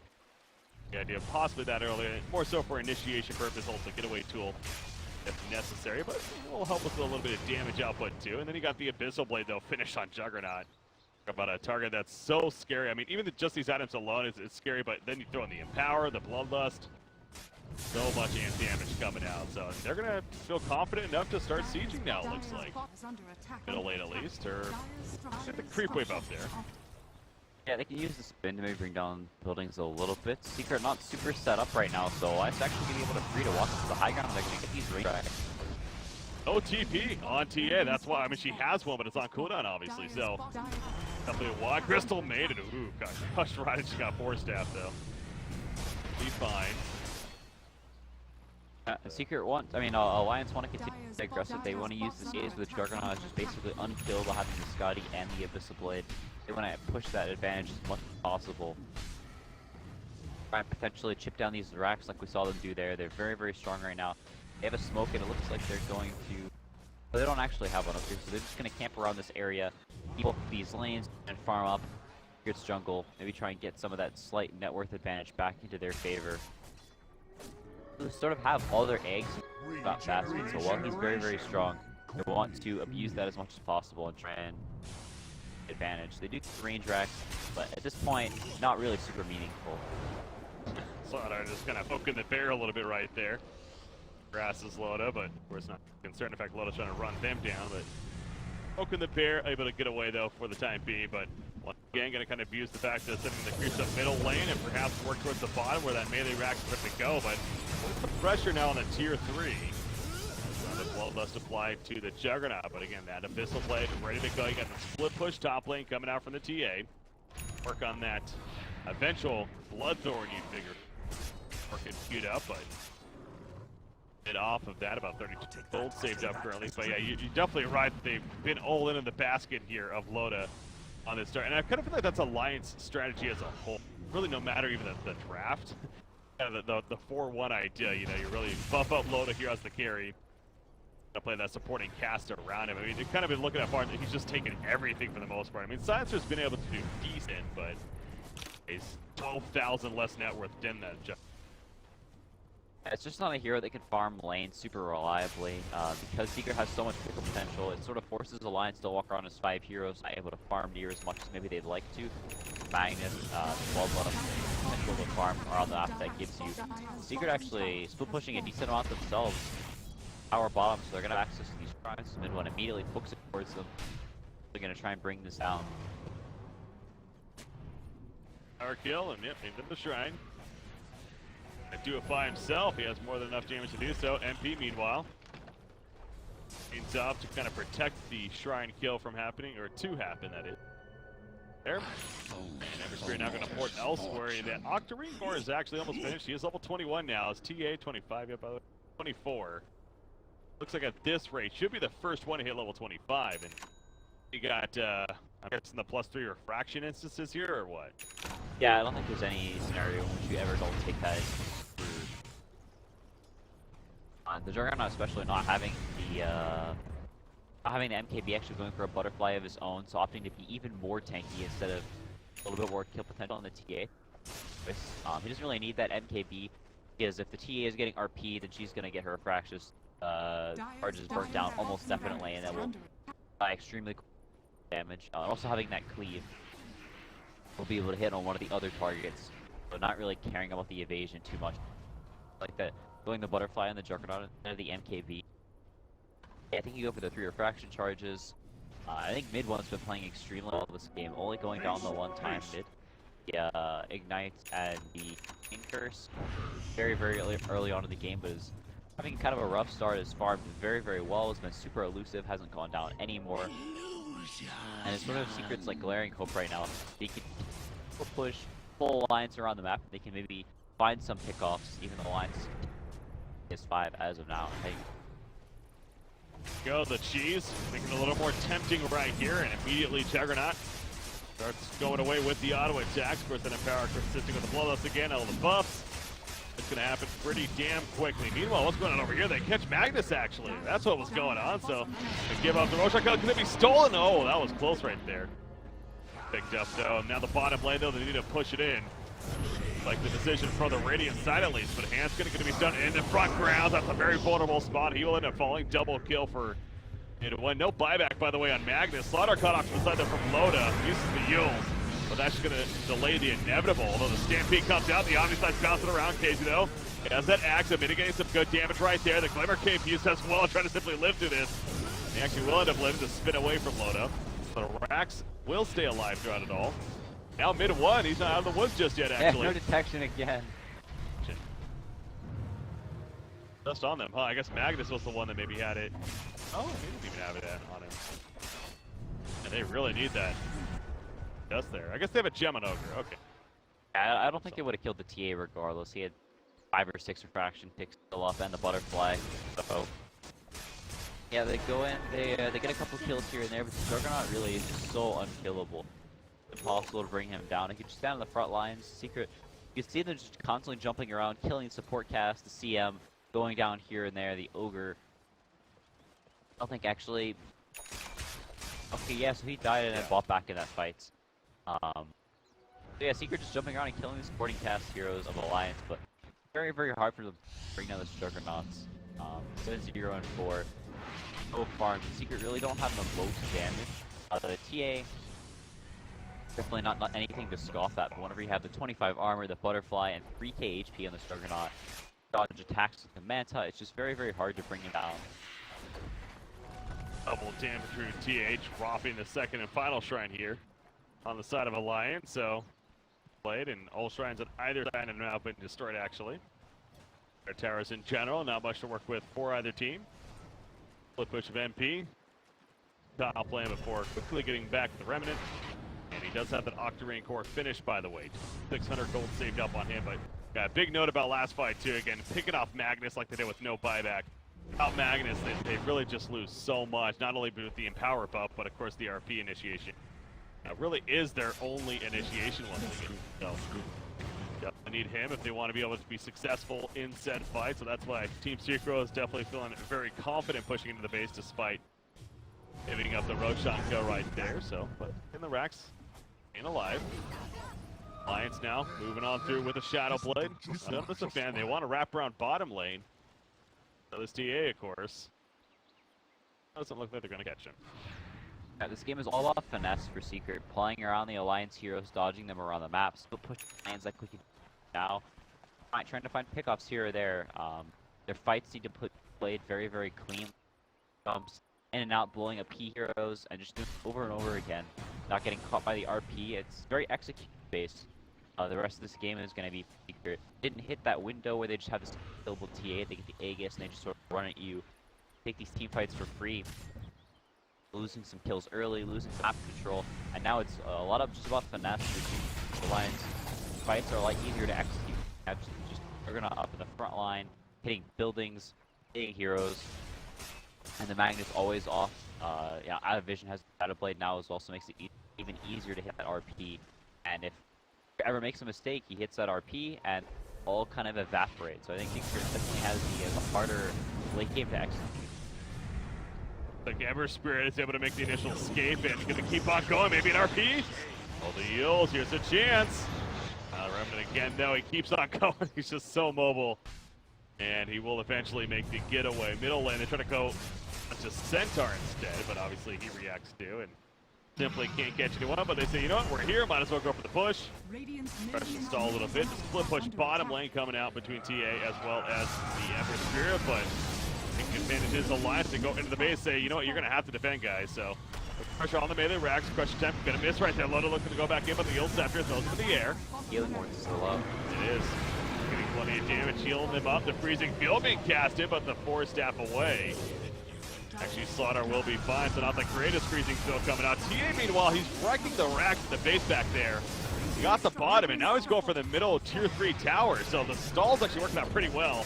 Although the melee racks in the middle lane will end up on the racetracks. We have a bit of a race on our hands now between these two teams. But Alliance, they are going to try to start fall back. TP's coming out. Exactly what they want. Yeah, we're going to catch them somewhat. The global silence is used, though. Juggernaut now going back in. The Omni Slash, and he cuts through MP. Gets the kill on him in, and he does have a buyback. In one, in the background. Going to blink forward, though. Trying to chase, but a nice Fire Blast multicast coming out, although Puppey will stall them a little bit more. Magnus in the background. He has an RP still, by the way. Double kill coming out for Loda as he picks off Slaughter, and now they catch Centaur as well. Rikip is not going to save him, most likely. RP is still ready to go. He wants mid one, of course. He's hunting for him, but not going to get the angle. Alliance able to hold this fight, and they're going to be able to start pushing in now. Yeah, they have no way to kill this healing while everybody's healing immediately back up to full. And he's trying to ride in the base at the very least. Melee Rack's coming close to about half HP, but Hansen's going to go back and try and slow us down a little bit. They're going to get 2 sets here. Again, they're just playing the game of stall. The RP is actually going to whip right there, unfortunately. Now maybe one pops BKB. Go for the turret kills. Load up. Will fall back again. And somebody ported back. That would be Doger Magi. Oh, did the MP get too far up? He did somewhat, but he's able to Out once again, the stall game attempting, but it ends up being 2 sets of racks going down in favor of Alliance, and the middle racks does stay alive for them as far as defensively. Ultimately, they come out on top there. Yeah, it's just so hard for Secret fights.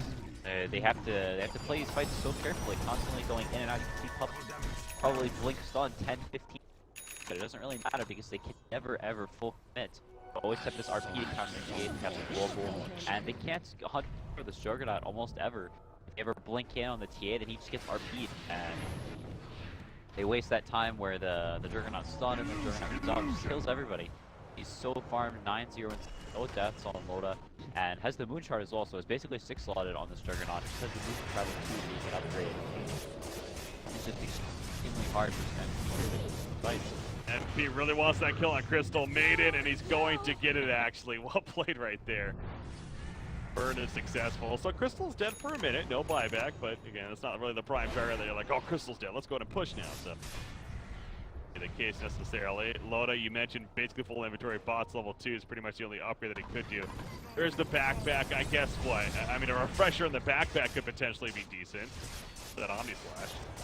Yeah, I think that sort of gets into hypotheticals though. It makes once the fights are getting to that sort of a stage, all these backpack theoreticals, it doesn't really do too much in reality because it's a lot about the initiation, about making sure you don't feed away these heroes. I think the trading racks, all of Secret is a racks down that what ended up happening in the trade. I think they're not actually too sad about this. I think all these weird racks trades going down where both teams start losing buildings all over the place, a lot of split pushing. I think that actually favors Secret, so even though they're down to barracks, I don't think they're sad about how that trade actually went down because they want to create chaos. They want to create scenarios where Alliance splits up, where the cores get isolated and they're able to actually find these pickoffs. And I think that's sort of what Secret has to do. They have to create chaos. They have to Alliance misplay. You know, maybe somebody TPs back to what was supposed to, and they're able to separate heroes. So I think, you know, despite the number of racks being in favor of Alliance, I don't think Secret is actually mad about like the way that full exchange went down, all that chaos that happened. Coming out, but again, the very careful play continues. Alliance charging on out. Crystal Maiden kind of leading the way. S as well up here, but just not able to reach onto anyone. TP's being used, and MP will just keep pushing again the top lane. Sitting on that Maelstrom. Not something else. Being delivered. Actually, oh yeah, that's right. It's a full Lincolns that he had being worked on this game. So, and the December Spirit build, he's not necessarily dishing out crazy damage, I guess, but the idea that he's split pushing, staying alive is definitely real. And that's win condition perhaps going back to, so. Lincoln's pick up, you think? Yeah, I think it's probably a little bit necessary. With the Juggernaut having the blade, he can always just get jumped and blown up in the duration of that stun. They can bubble afterwards, or you know, RP even following up. So I think, yeah, the Lincolns makes it a little bit harder for him to get picked off on the map. Juggernaut can't just kill him solo, so he can put up these lanes a little bit more aggressively. He's a Magnus node, can't really die to anything else. So I think the Lincoln's pickup is pretty necessary. Yeah, that's sort of the issue with this Ember versus Juggernaut matchup as the game goes later and later. The Ember versus a lot of carries can do a whole lot of work with this magic damage build because they're forced to BKB, and then once their BKB is down, they can just get kited non-stop by getting chains. Now that he is 25 with that Octarine, Juggernaut's a different story, always has the spin, so you can't really ever get to a stage where, oh, I forced out spin. He's not using that spin for 50 seconds as a considerably shorter spell. And one of the few heroes that actually does well versus Ember Spirit late games. I mean, can they catch up here? Like this, oh god, he's got Remnant. Actually, they know he's here, the Yule Scepter. Yeah, they will be able to catch him. He doesn't have a buyback, by the way. He's going to be silenced up with the global silence right there. Can they get enough follow-up damage? He has the RP in case. It's not even necessary. No buyback for Ember Spirit. Now, they did get the Aegis in the meantime. So there's a positive, I guess you could take from it. In fact, who got the Aegis? It looks Centaur, like Centaur, yeah. Yeah, he has a refresher orb as well in base. He doesn't have it on his hero, which is a little unfortunate.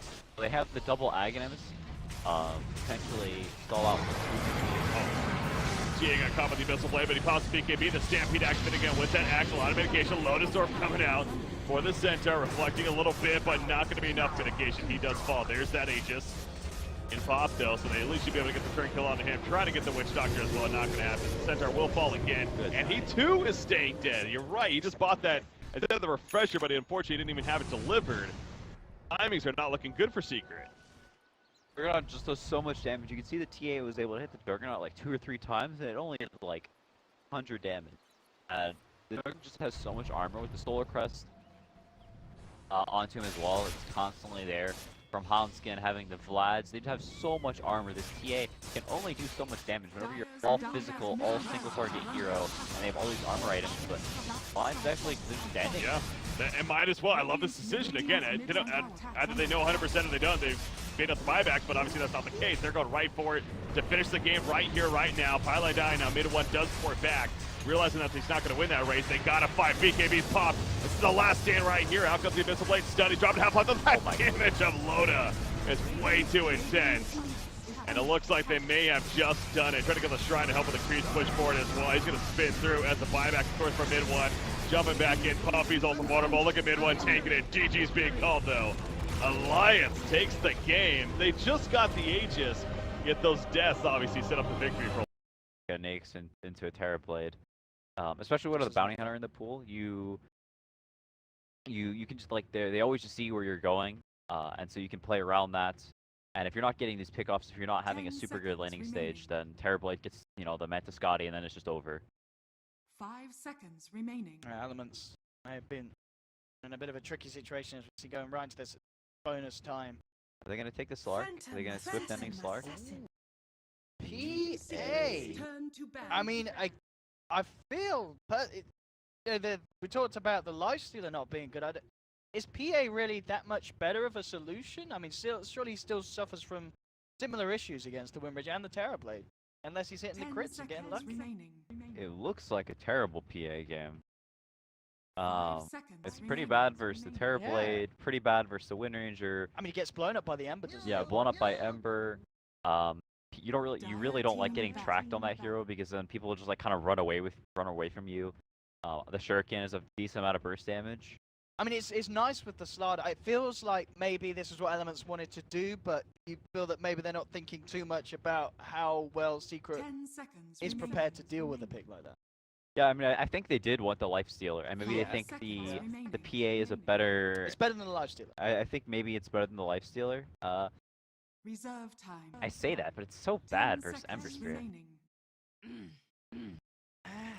There are a whole lot of single target, and there are a lot of single target versus Terrorblade and versus lane. Okay, so they do. All right, I knew they were gonna pick Slark. It's swift ending Slark. All right, so it's whoa. Oh, and then instantly they were not hesitating their Secret.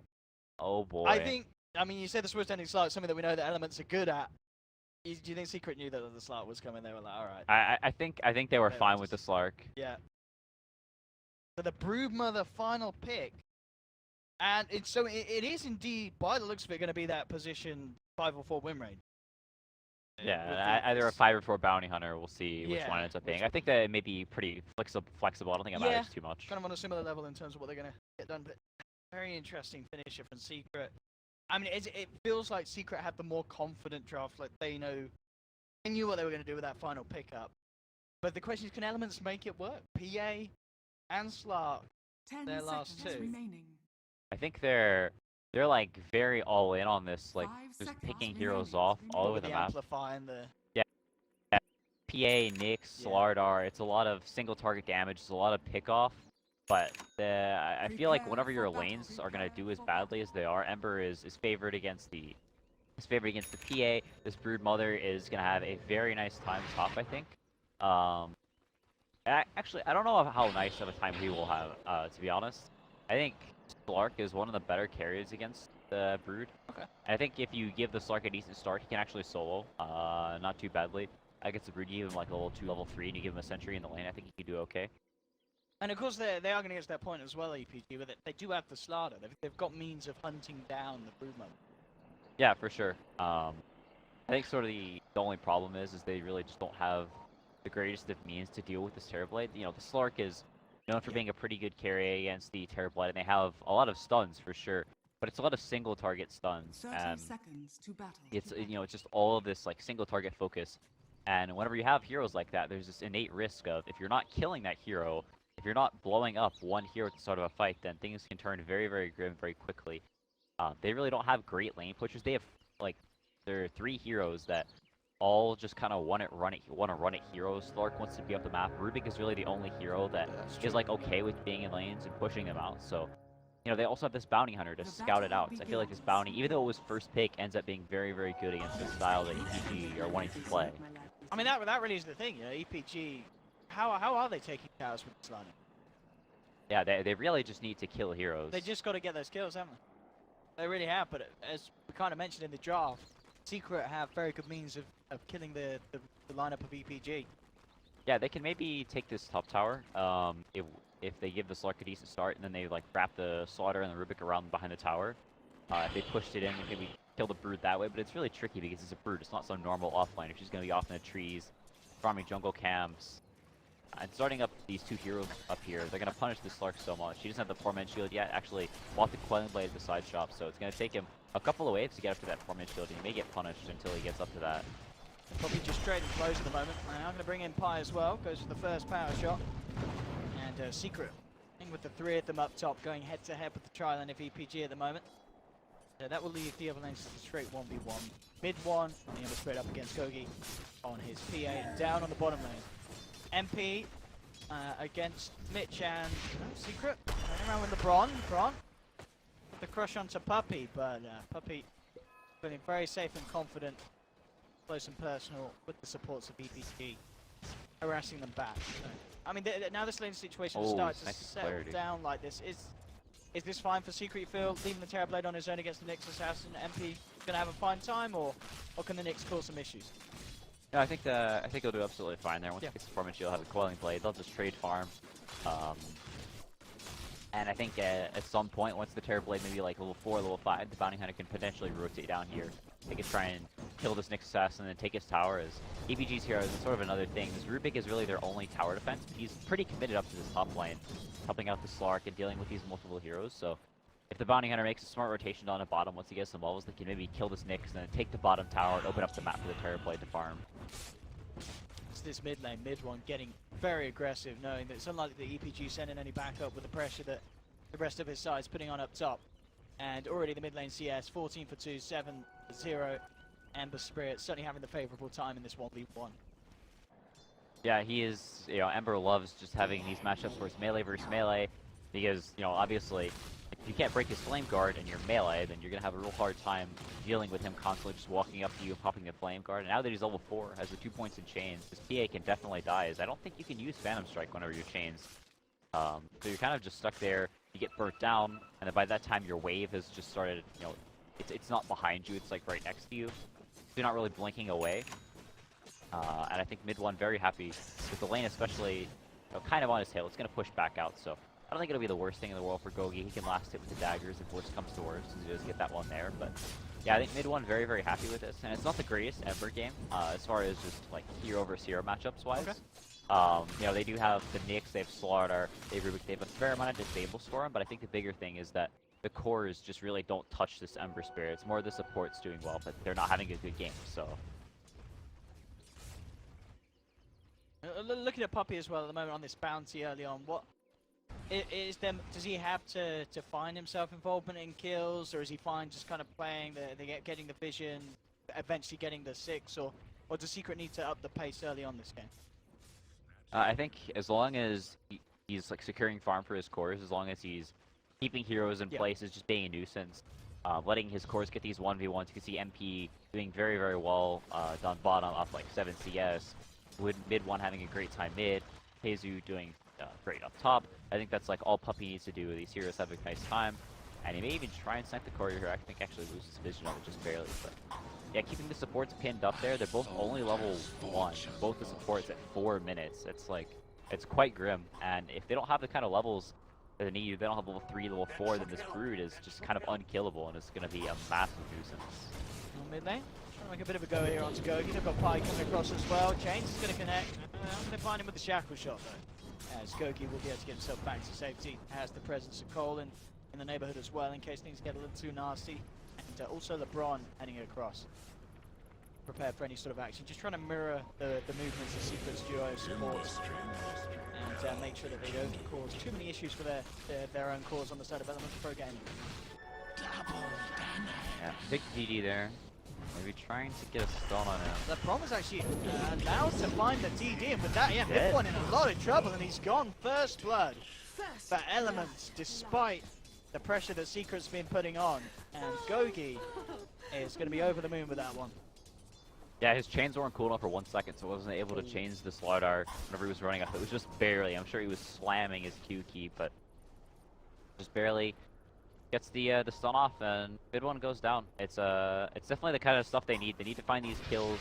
Unfortunate scenarios where just the spell wasn't cool enough for just a little bit. They get this pick-me-up kill, and it puts PA a little bit ahead, Ember a little bit behind. They really need stuff like that because this Lark he's getting some farm up top, but it's not the. You know, despite the pressure, I mean, it's not the best farm, it's not free farm, but they didn't really shut him down.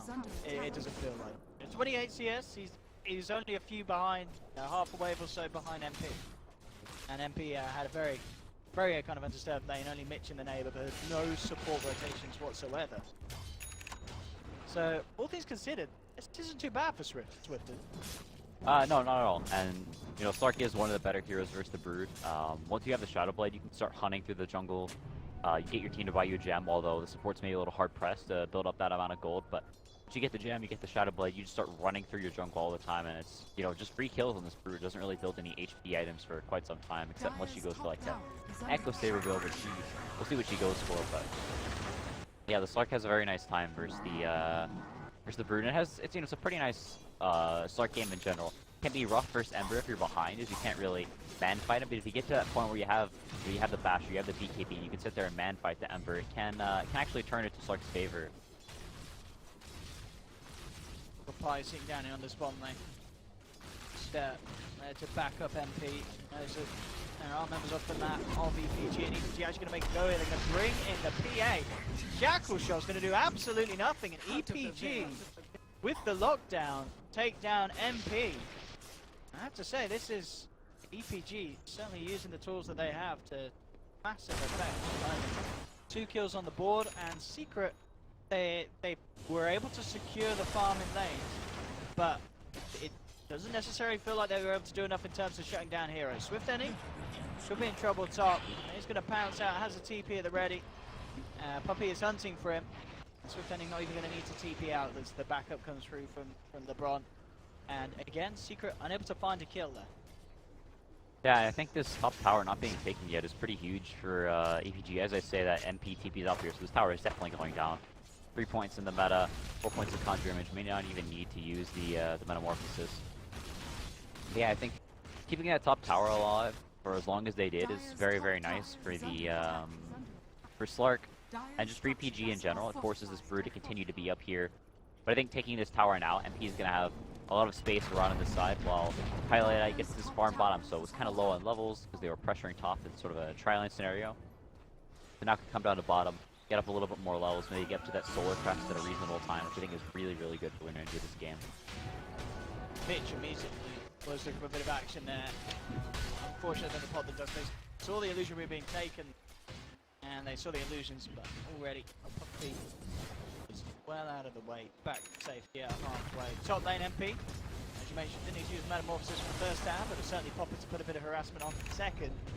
Elements will react though. They have 4 members up here.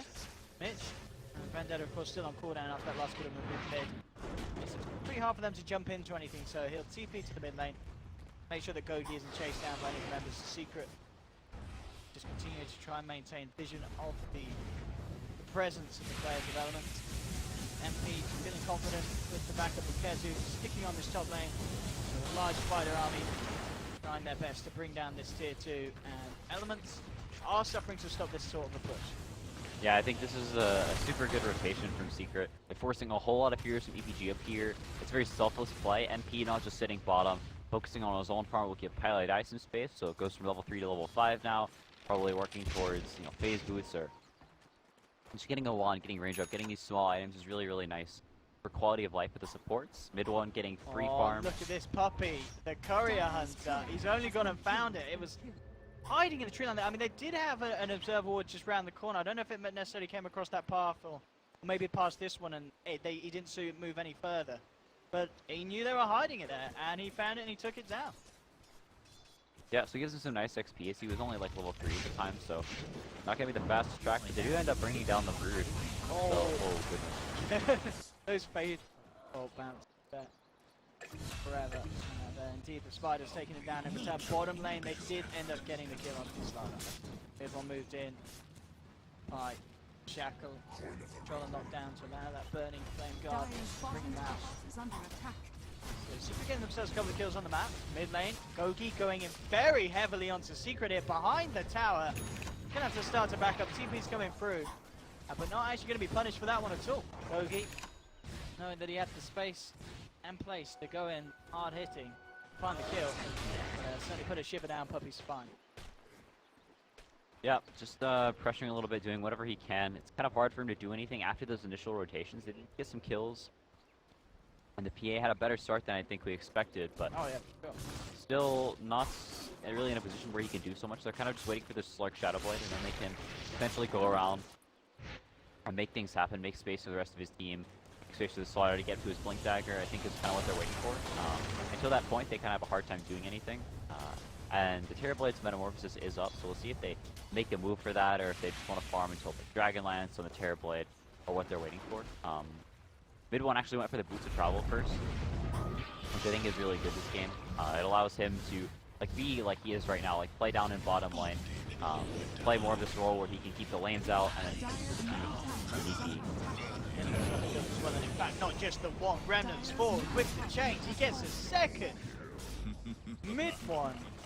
And entirely outplaying there, LeBron and Mitch, as the two of them moved in on him to try and make a kill happen. But mid one just turns it around beautifully. And at the same time, Secret not only taking the tier 1 in the mid lane, ready to put on pressure onto the tier 2. So, top lane, Swift. Fine, playing around Puppey.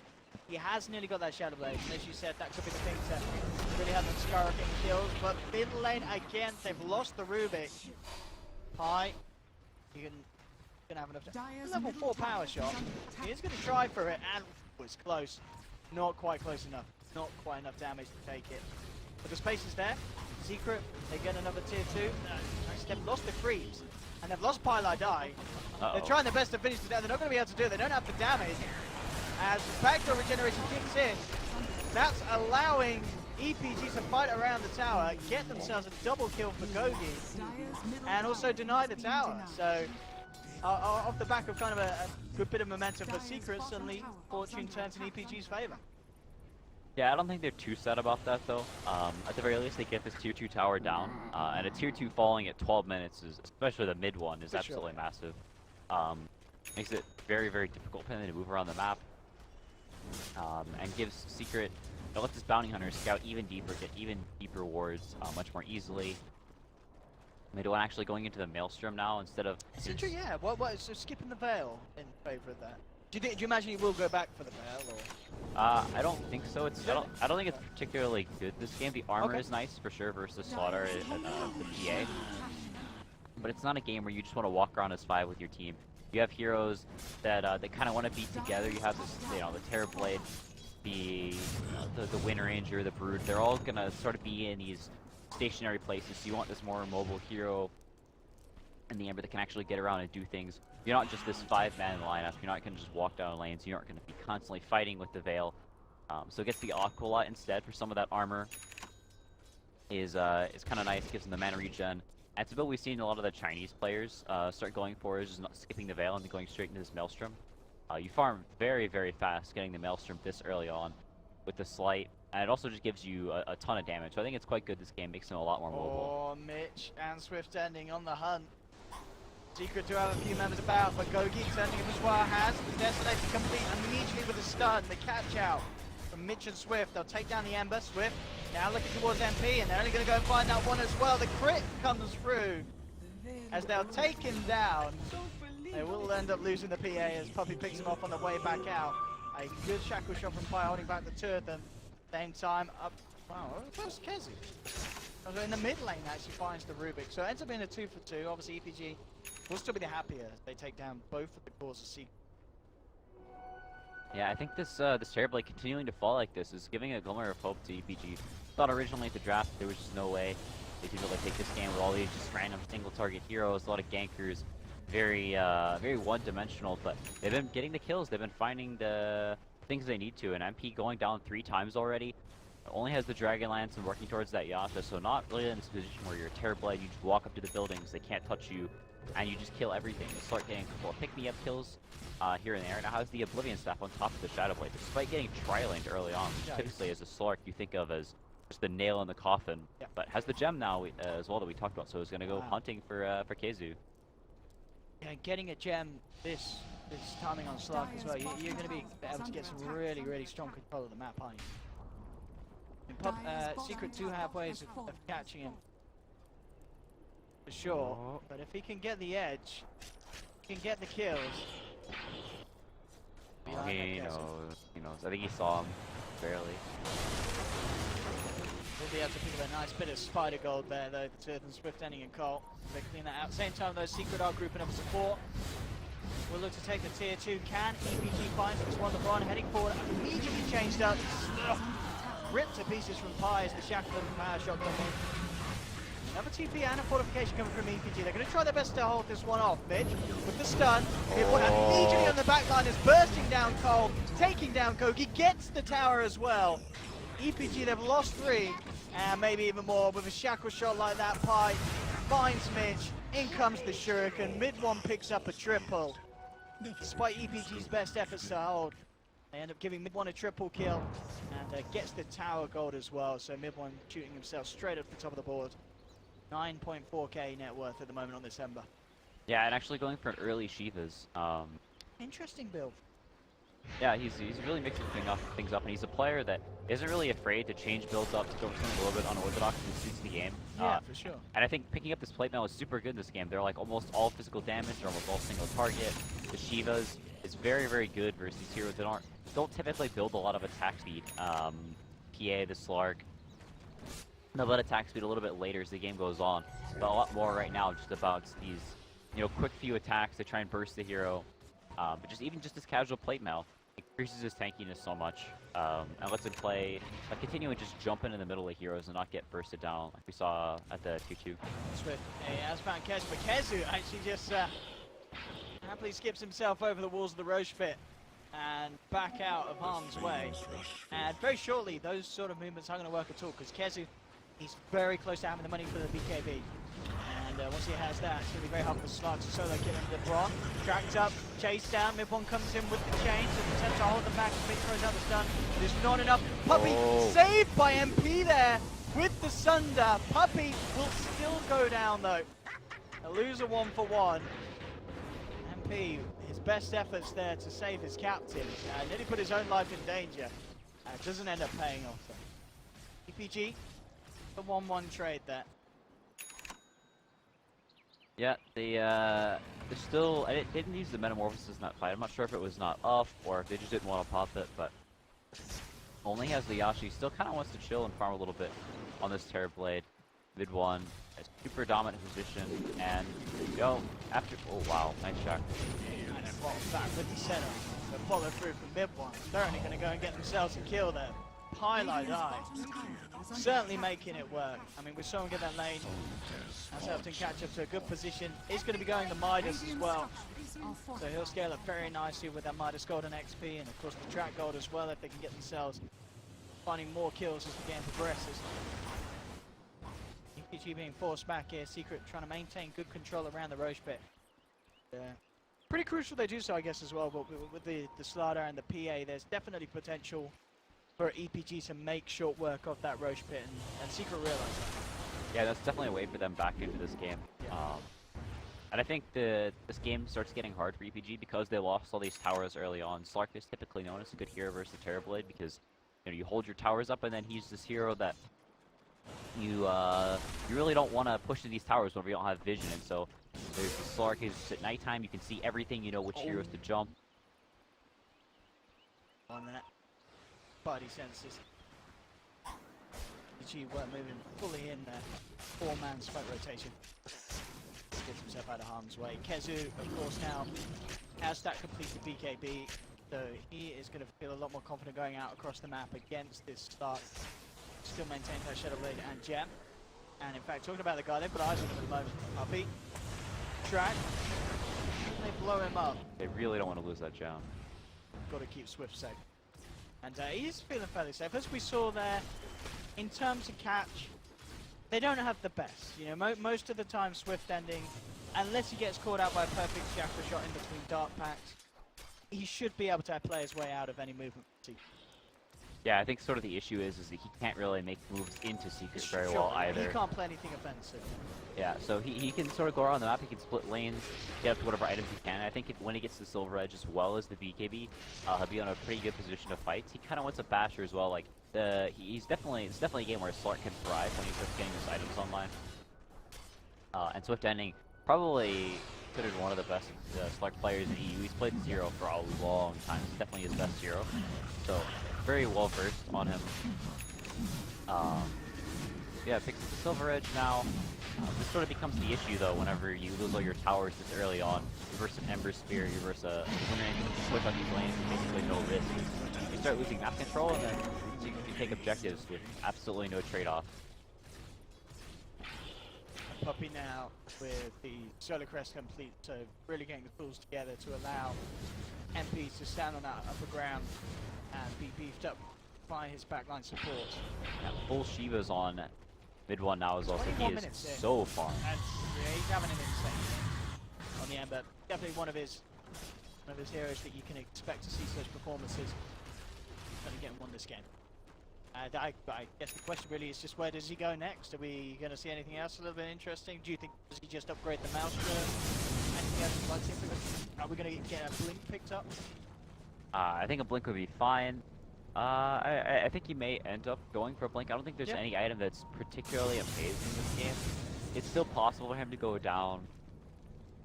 The Octarine feels a little off here. It doesn't feel like it would do so much. The HP is kind of nice.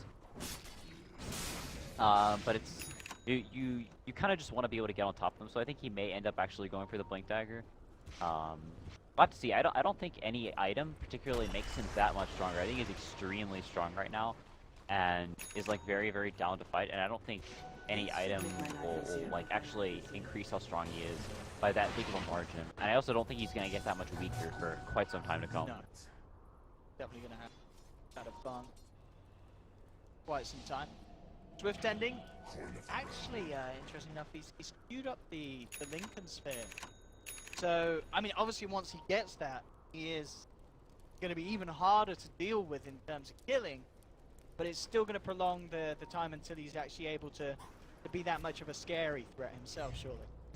Going there for this defensive sort of build, statting up and lacking control in that. Yeah, it's a little bit unusual.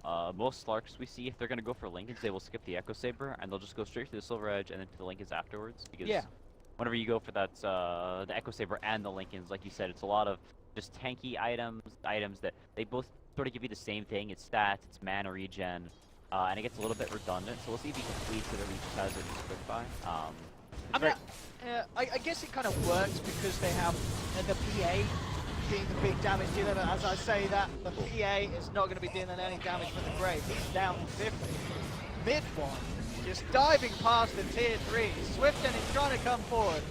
Pops the Shadow Dance, but again, he immediately has to get out of there. And just like that, I mean, fortification will come through, but I think at the least, Elements may just lose a Rex off the back of that. Yeah, Metamorphosis is up and Secret are ready to push. Yeah, the PA is still down for 30 seconds. There's no way they can fight into this. Whenever Secret gets set up, they just can't do anything. And this is looking to all fall apart for Elements. Just like that. I mean, track kill after track kill is not going to get pretty for the financial situation here. On the side of Elements, the Secret. It felt like sort of a slow start for Secret. It certainly felt like they were starting to gain that momentum, that edge. But bam, certainly just like that. It all comes together, and EPG, they just don't seem to have an answer. They've lost one Rex. They're on the verge of losing a second, and they're losing hero after hero. Oh, but they make it the end, but they do. He's got the Aegis though. They'll be back from round 2. Gogi pops the BKB. Trying to look to finish on KheZu, but KheZu life steals up. Is going to be enough? Again, MP with the defensive Sunders, saving the Spider, mid-1 runners away from the aggressive movement from Swift ending.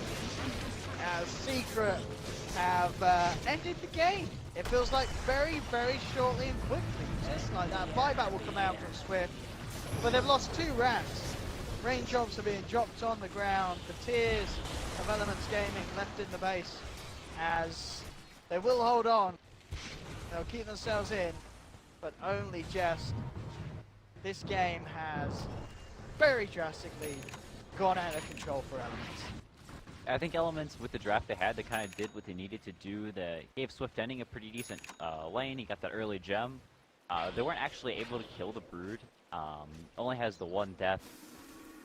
This Blink Dagger just came online too late. You've got a Slaughter, you have a Nyx, you have a P. Like they have so many heroes that all just sort of do the same thing. I think Secret just a much more well-rounded lineup, and mid-1 actually going for the BKB. Alright, So no messing really. Yeah, so basically it makes him unkillable. Yep. Any HP item would be nice. He maybe survive for a little bit longer, but if he gets jumped by the Slaughter and the PA, he can still die within the duration of a crush possibly if he gets a crit or 2. So BKB makes it where he can just basically can't die with the armor as well. And they're not messing around. Like you said, they're just gonna go end the game. It looks like. Yeah, they're ready to go for another push up top. I mean, we saw what in that last. How many buybacks we used? It was just the 2. Okay. But it was, yeah, it's with Ending's being the key one that did come out in that fight. And here we go. EPG, they've had trouble slowing this down twice. Can they do it a 3rd time? Good stun on to mid-1, gets the BKB out. Again, MP! Really might just be the Sun Machine on the back lines. The Vent comes through, in fact, MP's out. He's down. He'll get bursted down by a Fate Bolt. So they have lost the Terrorblade. That is a large part of Secret's push. And in fact, EPG may get more. They get the stun onto Ember Spirit. Mid-1 down. That's a gem dropping onto the decks as well. As a lot of money goes the way of Gogi with that pickoff. And Secret, they're losing more. The Amplify, with the stun, the control onto KheZu.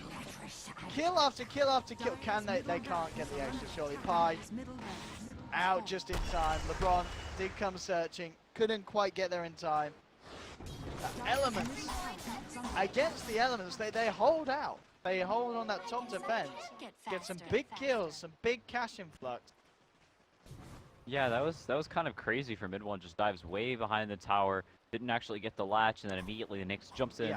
Carapaces him, and the Rubik actually making a huge play, stole the Remnant, and then triple Remnanted on the Terrorblade and nuked him after he had sundered his teammates. Yeah, I mean, we see MP, he's consistently just trying to save his teammates, and yeah, most of the times it's paid off, but that time it left him in a bit of a precarious position.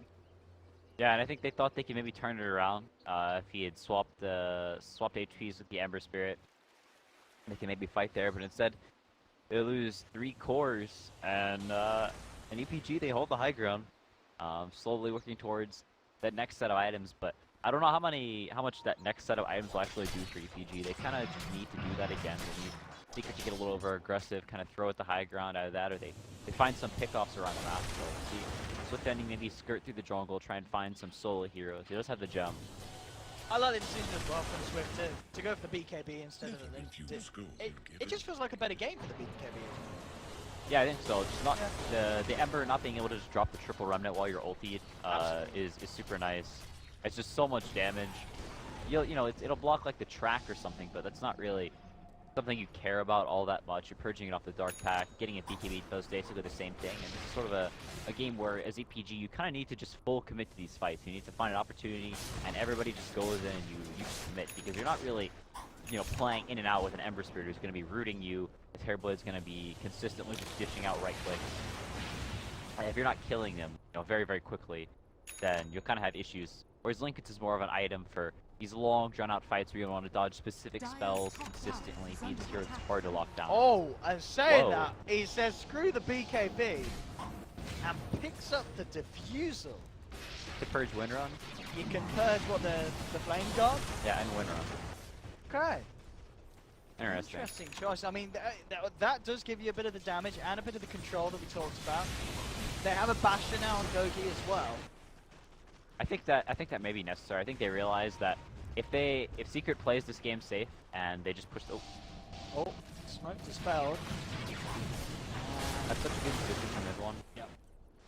Enya sitting there, and Secret may want to fight. One track down. Jumping onto that.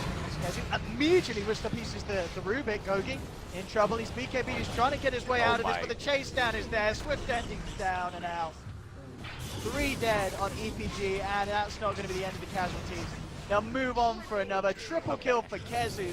GG is called, and there was maybe small hopes for EPG to pull off one last defense there with the Bastion and the refusal, but it wasn't enough at the end of the day against how much Secret of the Lands too early on. The amount of damage they got done with that initial push onto the bottom of mid lane ramp. Radiant team ban. Team Secrets turn to ban.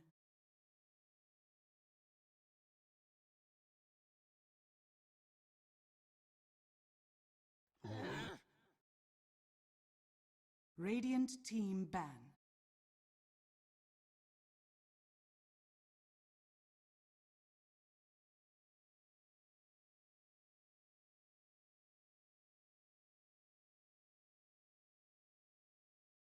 Ten seconds remaining. 5 seconds remaining. Reserve time.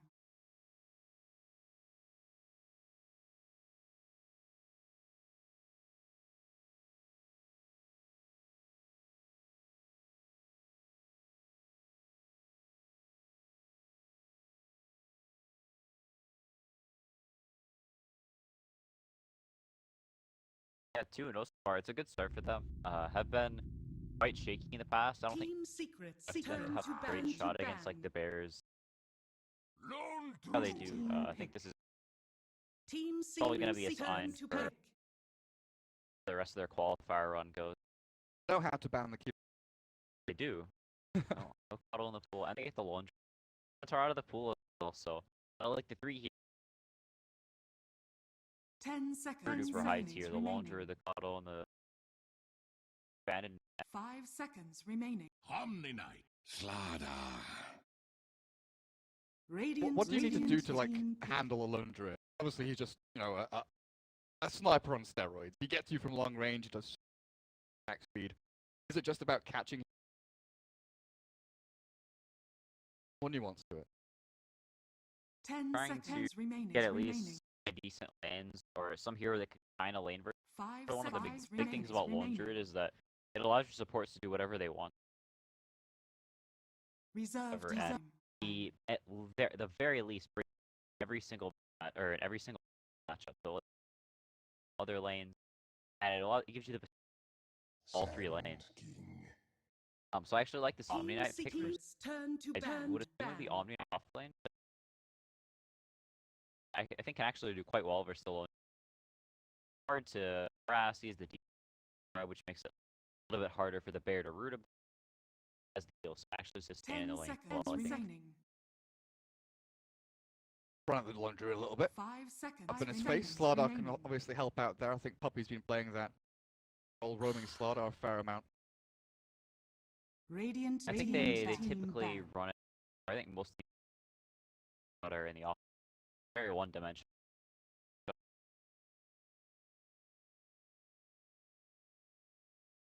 Turns out now Chris been taken away.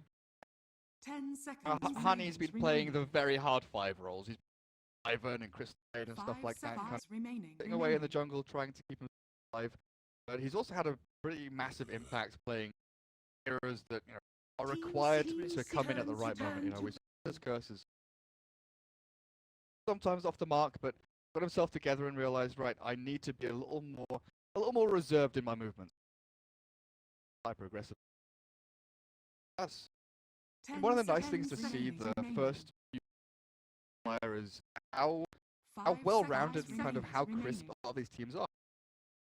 Alliance have taken 3 weeks or a month Reserve time. the last time. competitive. They've been training and practice.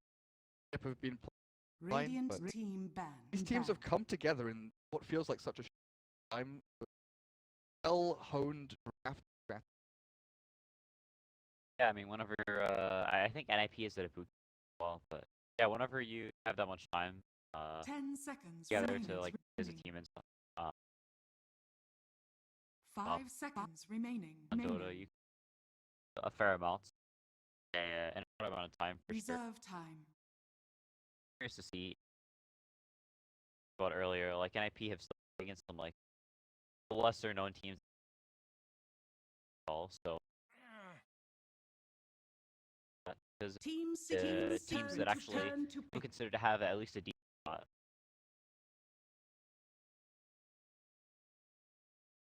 Yeah, they're banning a lot of mid one here. I think most teams know that secret plays like a lot around player that on NP a lot more space. Here's KheZu play.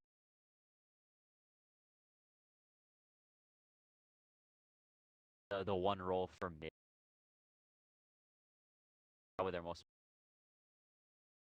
I feel like they've been like that a lot, though, right? You know, having Weeha in the past, having mid here, MP had a similar role back on. We would just go in on mid lane. Fights or the farm war. And you know, I'm going to play the reserved carry. Things go smoothly, even if I dive a little bit.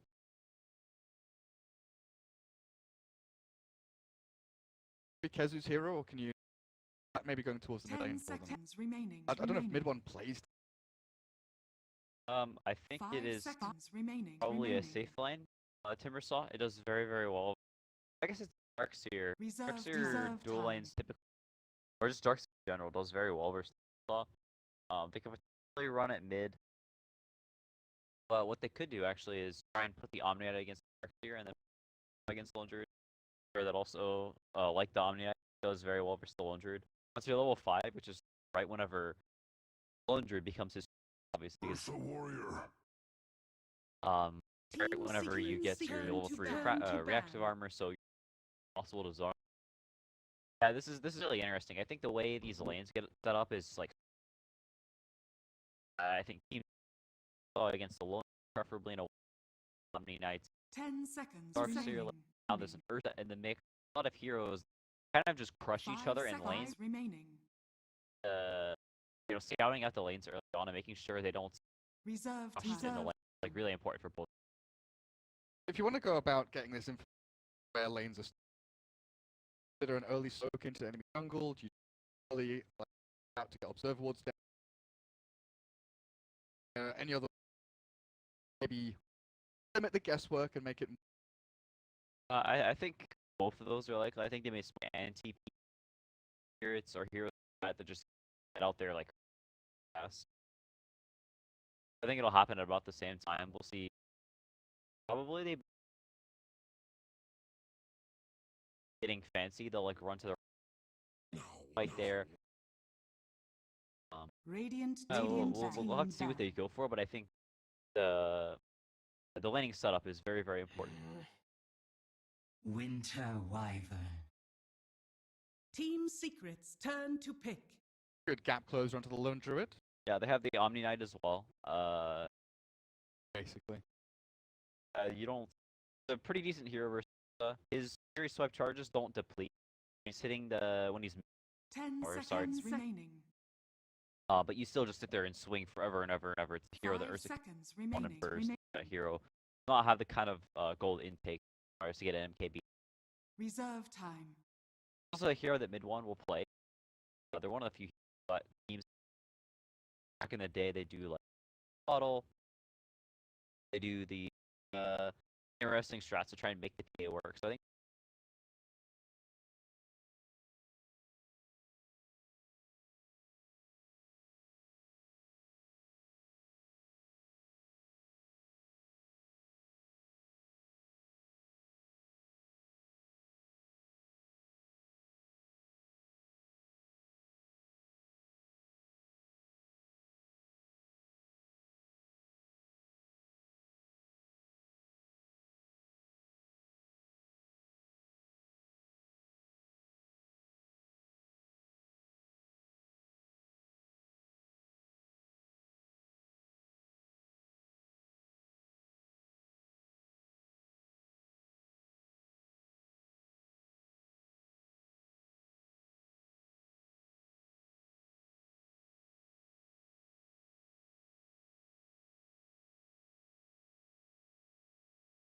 Weaver.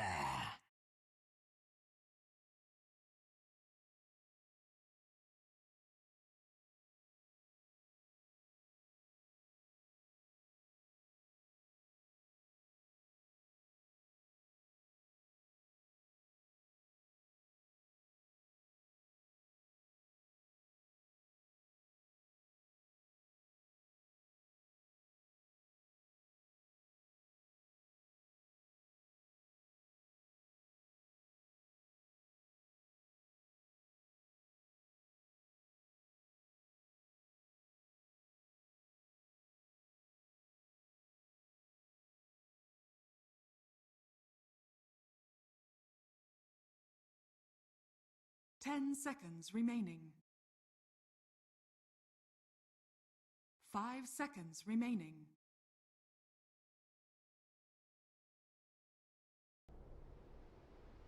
Talked about, so I don't think it's like the best Winter Wyvern game. The Timbersaw as well, a hero that's pretty good against Winter Wyvern because he's obviously all magical damage. Down. I think it is actually going to be mid one. We do see the smoke out and TP goes up. Going off lane. Very early ward while Puppey. Get in here through the back and maybe Wanderers. A nice ward placement. I don't think there's anything.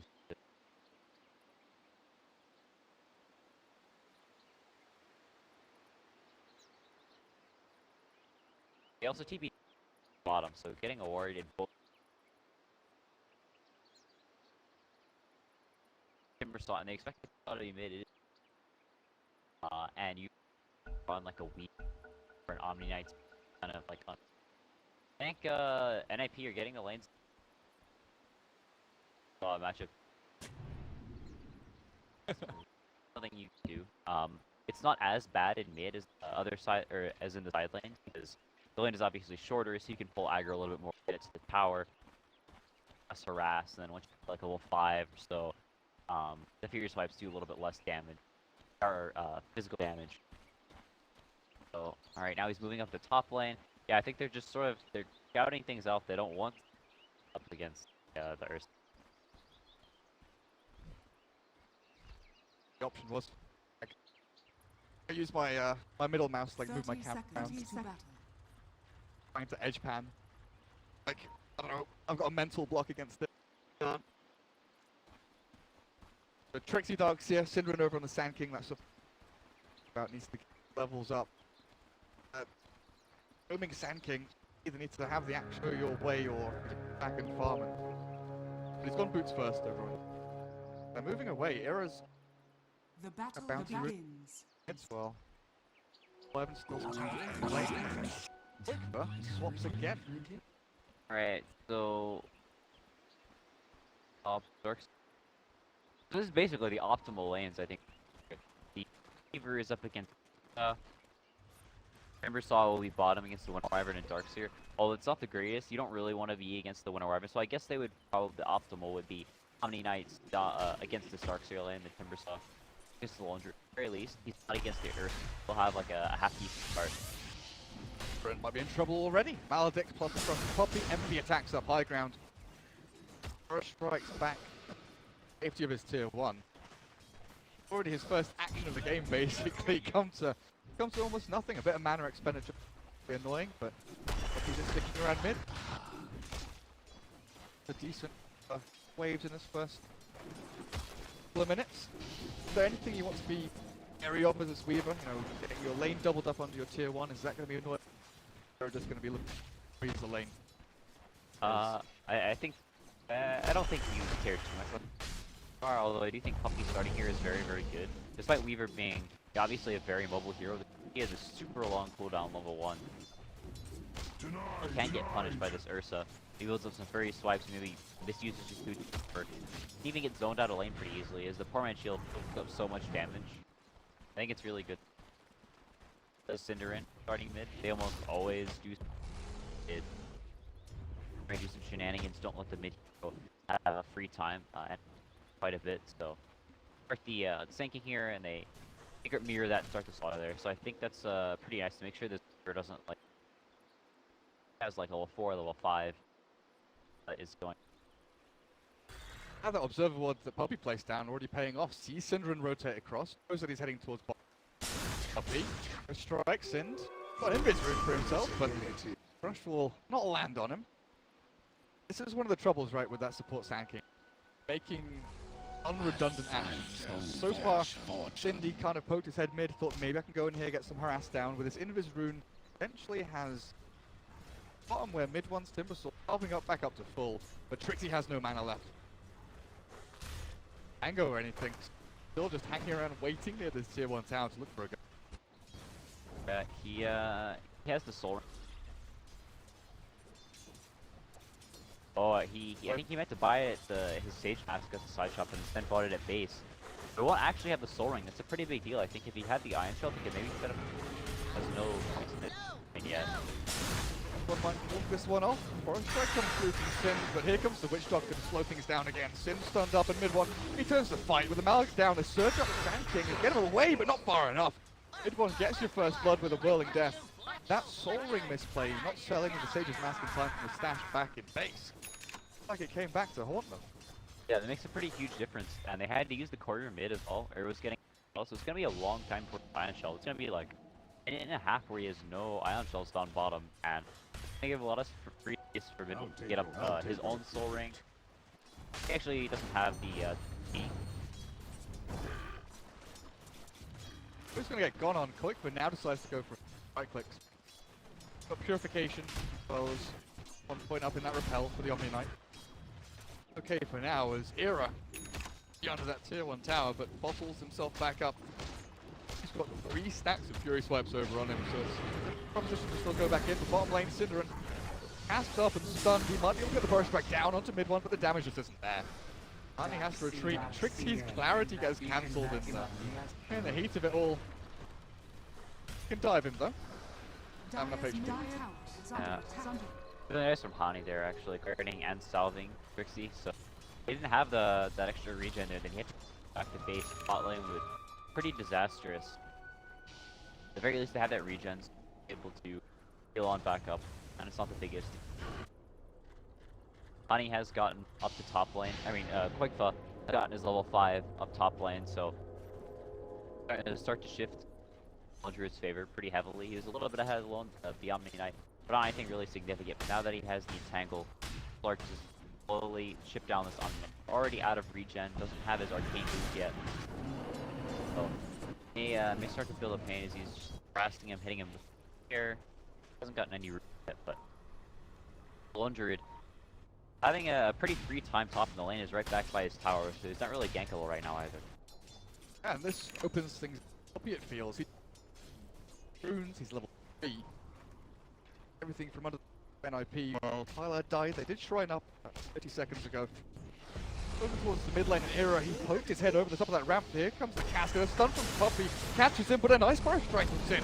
Turns around for Era now, swipes down MP, one more hit. Will find the kill. Now Puppey might be in trouble as well. Sin has another burst strike up in 2 seconds time, and I think the death of the Slardar. 2 more hits. Quite enough damage there from Synderen. Nice tower, Ani's owning.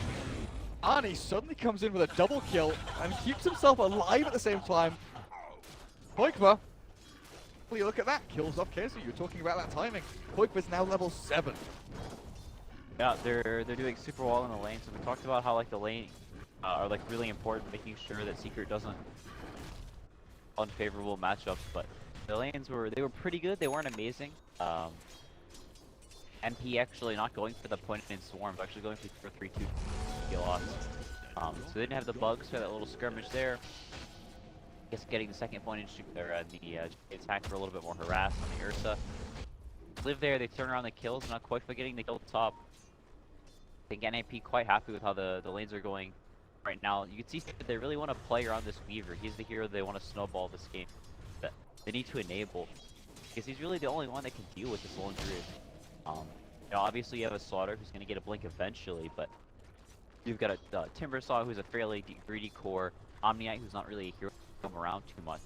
And so if Secret is in the position, they can just like 5-man down these I think they're gonna have some gold issues on the slaughter. He's not gonna get a timing, and Weaver not having the greatest of times either. So I think NIP pretty happy with how these.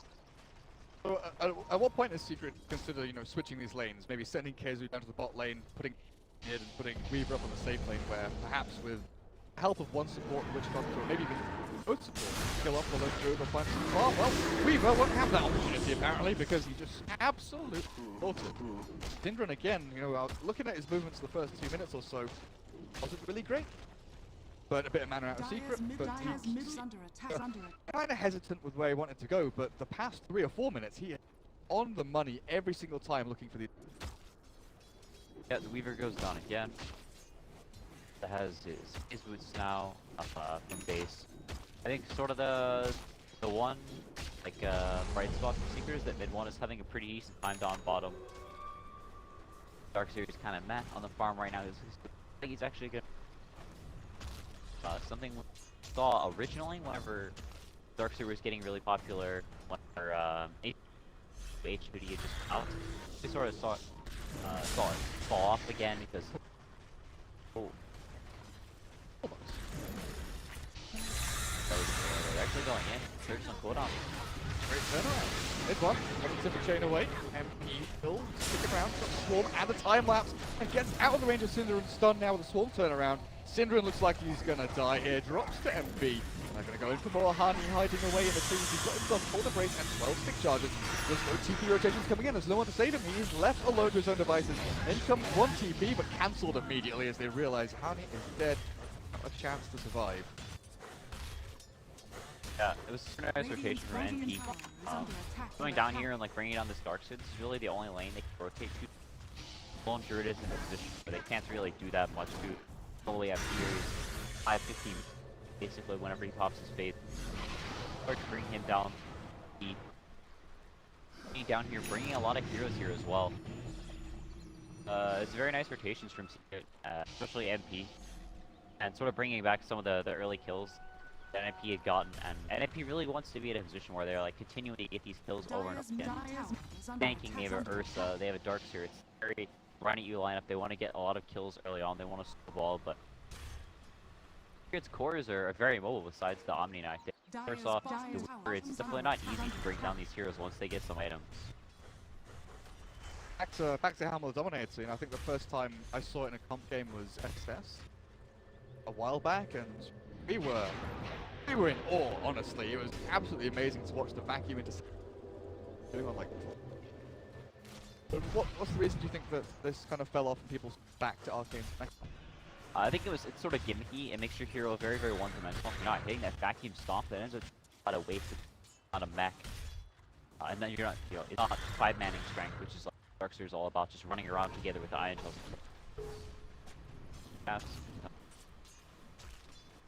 KheZu down bottom and then up the top lane, so... There had been a maledict on him there when the purification hit. I think he'd been dead, but yeah, there's the lane swap. Good though. I think now he's got the time lapse, he's got a bit more freedom to actually... I'll take your tribute. I'm actually kind of surprised they did the lane swap after that much time. You think I thought they were gonna do it all. They do a little. The Omni Knight being down here is very, very well versus the Darkseer, obviously, because something killed it instantly and actually pressure the tower a little bit. You know, the Lone Druid can't pressure him at all now that he's has level 4, and Reactor can just stand under the tower. It can really be done to him, and so he can. This Lone Druid from just sitting up here and free farming. I like this decision quite a bit because the Lone Druid is really the only hero that is sitting here getting free farm. Ursa, I don't think Secret got him. They have plenty of ways to kite him. There's a Weaver and a Timbersaw. Can, you know, typically good versus Timbersaw, but that's done in lane. You're not getting that lane matchup. These very mobile cores that the Ursa have a hard time bringing down, especially whenever you only have this Guardian Angel he's up against as well, which is pretty sickening when you're playing an Ursa. Might think about the future later bottom lane. They start in with the crush and KheZu finishes with the purification. Look for more here as Zero TP's in. And Synderen looks for the go, but MP time-lapse is backing away from the tier 1. They catch, they kill, they evacuate. Like successfully, KheZu just stands around and Synderen, he is going in apparently, I'm not sure why. shed some insight onto Synderen's Burrow Strike there. Bottom's under attack. Yeah, maybe. Yeah. He just wants to cast his spells. He's got the itchy trigger finger. Yeah, Quick actually has a Deso. He went phase Deso, so I guess it gives them a little bit more physical damage, synergizes with your nicely. Can he kill mid one here? Angle, maybe? Middle's under attack. Kind of unlikely. He was just starting to build up the stack, so now he's up to 4 Has fallen. picks and not really down, I don't think. It sort of deters mid one from playing really aggressive with this Offlane, but yeah, it's a more early game centric item, I guess. It lets them actually bring down these towers at a pretty decent clip. But it doesn't have the Dragon Lance, doesn't have that Maelstrom, farm a little bit slower, and it's kind of unusual. See how it pans out, but I think he may fall behind a decent amount on farm whenever fights start to go poorly. Have an item that you buy whenever you want to fight non-stop, and you know if you're not winning these items or winning these fights, where you go Deso first, Lone Druid is not really a super fast farmer without the Maelstrom. There he goes with that. I just see this right now with Arcane's mech. Try to compare him to the Ducks here. Yes, is far behind in relative terms of Synderen. I kill Paladin in 3.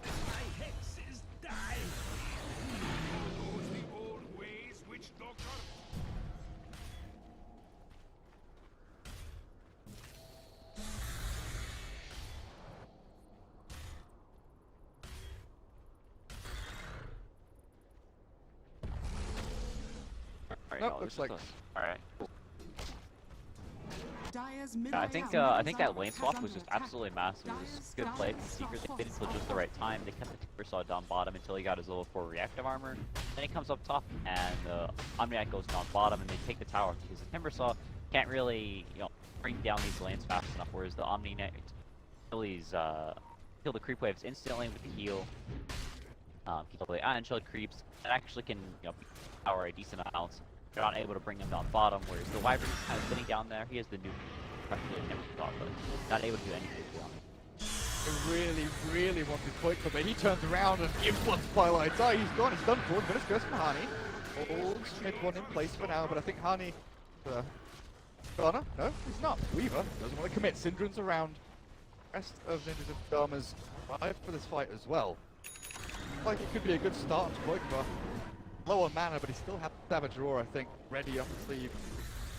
Going too far, but Witch Doctor again is the casualty by Secret.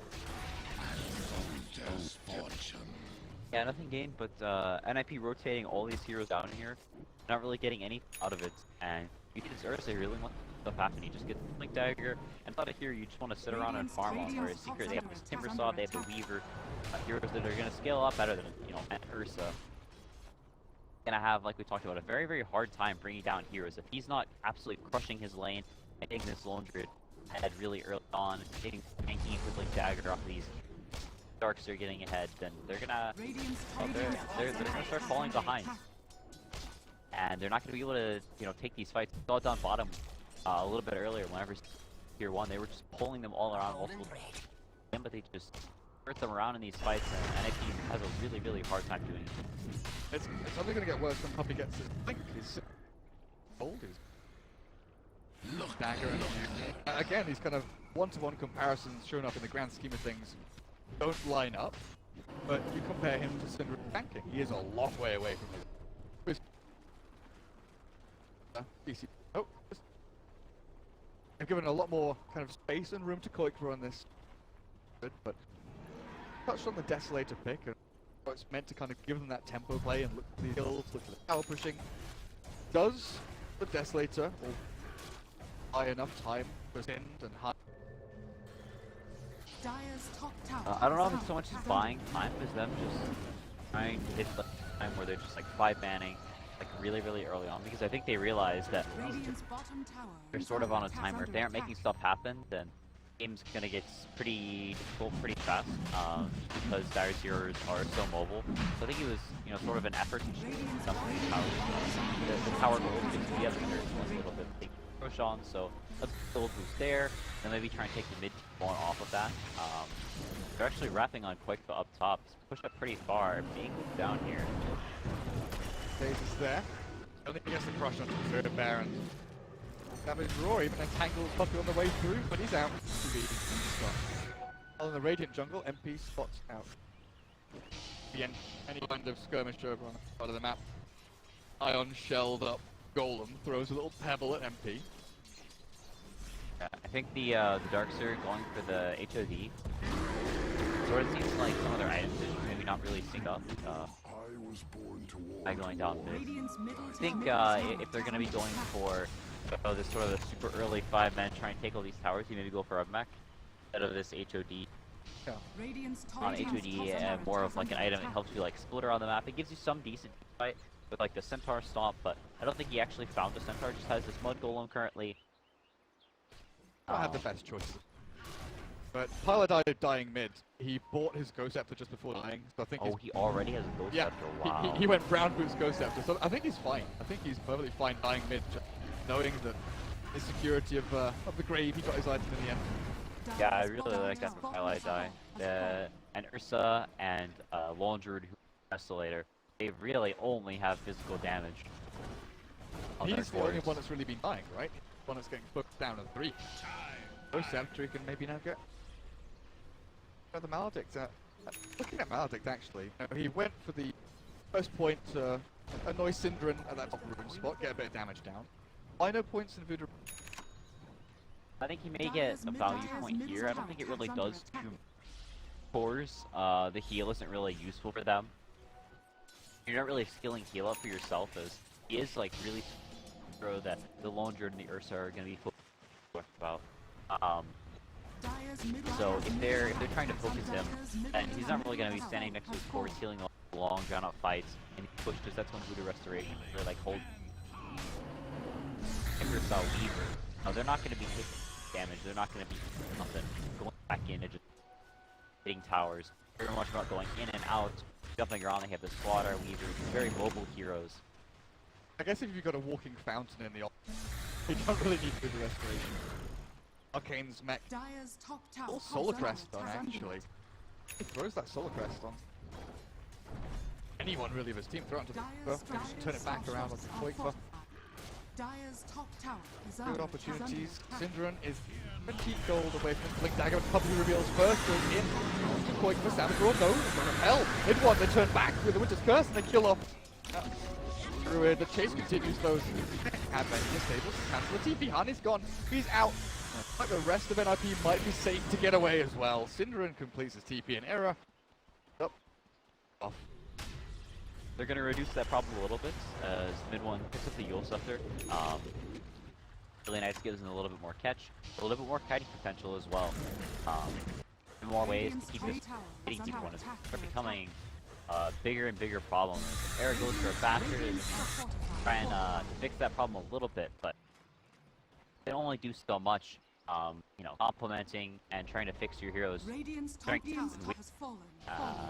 And he has the bastard can maybe bring down the Witch Doctor, but it's only a Witch Doctor, and as long as he's getting his cask off, that's his job. That hero really just eats the cask, and it's kind of a game. Throw your one stun, just get it out there. MP, Dragonlance, Maelstrom throws a swarm onto Era, who's secretly got in there for a regen room, but holds on to it's continued now.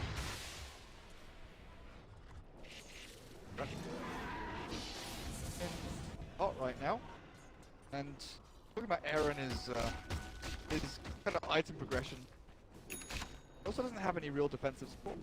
I feel like the longer this game goes on, it's going to come maybe a big vacuum Winter's Curse or the combo plays. Then Aaron can do.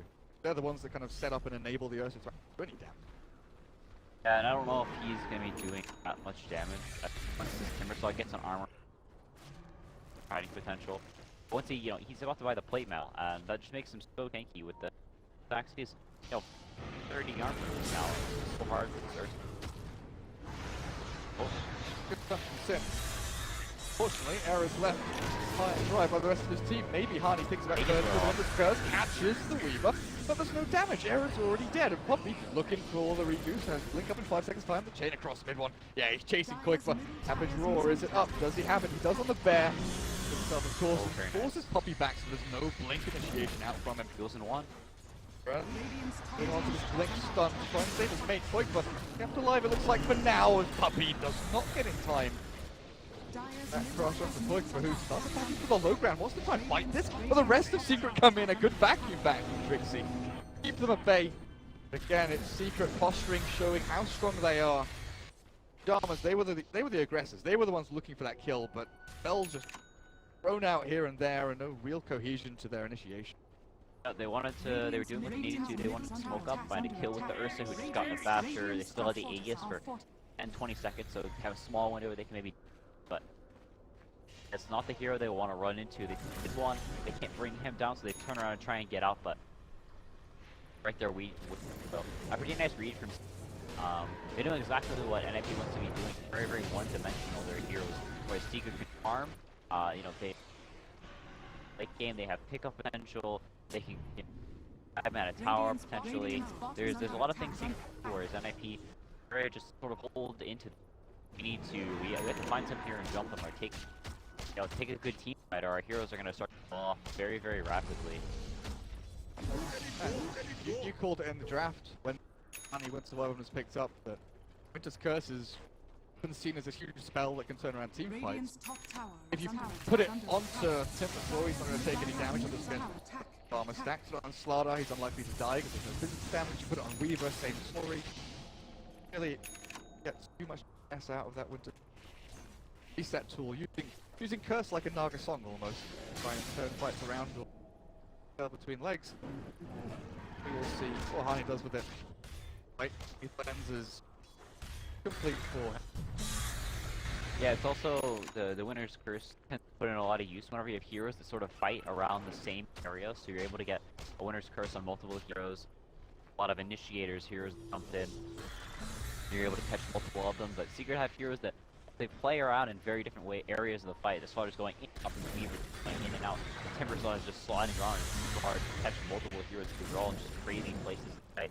Just constantly zipping around and kiting NIP. And KheZu's just been farming for 24 minutes. He picks up a hand of Midas, actually. That Solar Crest is done. Wait, it's only minutes in, it's not.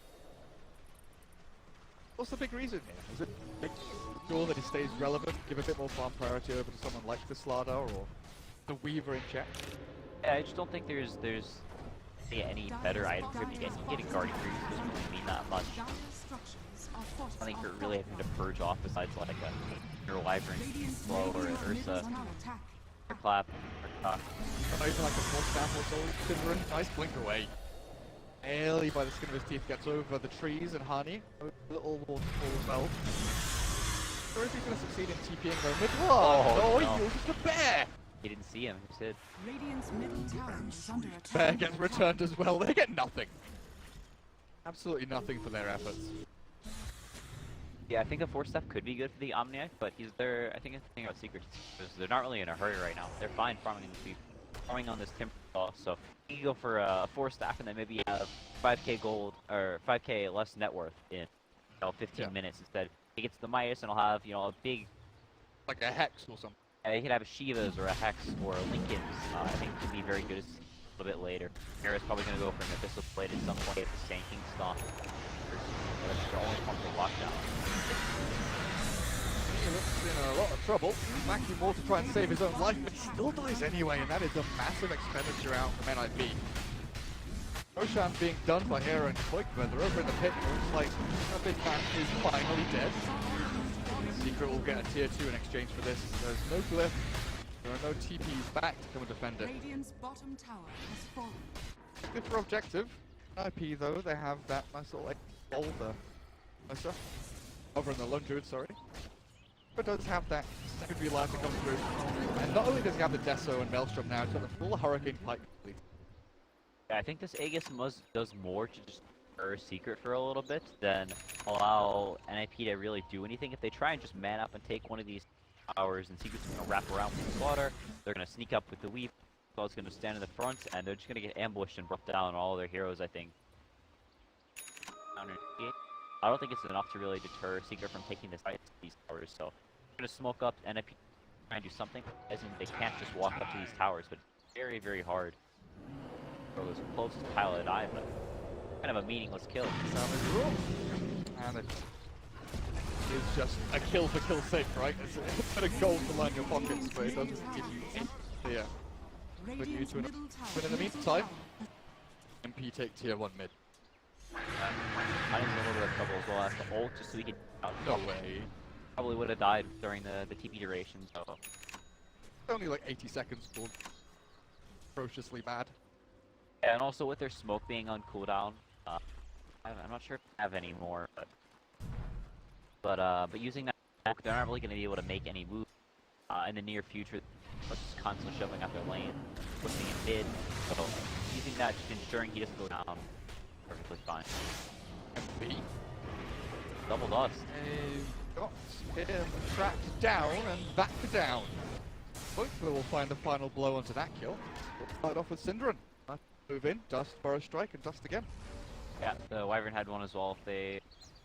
Wyvern, maybe... No, it's the Darkseer actually. Dust. Yeah, so if only had one dust, would have purged off with the time. Second one immediately after, and they're able to bring it down. So, nice carrying like, dust on multiple heroes, realizing that the dust is going to purge it off. And off of that pickoff, they can probably try and take this mid tower. Here, may try and stall, as you can see, kind of hanging around the area. And if he just stands in the front, there's not really anything NIP can do. You can see him, here he comes. Just comes right here. Tries to get in for a few free hits, but back to protection there. Out of the chakram. In the meantime, KheZu's doing his best to split with the bottom lane. You'll later on just throws purification down, clears out creep waves. He'll TP back now, readying himself for this upcoming team fight. Weaver has respawned. We're gonna TP to the tier 3. They use up the Spirit Bed, try and close one down. The crush Puppey finds the lone druid. Can it bring him down fast enough though? The Greaves, the heal, the pushback as well. Quick, but gets himself to an area of safety with a vacuum back into the wall. They've got them caught. The Winter's Curse lands down onto MP, but it's not enough damage to set. Synderen lines up the 3-man burrow strike, but still not killing a single hero. MP time-lapse is back, and Synderen dead to rights as the chase continues. Where is mid one? Still alive. Half HP, half mana, using up this poor little Ursa. The teddy bear has BKB though, turns back onto MP. That's what dropped by Firelight, dying to a bit of damage back onto them, but KheZu repel, no, fear is there. Back and away as this fight is getting scrappier and scrappier. Finally the Diffusal Blade forces the Golden Grace out from Mahani. He could find another. Trixie's walked into the danger zone though. Era wants to turn and fight this one mid one. Getting shredded, getting destroyed, getting back, but the Yules is there. Keeps him alive a little bit longer. Twilight Knight finally casts a stun for the Guardian Angel. Out from that Omni Knight of KheZu. And this might just be the tipping scales as Trixie dies. And on they go for more. Mid one. What's he doing? He's chasing into tier 3, into tier 2. Synderen finally stuns and Epicenter. Well, it's not enough damage. Nowhere near enough damage. And Quick for chased again behind his towers. And that is NIP absolutely disastrously slaughtered. They were chased for a good 2 minutes there by Secret. This might open up for tier 3. Yeah, I think I think Quick actually may have misskilled on his level 20 as well. He took his 12 Spirit Bearer armor. So, doesn't have the respawn time, and is going to have to buyback probably for this base defense. They're definitely going to lose this tier 3, so Shrine's going to become available, and they might even lose Wrath if they don't force the buyback, or if he doesn't use the buyback. There's a buyback from 100, like you said, a big error if it was one. It's got to be, right? There's no world in which you go for 12 Spirit Bearer armor. I guess it can make your bear a little bit tankier against like the Weaver Slaughter physical damage, Yeah. but I don't know how important the bear is this game. I guess the roots are another form of disable they kind of need, but there's these super mobile heroes. I don't know how often this bear is actually going to be able to hit heroes. Regardless, NIP, they hold their racks. Buyback over and Quick for who immediately runs down a lane to try and get back some of that gold that he just earned out. But Secret kind of bunkered down over in this radiant area near the tier 2 mid. Just get ready for any kind of cheeky hero who goes in for this bottom lane farm. There's some creeps down there. Farm through this radiant jungle at the same time. Not anything while they're there. Yeah, and KheZu actually getting the Aghanim stuff from the Omni Knight. So, it from all the way across the map, so basically removes any pickup potential NIP has because all of their damage is physical. They don't have any Diffusal Blades. Even if some hero gets caught alone, you can always pop the Ags ult and They should get out just fine. Mid one going to be going for an E-Blade, so an E-Blade himself, E-Blade the Ursa, any of his teammates, and it's just going to continue to make it impossible for NIP to kill heroes. They really need to just start bursting down heroes at the beginning of fights and face Secret down, but they're not able to. They're just getting tied around in these fights that last just forever and ever, like we saw in the last one. I guess if you're mid one now, you know, 19 Bloodstone Shard, Guardians, Radiant's middle EOTs. tower is Where under the hell's not go for an attack. E-Blade? Try and chase down the Centaur, but see for that one. AB now will be able to see that vacuum into. But KheZu for now, slowly but surely working his way up to the big one. Give the retreat out from Secret though. Yeah, they're still pushing a little bit up top with Quake trying to force some heroes back. They don't use any of their TPs on Secret. So they can jump up this line and they can maybe port down the Shrine potentially or smoke up and run back across them because they do have these nice deep wards. If they'll want to fight the tier 2 and then this one way down here is mid 1 TP's there. And yeah, you can see they push out top and then all of Secret immediately focus it back to the bottom. Not going to let NIP get any of these lanes in. Their MP top and they're just getting all of this lane pressure. Getting considerably more and more map control as the net worth rises and rises for all these Secret. Wondering there for a second if Quake went on a little bit too far. Goes back into the jungle, mid one won't be able to. There was a guy and maybe even Puppey lurking in the wing. Hide on into that rip. Ending the pressure. There's every lane under their control. Everywhere they go, they're placing deep. They're just getting the vision over. Is a soak move from NIP even a point, or are they just going to walk into their own death? Well, maybe they walk into their own death anyway. Dogs here, Trixie, Surge on cooldown, and that looks like it's going to be the end of him for 50 seconds. He does have buyback though, and might be forced to expend it as Honey. Oh, hello Puppey, finds the crush and wins to Wyvern, caught in the trees. No saving grace for her. Mid one is godlike with another double kill. Yeah, 0 deaths on him. This E-Blade is really creative and super good, I think, this game. You know, just further nullifying the only way NIP really had to take fights, which is put all in on this physical. They have an Ursa, they have a Desolator on the Lone Druid, and they just buy all these armor items, they buy kiting items, and NIP can't do anything. They try and defend out the darks here, or let the racks go and fight around the tier 3 racks mid when DS is up. And then maybe try their best, but I think Secret is just free to back up. They can wait for Roshan, so they do ping it just now. NIP, they really just don't have any plays. Their heroes are just too immobile. Ursa has fallen off considerably from his peak. He had a pretty decent laning stage, got a couple early kills on MP, but it's a Weaver versus an Ursa. You know, past 15 minutes, Weaver starts skirting around, gets a couple of items, you can't burst him any longer within a bash, and then you're just out of answers. Nothing really you can do. Bissell is now too far away, actually going back into defeat. Sick and tired of the Ghost Scepter and Witch Doctor. I guess the E-Blade as well plays into that. Yeah, also And the Guardian Repel, Angel. And Repel and Guardian... Oh, it's not Repel, you can't. Guardian Angel, yeah. I think the Guardian Angel is the huge one. They need something to deal with it because they actually can't kill a hero. Like, a hero won't die in a fight unless they, like, Epicenter the Witch Doctor or something. Really the only way I think a hero will die on Secret side. That was so sad. Like, no one's gonna die unless they Epicenter do it. Yeah, he's even going for a Dagon now in mid one. I really like this. Not like going too overboard into this, you know, we're gonna make sure we don't die, but actually making sure they have the means to kill NIP, because NIP's heroes aren't super easy to kill in their own right. Thanking a pretty slippery support. They have Surges. Ursa has the Enrage. Lone Druid is just very fast. So going for this Dagon with the E-Blade is just obscene amounts of burst damage, and with Quick not going for a BKB. You know, obviously the Winter Wyvern heal is like kind of nice, but it doesn't stop magic damage. So I think mid one has been like adjusting his item build like really well this game. That's kind of cool. So often you'd see like a Lotus Orb. I mean, a Hex would be good here, but getting away from kind of the armor and the regen that took us a lot of. Pretty nifty. Puppey skirting around the Roshan bit. He just cheese this time. Like the Slava will take the cheese hands of the big man Roshan, and he goes mid one. Comes up onto the bear and even duels up into the air as or just 1v5 chasing people into their own base. They heal him up, and finish off this tier 2 tower. Eventually try and break high ground. It's a little tricky. Weaver at the very least has a Dragon Lance, and now to the owner as well, so his physical damage is no joke. Savage roll, but the GA has already been dropped, and in they come. Down goes Sin, the Death Board will pop him and take his life as KheZu makes the full retreat away. Now in comes mid one, rules up in the air after the blade over on the low to it, quick, nearly burned through there, but Chakram is able to catch him as he force stabs up to the high ground. Hani retreats. Life intact for now. Secret, they have the man advantage. Syndra dead for 30 seconds.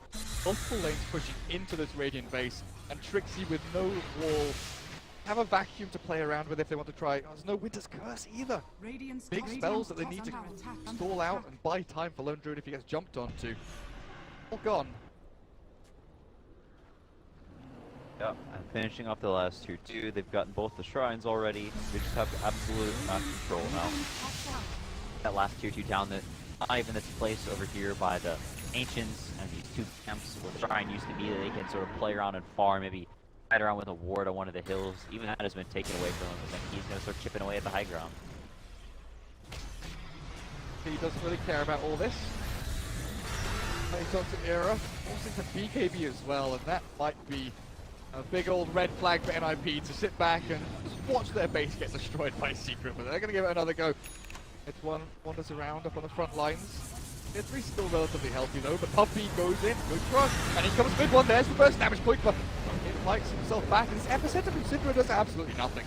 He was hiding in the trees, but his blink cancelled or something, but an MP unlaps his back, and Era trying to buy himself a little bit of time there going in onto mid one, but Puppey misses out, there's the vacuum curse. This could be good, they're bringing down someone in the middle there. Puppey's dropping low, but healed up, kept alive by KheZu, and MP's retreated out as well. Mid one, dropping low. Sun comes through, actually catches him mid-timber chain, but in comes Pylai Die, the Death Ward's down, catches onto Era, and there's the cold embrace. Again, things down a little bit, but Era's dead. The Swarm and the MP damage coming out from that Geminator sack, way too much to handle. Yeah, mid one's up in 10 seconds as well, so spots in and they can continue the assault. Won't have buyback on the Sand King. They do have it on the Ursa, but if he uses that, then he's never getting another item. Oh, they pop the Aegis there with a nice vacuum into. Oh, that's time lapse. Brace will pull a halt to this aggression. Or maybe not, MP just wants to go in. He just wants to go in some more. Mid one arrives, like you said. It's easy. Pulls this lane, 35 seconds without your Ursa warrior, and we forfeit here with no glyph up. Running low on mana a little bit though. Yeah, I'm playing a little bit cautious. KheZu is very, very low. Well, Hani is dead. Looks to try and take down MP. The good Savage Lord comes out. That damage output. Time lapse just in time with the beacon being out from MP and a Guardian Angel as well. MP drops back. Make sure he doesn't get entangled or anything like that under this tier 3. And mid one takes himself timber chains across, and once again back to safety they'll go. Secret almost feels like they're under no pressure at all as bot lane gets cleared through by lane creeps. But they have all to the push. NIP have defended. They're defended. For now. They had to buy back on the Winter Wyvern and the Ursa, so further mitigates the net worth. They were slowly building up. Ursa wanted that diffusal blade really, really badly, wasn't able to finish it, and now KheZu, the Midas really paying off. It's a GM talent. Now has a refresher. So they have 16 seconds in a fight where no one will get hurt. That sounds pretty good. It does. Yeah, that sounds pretty good. Yeah, almost 20k net worth on this Omni Knight at 40 minutes is absolutely massive. Refresher, Aghanim, Solar Crest, Mech, Midas, Arcane is absolutely enormous, and yeah, my jaw has dropped actually looking at this and realizing. Last time I clicked on him and looked at him, like, oh, he's finished his Ags. All of a sudden, oh, he's got a full refresher done. Oh. Dig on 3 up on the Timbersaw. Weaver about to finish up his Daedalus. It looks like has the Diffusal 2 as well. The Lone Druid just barely lived in that last fight because MP actually ran out of Diffusal charges, so wasn't able to slow him down and get that last right click he needed in. But as more of those, not gonna have as easy of a time living on quick mid one just TPs on the bottom. They're gonna push out this lane, and they don't want to rush the high ground. They know they're in a very, very advantageous position right now. The only real way they can throw away this game is if they make some silly play on the high ground, they get massively 5-man comboed and good roots. Qualifier is able to right-click for just the entirety of the fight, so they're not going to rush things. They're going to look for the perfect opportunity. Pile die. Perfect opportunity to die, perhaps. But Scepter up. How will they come in from Trixie? Looks like they're all finishing up Wish Doc, but in the meantime, in the back of the fight, they're looking for that Ursa Warrior. Nearly dead. The BKB's up for him. The Swarm still to go over, but taken out is Hardy, chased out by Puppey. Now a 2v1 though. Puppey chased out by Qualifier, but he's moved himself up onto this high ground position, and Puppey finds him. No, he doesn't. The BKB from Qualifier there in time. MP to keep on going in, but Qualifier had that 9-second BKB. Whoa, okay. Oh, Hardy dies. Looks like Era might join. No BKB has the end range, and there's the GA. The first one at least comes out. The back to wall. Not going to do a whole lot. Catches Puppey in mid one, but mid one just runs straight on through. GG's called, and that's it. It's over. Secret take the game. Yeah, and we talked about how with NIP's heroes, they really need to get a great lane set up. The Omni Knights got solo killed by Qualifier, had a really good early start in this lone tree, but it doesn't matter so much when the rest of your heroes just really are behind.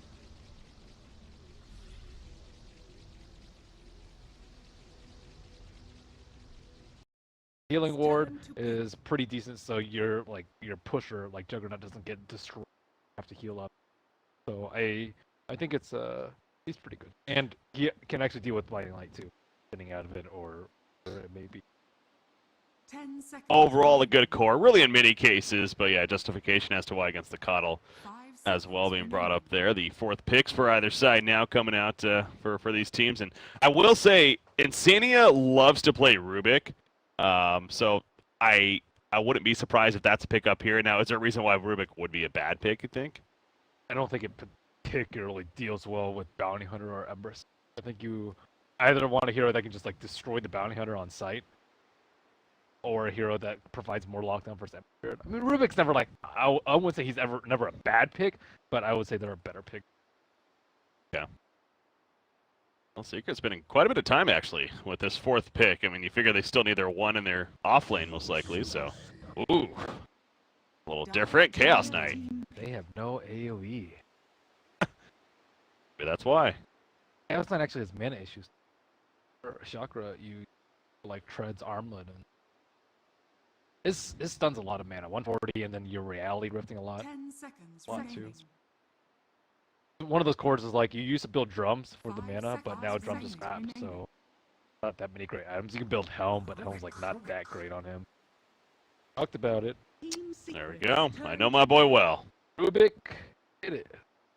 Rubik coming out here, yeah, and Sandia loves to play that. And come with me, the other support player, and we do see that Wisp ban, by the way. Quick note on that. That's Team Secret doing a little bit of research in the open qualifiers, because we cast these guys later on, and I think it was a semifinal matchup, actually.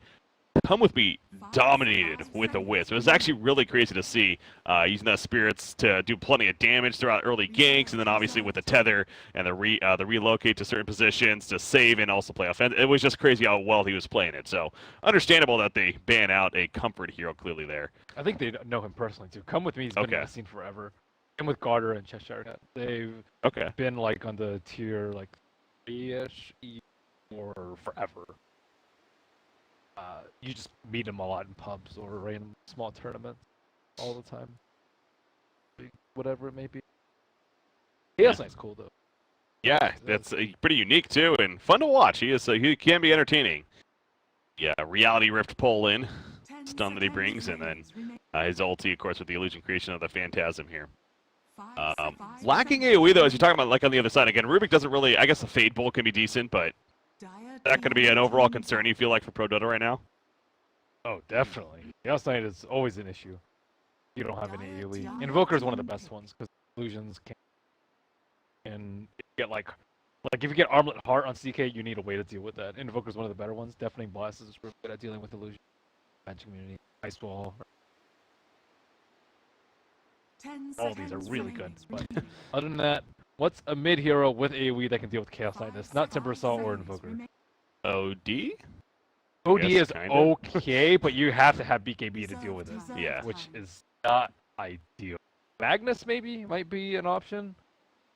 That's very risky. I don't like it really versus lineup.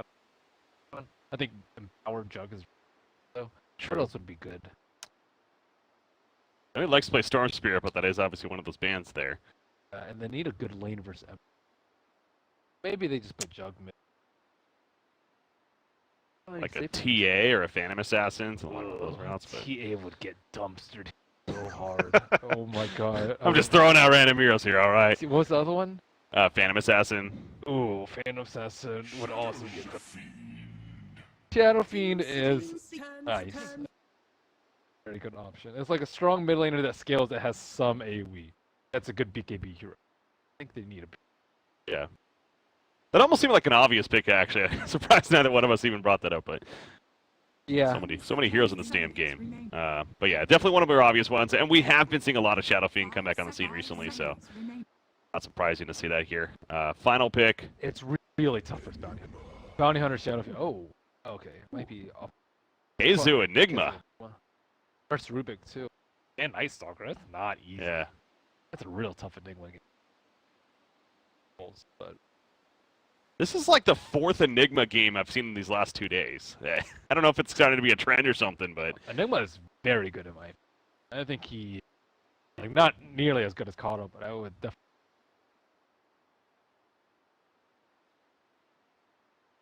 Rubik's like picked so commonly now. Some of the scenes, Warlock is also kind of common too. Enigma doesn't very do well versus many of those. Same with Core Venge, I also think is kind of popular, and oh yeah, there's just no way to deal with it. Yeah. Fun fact here as we're loading into the game now, as far as a little bit of history, a little bit history with some of these players here. KheZu, as I mentioned, maybe playing the Enigma, but KheZu actually former teammates with Insania and Mickey back in their Han days, so they do have a little bit of personal history there. They know each other very well, and we're successful together, so it's kind of fun seeing them in a matchup against one another now over here, of course, Dota 2, and a pretty prestigious event, to say the least, the EU qualifier, so looking forward to this one quite a bit. But again, Secret in a lot of people's minds. Talking about that real quickly, I mean, do you feel like Secret's probably the team to beat in the European region for these qualifiers? So. Any I guess the best ones. Some of the other favorites, like Bears, I know has been getting a lot of attention. Yeah. I think Bears and Secret. Yeah. But there can only be one. That's true. For Europe, there can only be one. A couple of regions have two, but especially Southeast Asia. Double mangoes on MP. Mango man. All right, likes those mangoes there. You don't see mangoes much anymore. No. Mangoes are not very common. You see one on Jug a lot of the time. Other than that, you don't see many. But he has Keeper on his team too, which is even more surprising. Puppey will actually be taking the Bounty Hunter. Puppey, or probably that won't be taking. Probably usually plays the 4. Whenever I see, especially 2 mangoes, I mean, it feels like that means that he's going to be looking to be very aggressive with his abilities, of course, right? Like, especially that Chaos Bolt. Yeah, you usually get Clarities, though. But yeah, Clarities are so valuable now. Oh my goodness. 90, man. Can't be taken off by creeps now as well. That's a nice benefit. Especially for junglers that are not a thing really, and it can even with these Enigma pickups. I've actually, like I said, it's like the 4th game I've happened to see him in completely different teams. He's always in the offlane though. He's never actually been a jungle Enigma. Lose the lanes, lose the game. Okay, that's important. Those good old lanes. Puppey is on the Bounty Hunter here, and he's at the top lane, ready to harass with the Enigma up here and harass some of the supporting cast, I'm sure. He also wanted to block that big spawn. If Enigma is going to be jungling and off lane, then they want someone to soak it up and to make sure that they don't play super. Super greedy is stacking and pulling both the large camp and the small camp. It can't stack the large camp. They're actually not getting that much out of it if Enigma's able to frequently jungle, and Puppey is still getting speed. I actually think Secret went out in this. Yeah. And he denied the range creep. So bottom lane, though, I mean, this is interesting with they do send Night Stalker bottom. He's kind of partnered with a Slaughter, but it seems a little awkward almost. Going up against Chaos Knight, Coddle, already a lot of pressure on a Night Stalker. Is this going to be an issue for Night Stalker, you feel? Yes. Laning versus Keeper. Always going to be an issue. Keeper is incredibly difficult. Especially at this level with these Keepers. Like, the way they jungle and the way they like blast from the fog is just it's just really difficult. Can't really dodge it if they're really good about their blast. Pylon is one of the better support players, I would say, in the EU region. I don't know. The things that you can do with Keeper is just Yeah. And, Slaughter, he's running on the uphill. Come with me. Needs to be careful about that. Of course, Chaos, they're pinging out as if they want to make a play. He does have the combo, the Reality Rift, and the Chaos Bolt. So, going back to Cuddle, you can't contest the pull. Like he can just blast Yeah. this, and then you take damage and he gets a creep. Like how do you stop that? You just can't. Like even Cheshire Cat tried to come around and maybe interrupt it with a void, but it doesn't really matter. Like I don't know. well, we're not talking about Keeper enough, so I want to keep talking about it here. No, but the lack of mana leak being picked up lately by a lot of Keeper players earlier on in the game, I feel like has kind of been a trend too. Have you noticed that? And Screw mana leak. 150 mana. Especially if you dual lane. Like if you dual lane, you can just stand there. It's not okay. Because dual lanes have been very popular now.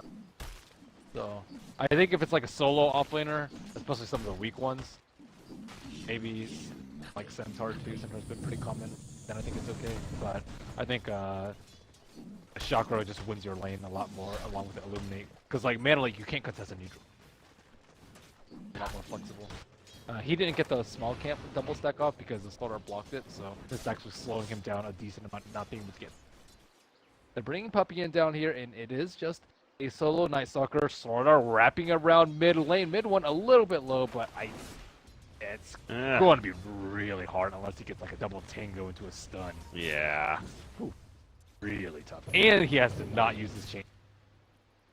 That's true, yeah. And not bottle up. Yeah, it's just, a lot of things need to work out for Come With Me there, but he is being patient. I mean, he's chilling nearby. He wants to get it, but meanwhile, bottom lane.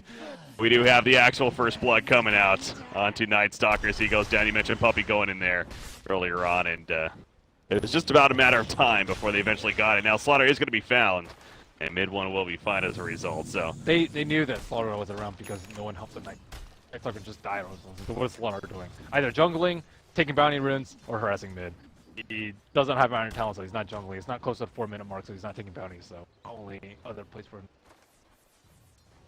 Let's look at Night Stalker too, yeah, again with the double mango on him as well. Ready to regen kicking in, but doesn't really have the opportunity to use them necessarily as Bounty Hunter. Going to keep roaming around, of course.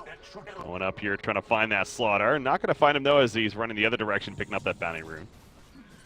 Towards the middle instead. Puppey is trying to keep tabs on a Slaughter. He knew that he took the Bounty rune. Or was it around that area? And there is a smoke. Is he going to pop it? He immediately popped it. We have a dust, Puppey. Okay. This could be a turn. Wondering how the hell they knew he was there. But he will at least pop clarity. Oh, he actually might get away. No. Oh, he missed the crush! And now the turn. Okay, they get it. He could have raised too. He dragged him closer to tower. That was actually pretty cool. Yeah. By Insania. Give him that little bit of extra true sight by dragging closer to tower. Right there. Oh, middle lane actually. Mid one could go down. The second race connects. There's a void coming out for the Night Stalker, and down he goes. It is nighttime, and they take advantage of that immediately. So that's a great rotation. Of course, what you like to see with the first Nightfall, especially. They're making really good use of the offlanes because they know they can't really stop the pulls and they can't really stop Chaos Knight from farming. So they relegated it to at least try and win the mid lane. I think they would have tried to smoke around mid too before the Ember Spirit hit. But unfortunately, that window is going to close very soon. Despite it still being nighttime for 3 minutes, Ember Spirit is almost sick. Almost there. Chaos Knight level 5. He still has both those mangoes. That's where it feels like almost like. I guess in hindsight, maybe it wasn't necessary to get the 2 mangoes, but you know, it's playing the health regen, I guess. The health regen is good. I think it's quite good. Because Hedra, like Ring is 2 regen for like almost 3 times the gold. So it's kind of value. Oh man, they're trying to make a decision to go in up here, but he chooses to fall back. And now Come With Me is going to fall as a result of that. Yeah, that was... Juggernaut was going back and forth. He's like, I want to dive with you, bro, but I also don't want to. He chose not to. Maybe if he were sick, they made it quick and clean. Fortunately, he is not. Bounty Hunter, is he going to get the chickens kill? Oh, no. He knows it's around there, and Murder also know. Sit in the trees. Obviously, when you're going against a Bounty Hunter, you really have to keep tabs on that courier. Especially with Puppey playing it, he's known for hunting those couriers and not going to get that one there, though. So. Try to use a scan. Is he going to walk into it? Here comes the silence, though, and now Ember Spirit, level 6, but with the silence, of course, unable to use the Remnant, and he will go down. So that was a really good use of scans, too.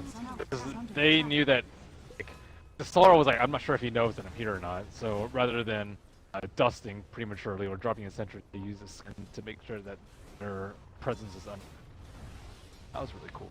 Good heads up there from Pro Dota, and well, 3-2 lead. Obviously, they're addressing this Ember Spirit in the middle lane as he's now 0-2-0, so kind of keeping him in check, and it most certainly is working. As they're collapsing on the Coddle right here as a lift coming out from Insania, throws him down the Crush. It did actually hit. That was a pretty far distance, but they do connect. They get the kill on a Coddle. Now they need to run. That's going to be a lot easier said than done. The Black Hole comes out, and there's no stopper despite being nearby, but the damage coming out from Mickey as Sutter gets pulled back in. The double kill for mid one. But he's being turned on now. The Omni Slash bouncing in the background, gets the kill onto him, and Puppey gonna pop that Shadow Walk away and be fine. But well, numbers-wise, that worked out for Pro Dota, looks like. They are making so much happen during the nighttime too. That was a pretty decent black hole, but they didn't have enough burst into there. The Ember Spirit only had one remnant down there at the time, and Kato was already dead, so they didn't have the Illuminate. CK didn't even TP, so great black hole, but no follow-up from them. And that was on their shrine. That was not a fight that they wanted to lose. No. But it is circling in on daytime, just about 10 seconds or so. And Pilot Eye will get the D ward, but this is not really the early game that Secret would have wanted. They definitely don't want an Ember Spirit with 3 deaths right now. Yeah, it's pretty evident that, of course, it's just they picked up Night Stalker maybe because Kato was picked up on the other side, but at the same time, it wasn't just like a blind pickup of like, well, yeah, this is night against day. It's good. Top lane, KheZu and Pilot Eye in a... No Corrosive Haze just yet for Slaughter, so the amp damage not going to be working, but yeah, they're trying to set up here, but you can tell with hugging the tower, they know something's up. Pushing out now a little bit, though, so perhaps an opening to be had. Yeah, they have to be very careful, though. 1 TP, I think, will be probably too much for them to handle. Oh, they're going to cut to the river, actually. Yeah, they know now. KheZu realizing, crap, he's in a bad spot. Can he get the stun off? He cannot first. The nice blinding light pushback, though. But throw the stun on to come with me, and that's going to be enough to scare him off. Illuminate from a distance from Coddle, and no kill on there as a result. Middle lane, meanwhile, they do get the kill on a Mickey. They dive in pretty aggressively. It looks like Chaos Knight, of course, assisting with that. The Phantasm being used. And track time. And they're going to the top lane. Look at that Juggernaut. He will maybe be able to spin out and TP away, but good movement here coming out from the Radiant side now. Oh, does on Puppey, but a little too far away as that track is put up. Get out of there. Track move speed. Oh, he's good. And at the top lane, again, he got recalled up here by Coddle after that middle kill pretty much right away, and now going to play aggressive at the top lane. So this Chaos Knight, he's definitely being aggressive with the team as Puppey. He's making his way up here, too. He notices Garter running up here in the Juggernaut, as well as Cheshire Cat. Nice vision for the team. All 5 of them are collapsing in, though. There goes that track going to be wearing off now into Slaughter.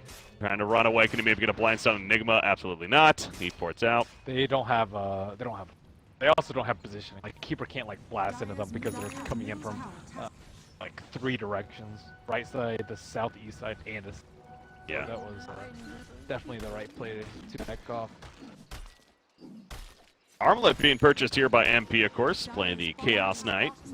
Red's Armlet makes your illusions very strong, and it gives you a ton of armor versus the SM, Sonar, and the Juggernaut. Overall, one of the better builds. Especially when you have Coddle. Darkness has fallen as another relocate in, though, actually coming out, and Slaughter is going to feel the pain as a result. Chaos Knight getting pulled on in from Coddle and doing a lot of work in the background. Ember Spirit, he's chasing Insania. The Rubik will also be illuminated down, making it 2 for nothing. So again, great movement, great response from Secret. Another relocate. They're really taking advantage of the recall, excuse me. Yeah, Coddle. Keeper broken. Recall. It's like, oh, okay, I'm looking for the Coddle. Oh, wait, there's a CK that are waiting for me. That must be fun. Yeah, that ability. So bring him on in and ready to fight, and now this top tower. It's also ready to fall. No defense being put up by Pro Dota. Understandable. Just going to let this one go up here, but now the Dominator is being worked on by Carter. Again, a lot of fighting going on, so definitely a different game as that was a Requiem used in the middle. Not really getting anything out of it, though. I don't know if Pilot Eye was walking in and he thought he had a chance right there, but now actually Puppey's going to be found. Sitting with the Ivans on top. The track is up, though. The Reality Rift pull in. There's a Phantasm. And they're going to kill the Shadow Fiend. That's going to be big. A lot of gold going around. Got 2 illusions. Yeah. That's a little bit too RNG for. It's one of the more. I guess Chaos Knight. I mean, his name is Chaos. That's the point. That's probably one of the most RNG roles in the game. And that's Chaos Knight in general. Likes that RNG. Definitely can work out as it did there, of course, though. And obviously Shadow Fiend feeling the pain. And by losing the tower, definitely a victory for Team Secret. So the early start with the rotations from Night Stalker was looking pretty good. But notice how, since it's been the next daytime, it's been the advantage for the other side. So it's going to be in shifts, it almost feels like. They have the holdout, too. So they can still fight during night. KheZu also has his mech complete already. I wonder actually what Bounty Hunter is going to. Already have the mech. Maybe Solar Crest? Oh, Solar Crest is. Yeah.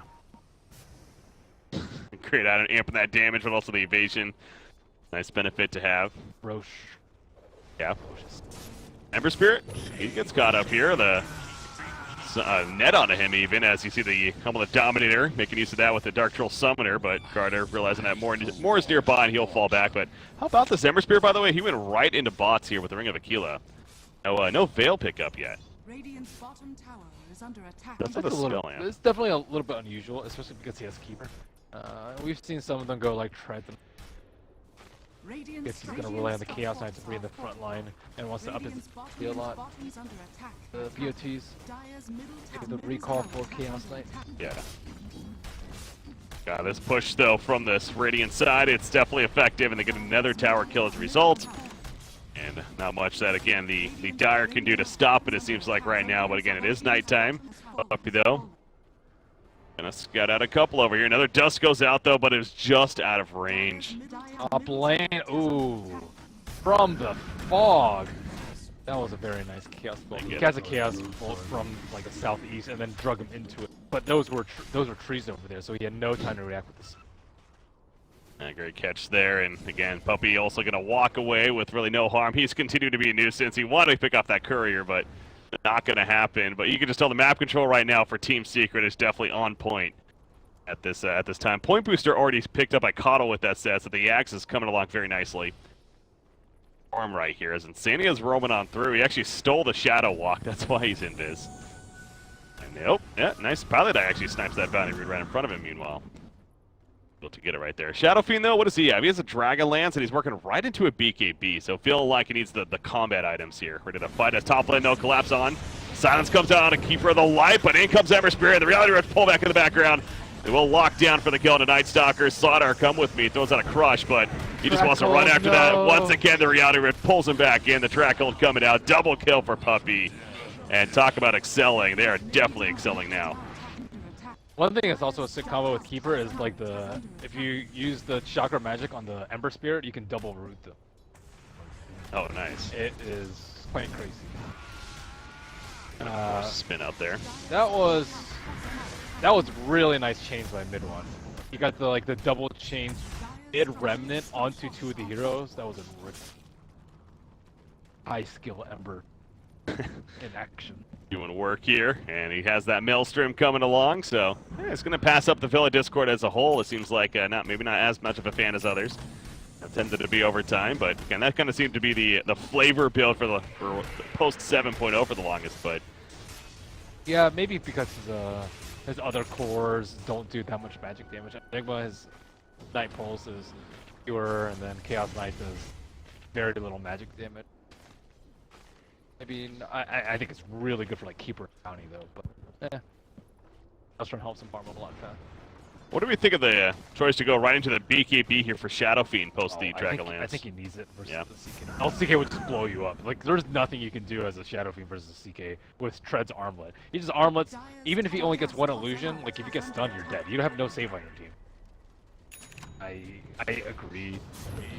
It's gonna make him a little light on damage, but that's what Amplify is for.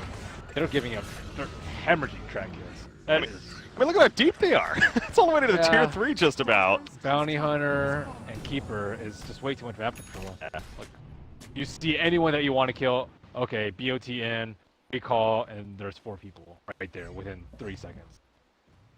That's just ridiculous. Behind a tier 2 tower, they can just do it so freely. Shadowfiend might die here. He has a haste. Oh, he has an ace bottle. He has a double damage rune activated too, so the double rune, but not gonna really get the benefit out of it. But yeah, with the haste rune, hopefully he should be able to get away if he gets caught there, or ideally, I should say.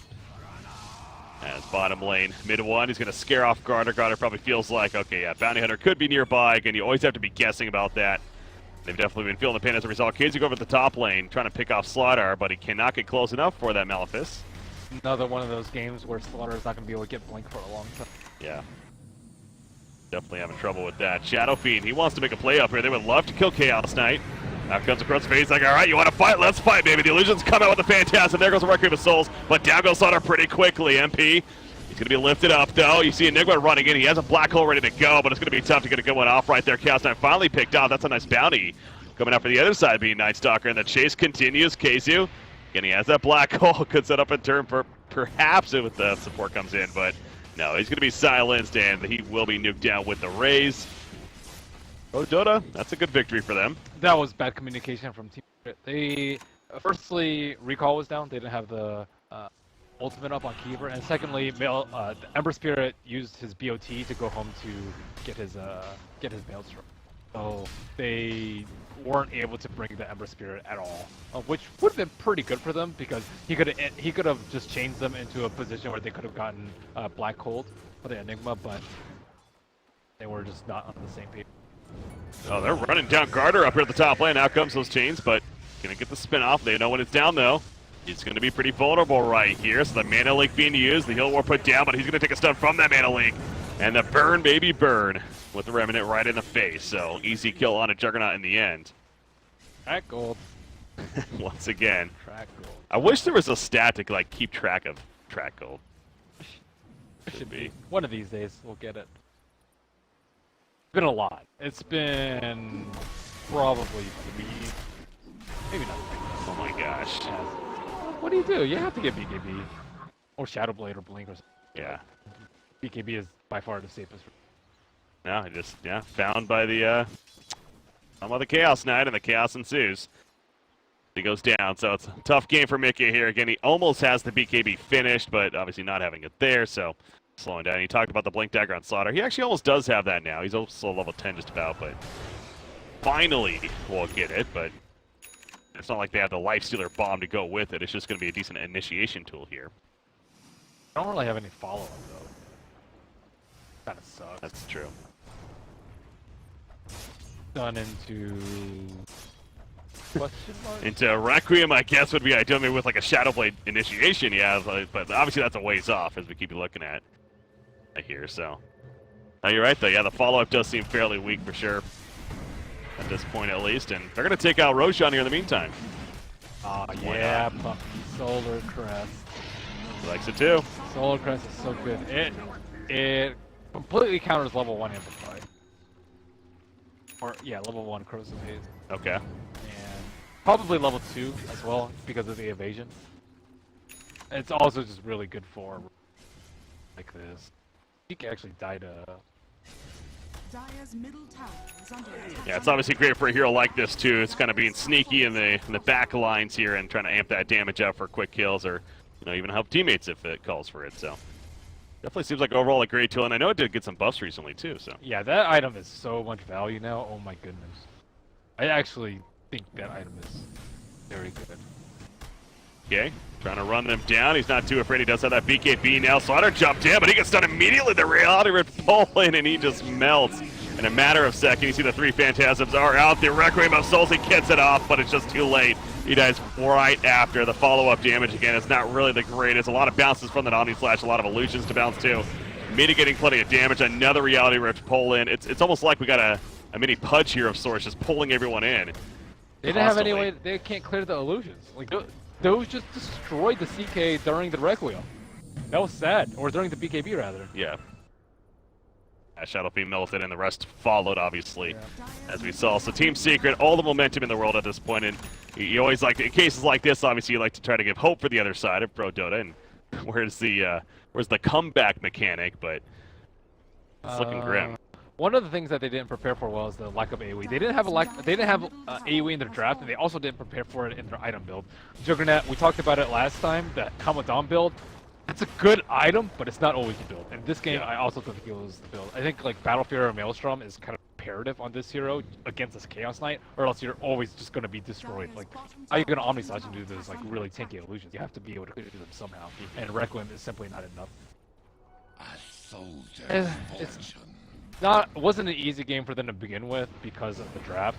No AoE versus CK and giving out Keeper, I think, are just really big mistakes in their draft. But again, it can be compensated through by good play, like not giving up 10+ track kills, and building some AoE. But maybe soon, maybe Juggernaut will be able to get it after his Manta style. But right now, it is looking like the gold lead is getting close to that point where Pro Dota can't even go outside the base even during night. Oh, with that said, he does have the axe. He does have a gem now. He just purchased on the Night Stalker, that is. So yeah, maybe they can kill the. I mean, he's pretty tanky though. Like that's true. 1200 HP and Solar Crest is like it's not easy to kill him at all. Like kind of attempt right there, but not really. It's just a quick stun and then fall back. Yeah. From Slardar. If they had like Blink BKB Black Hole on Enigma, there is very little chance of. But he went Greaves and went into a Midas afterwards. I wonder if he's gonna get Quota Reduction or G. Quota Reduction just seems like overall one of the best talents to get at like any hero. It is, but he hasn't used Black Hole except for once. It's true. So it does also affect items though, and I think that's why one of the reasons that makes it so good. Oh, I mean, I'm totally on board. Yeah. However, this game they're not really fighting that much. True. So I think, like, if he has Blink BKB, he can actually get off the Black Holes. I don't know. It's cooldown reduction. I would say you can never really go wrong with cooldown reduction. I'm never gonna say that's a bad decision. But neither one's gonna be a bad decision. Neither one's gonna be a bad decision. Safe to say. Oh my God. Rubik no longer exists right now. Mega kill streak for MP, and this tower push is gonna be pretty easy. Again, Enigma Black Hole is a threat here, so they want to be careful about committing to a fight. They have to do something though. Nice silence. Maybe not, I mean, maybe they are comfortable enough to say, you know what, you're going to have one of our racks. That's inevitably going to happen. Now they want to kind of fight right here. The stun initiation on the Chaos Knight. Illusions are still up though, and the melee racks is going to be dropping right here most likely. There goes a BKB pop, jumps onto the Shadow Fiend, and once again just melts. He doesn't have his own BKB. Buys back immediately though, and the BKB is coming up in 10 seconds. Darkness has fallen now. The chase out, the Crush gonna miss right there. He actually went in, but he got stopped with the Blink Dagger, I believe. And thus the Crush was not able to connect. Chaos Knight thrown in the air, but again, he has the Aegis, so worst case he dies right here. He's coming right back up anyways, not necessarily that big of a deal. Carter bouncing around with the Omni Touch. There's the Black Hole going up. It's not gonna be stopped. The counter Black Hole actually from Insania coming out though, so maybe give them a shot. In comes the Requiem of Souls. And down goes actually Chaos Knight. He's gonna come back up though, as mentioned. Carter will tear through the Ember Spirit. And now Chaos Knight, all of a sudden, he is in a pretty vulnerable spot. He may end up falling right here. As a spin on top of it, going for the perhaps turn kill. The bolt comes out, the Illuminate through. Not going to be enough, and down goes Chaos Knight. Right. Oh, man. That's one of those fights where the Rubik plays a better Enigma than your Enigma. Insania over KheZu. KheZu is not my favorite player. But that was not. It wasn't like that. Black Hole was not necessary at all. Maybe he thought he was going to get a few more on the sidelines. Yeah. But one of the problems is he did go. Is he going for a heart afterwards of the Enigma? Is that for real? That cannot be. Heart. Wow. Yeah, that is curious. Okay. Yeah. That what. I'm looking. Okay, it's right next to Octarine Core on the shop. Yeah, he's clicking through. He now has a Lincoln's queued up, so the heart would have been pretty odd for sure. Yeah. Not going for that here. That fight should have been way easier. I think if they just don't use Black Hole, they would have been better off. Rubik does not have a blink. Like, he just has to sit there and just wait for the hole. And that's exactly what he did because KheZu played into it. But, I mean, they blew up the Shadow Fiend. They got the melee ranks. They got the buyback on him. Still not the end of the game, I would say. Like, if that fight went cleanly, they could just steamroll through to another rank. But now they're actually still going to have to play pretty cautiously. They give the other team a little bit of hope is essentially what you're getting out there. And yeah, that's so Pro Dota, they have a reason to continue on and continue to play here. In fact, to pick up on a Chaos Knight once again would be more than enough of another reason, but there's a Phantasm, and with that BKB, just goes in onto Slaughter, and that's a quick kill as a result. The reality is pulling Coddle, meanwhile. He's going to run away, though, with a Blinding Light pushback because it has that support coming in. They know this, but they cannot get away in time. Down goes the Sania. There's another kill onto the Night Stalker, and the Requiem of Souls not going to be nearly enough. It will mitigate their damage a little bit, but it's still going to fall. So triple kill for MP. Shadow Fiend seems so useless. I don't know what would have been a better pick than Shadow Fiend. You're right, yeah. It's like they needed a hero with AoE that does decently in mid versus Ember, but Shadow Fiend is like, he's just been getting wailed on by Chaos Knight all game, and his game did not go that badly. They killed the Ember like 2 or 3 times, so it's definitely not like a player skill thing. In my eyes. No, I don't think that is either. Yeah. It's just weird that he just ended up being so useless. Same with the Slaughter. Like I've never seen a Slaughter with a blink be like, that's not gonna like it's just useless. It doesn't do anything for his team, which is weird. Yeah. Because usually it's like, oh my god, Slaughter has blink. But this game, this doesn't. Whatever. The follow-up wasn't there. I mean, that early game did start to get a little bit out of control, and I think it's just, we're just also seeing that. The scaling is just so much better at this point. I mean, look at that. The Omni Slash just did nothing, basically. That's sad. Might as well not even use it. The Omni Slash hurt him more than helped him in that case, and this is going to be another melee rack, and I think this is the beginning of the end now for Team Secret. Yep. Again, as I like to say, taking care of business, as they no doubt were the favorites here. Gonna take the game off of Pro Dota Gaming. So, I mean, PD, though, this is a team, again, they qualified out of the open qualifiers, and you're facing one of the favorites here in Team Secret right off the bat. They gave a little bit of justification as to maybe why they're a team to look out for somewhat, but... Their team play was not bad at all in the mid game. I just think you have to take Keeper first over Slardar in 100% of cases. Even if you don't have a Keeper player, I still think you can do like, the hero is just too... If you don't have a keeper player, then you ban it. I think is the other point. Take it away as an option, perhaps. But yeah, that's going to be a GG well play being called, and it's official. Team Secret will start 1-0 here in the group stages. So again, doing their job and taking the victory over Pro Dota. But again, a lot of matches to play, so don't look too much into this over these next couple of days right here. But still a strong start for Secret. So final thoughts on the game before we move on here? It worked out really well. What about running someone like a Lone Druid? Does Lone Druid fare well up against an Alchemist? Yeah. And you wouldn't put MP, like, you wouldn't feel confident enough switching MP and mid one in lanes? Okay. 10 seconds remaining. Yeah, he was. 5 seconds remaining.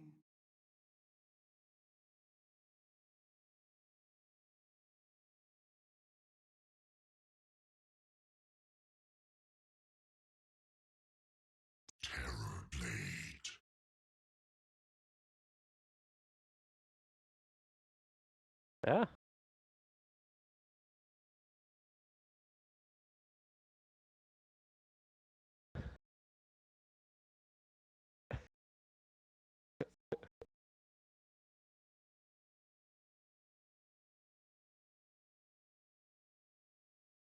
Mass amounts of push which Alliance don't have D push against.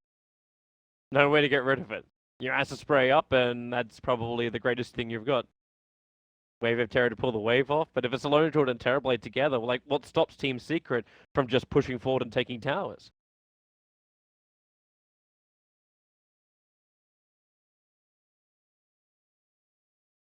Ten seconds remaining. 5 seconds remaining.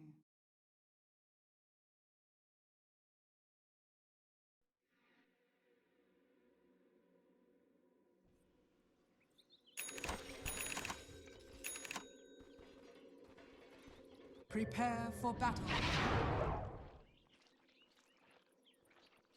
Yeah, and we know that by him having the PMS, and okay, I'm just going to switch this very, very quickly while we're watching here, and everyone on the main stream who may have just joined us can also watch us do this.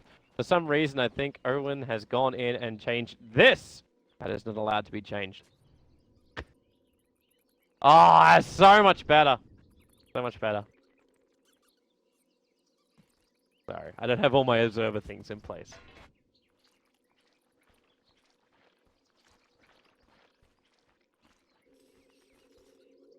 Well, they're probably going to give the earlier one to EGM, right? Up on top, so we can get the bottle. 30 seconds to battle. Should know, too, the fact that EGM, like... Because I was wondering if you're trying to attempt to do, like, what we've seen from Pyle Die, this early Iron Talon, and then just stack and flash farm.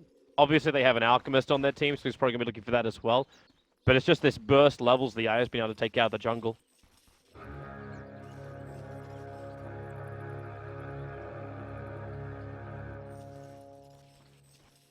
The battle begins. Looks to be the plan. So, let's get our laning phase underway.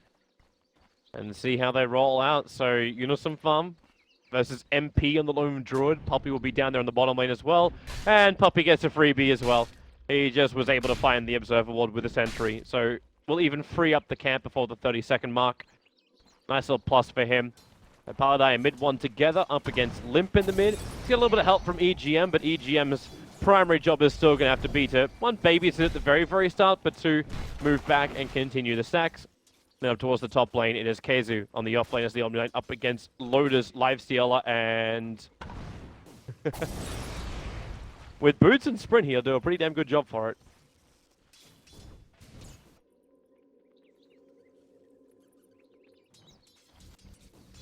Dire's top tower is under attack.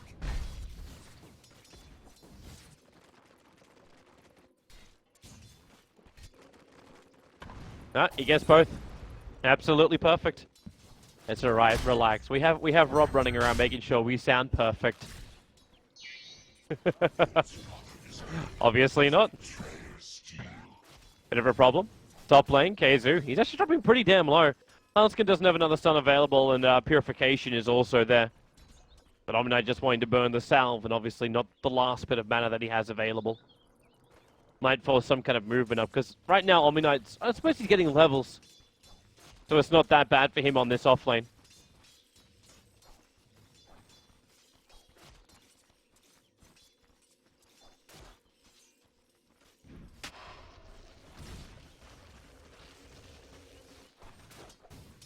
Yep. Yeah, so everyone right now just trying to scramble for whatever they can find in the lanes. Any kind of farm. Pyle Die being a pain in the butt to Limp once again, but EGM is here. And while EGM is here with bottle charges, this is more burning of harassment than anything else. And in fact, battling through the acid spray is not working out that great for Team Secret. Pyle cops a hell of a lot of damage. But mid one is staying on top of the CS against Limp.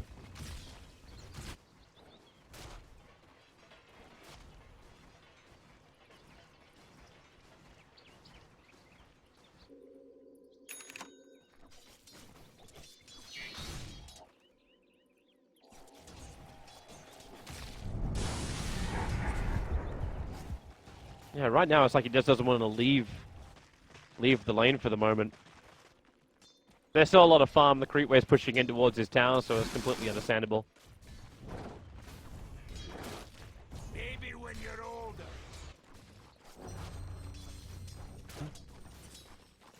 Alright, so what's the real timing we're looking for here? Like, everyone's taking their farm.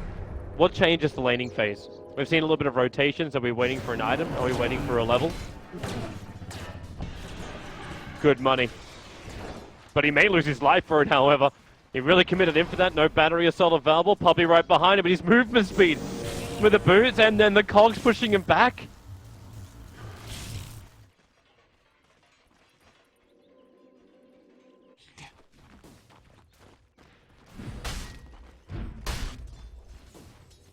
Dire's top tower is under attack.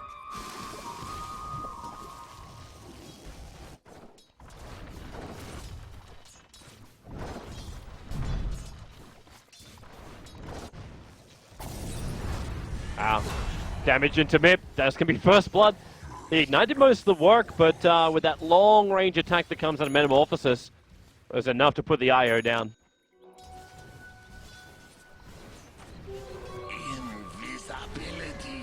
This will actually mean, with the bounty disappearing to do the farming as well as the bounty rune, mid one will get some good damage onto this mid tower. Won't be enough to bring it down, but at least it's enough that when he triggers Metamorphosis again, If they do find a kill, they'll have a chance to pick it off. Small thieves hang, great ones prosper.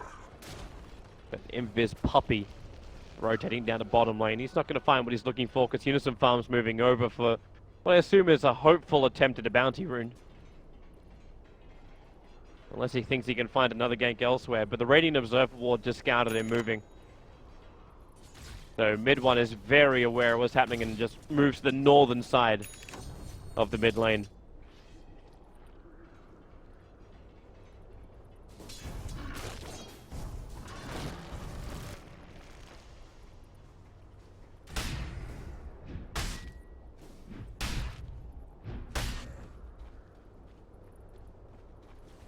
KheZu's had a really good time up on this top lane. He's got the same amount of net worth as a Clockwork who was able to kill off a bear. But it's also the amount of experience. Like, you're saying neck and neck with him up against what is a 1-on-2 lane.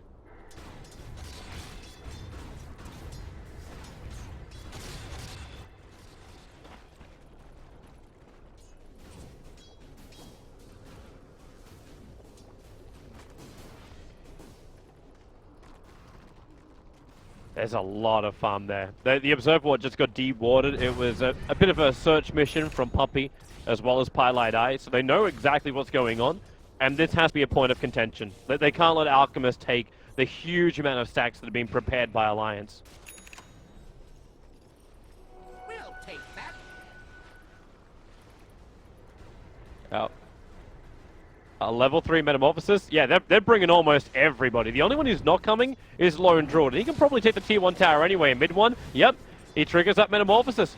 EGM is there, now Limp will come over, and the TPs are coming. They're going to contest the money if they can hold on to it. KheZu still has Guardian Angel. He'll trigger it up now. They're inside the Asprey in mid 1. What's he actually got? Has he got enough damage with a Reflect? Lotus not looking healthy with a hookshot forward from Unison Farm. Mid 1's dropping down quickly. He has no Sunder. He has no life.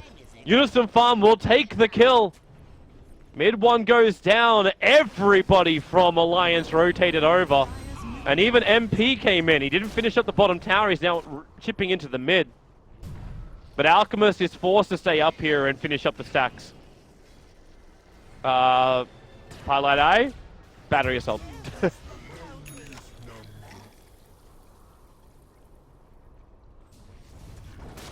Did it actually get scouted? Like, didn't he throw it down underneath them?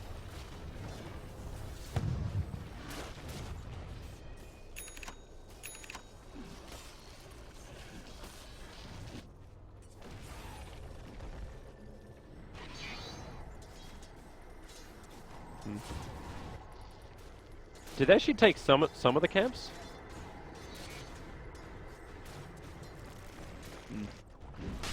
Well, Puppey's taking the space now on bottom lane after Lone Druid rotated towards the mid. And that's that chip damage we're talking about. Bringing the tower down low, but not within deny range. KheZu's able to hold the mid lane, and they push mid 1 to the top.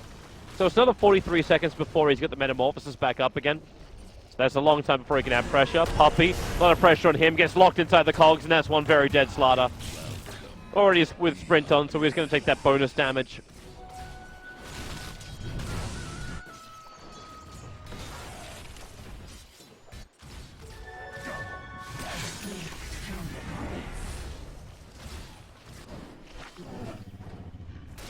Dire's structures are fortified. Dire's middle tower is under attack. Dire's middle tower has fallen. Yep. And notice where they're moving. They're moving north. I'm wondering if this is also, like, once they try and take out that top tower, they're able to... It should be fine. Savage Roar. Great ability. Balanced. But by taking out this, they're going to start controlling Alliance's jungle. And in return, Alchemist's farm area. And they're not mucking around. Dire's structures are fortified. Dire's top tower is under attack. Dire's top Can they push tower hard enough has for the fallen. tier 2? I don't know if they can take it. Radiant's middle tower is under attack. With Bloodlust, they might be able to just have enough damage to take it. They're rotating down, and already you can see mid 1 TPing out, headed towards the mid where there's farm.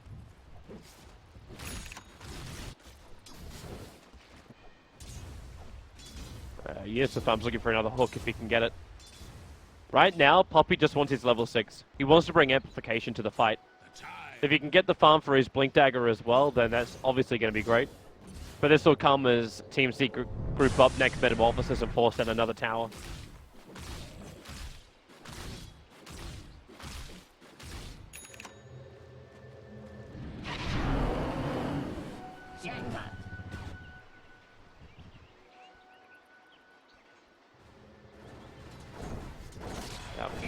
MP, however, is not scared to venture out against EGM. The tether over, but it's not going to save his life. The bear didn't even get an entangle, but it doesn't matter. MP just hits like a truck. Came in with Bloodlust on, the phase boost for the movement speed. No way for EGM to get out. And no one to tether to, because Unison Farm just failed to go and pick up the bounty runes.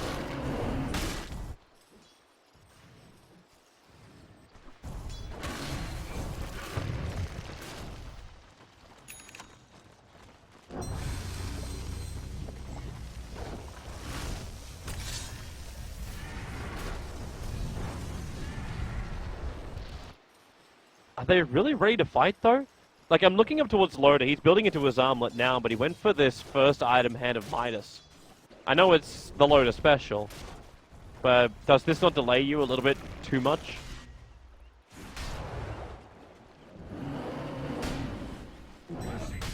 Radiant's top tower is under attack.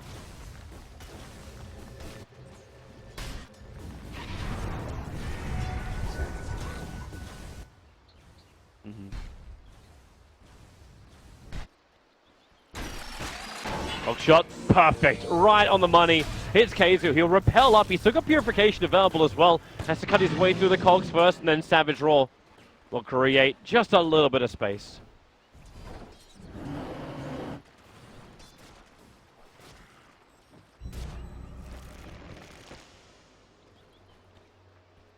It's a low cooldown timer. Seems more like safety than anything else. And even if he felt like he was burning too much mana, it's not that much. And yeah, the arcane boost from Omni Knight. There's your rotation from Hanskin, so VS is now going to be on the bottom lane with her swap. And Unison Farm's just there to keep the creep wave at bay. And then feed some cogs as well. And VS able to find the illusion rune. Metamorphosis, there is the fortification. Just making this a little bit more difficult for Secret to finish the job quickly. And if they really want to come in, Loda can be relocated in. But right now, there is no opportunity.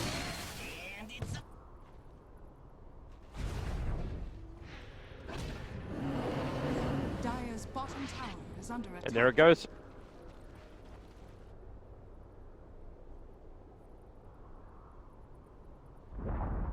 Dire's bottom tower has fallen.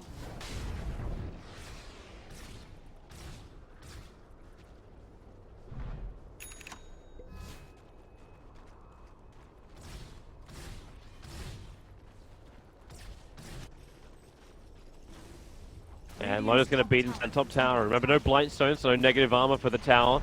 And each time Team Secret defend this tier 1 tower, they don't just let it go. They might have a little bit of trouble doing that because mid 1 is now isolated. The relocate is on the way. Loda and EGM will arrive, and it is Loda who gets the paw swipe in.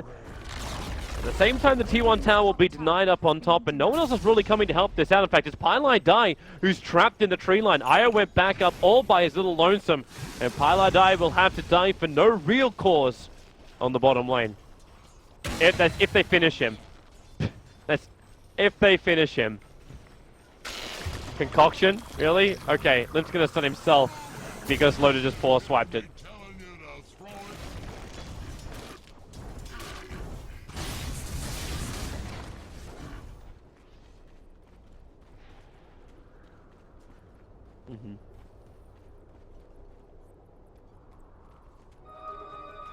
Radiant structures are fortified. Dire's top tower is under attack.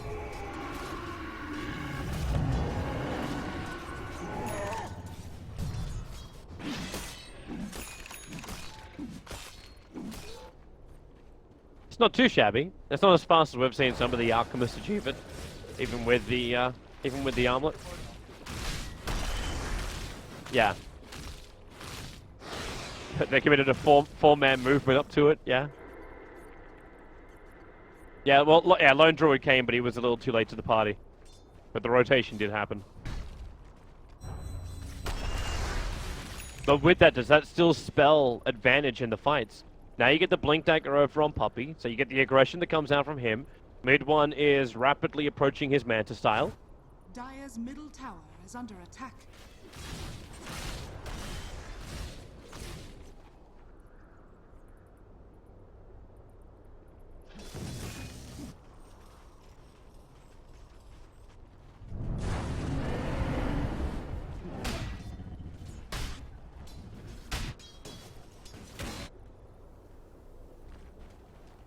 I'm wondering if they're even thinking about split pushing, if it's not just a race. How much damage can you do before Alliance have to fall back? Bottom tower is under attack. Dire's structures are fortified.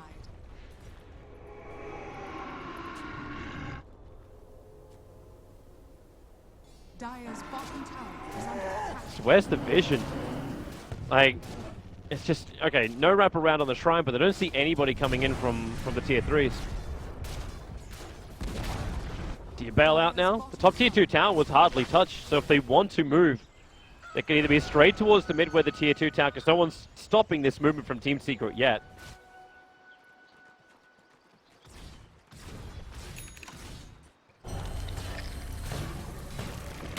And then you get the entangle, so Luna still has to stay exactly where he is. And there's your relocate for the double crush from Puppey. Amplification on the IO. EGM is dropping quickly, but he's got the distance away, blocked out by the cogs, but Limp was locked down, unwillingly standing there. You got an extra entangle, actually hits on EGM, so he'll tick out when he relocates away to safety, at least what he thought was safety. And then mid one doing the job onto Hanskin in the mid lane. Now they can push that tier 2 tower pretty unobstructed. Huge fight. And in fact, they're not even going for the tier 2 tower in mid. They're knocking on Roshan. Dire's middle tower is under attack.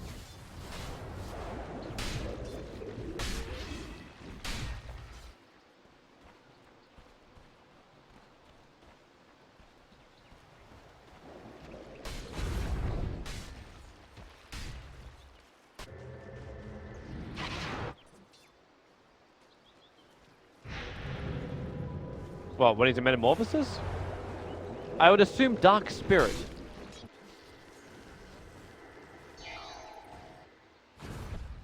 Oh, okay, we'll have to wait 72 seconds for it. And when he commits. He'll do it like Goku, man. He's taking his internal energy. That's why it takes so long to build up the eternal energy. He's sucking it from the world of Dota. Mid one's in trouble, locked inside the cogs, and with a relocate in, okay. They really wanted that kill. And they got it.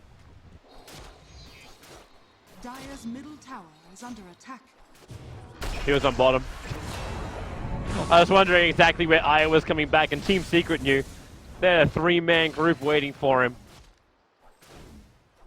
Seems to be. As Limp continues his farming spree.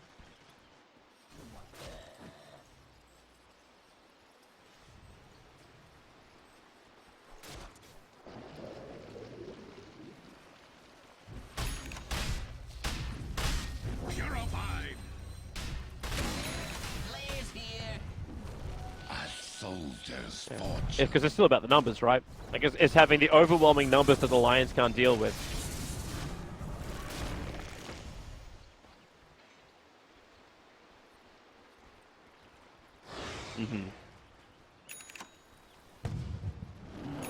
Yeah. So Manda is more of a, I need to make sure my pushes work after I get this to then get the money, as opposed to surviving to get the money. All right, there's mid one. No one's attacking him, so we can have a look. We need him to attack a neutral camp. I'm fairly certain it comes from his arms. Okay, now we just smoked up, and the illusions aren't. Oh, come on, mid one. We're running experiments here during the middle of a grand final. Up, good opening. Puppey, Blink, Crush. They infested in quickly, so at least he dodged the extra one. But Unison Farm, hook over. This doesn't work. Yeah, it doesn't work. I got this, bro. There you go. So what is it? It comes from his paw. Yeah, he's throwing energy sprites. Oh yeah, open wounds. Bear doesn't survive long up against that.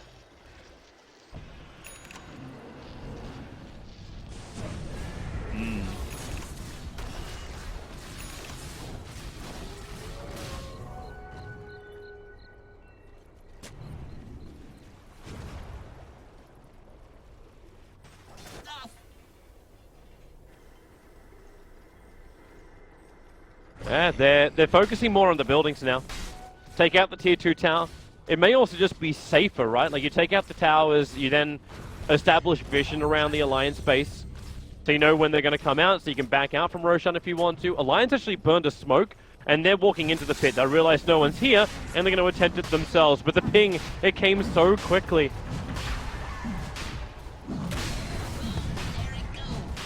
Yeah, it's so quick. They're coming in, but the culture of Unison Farm is the perfect block.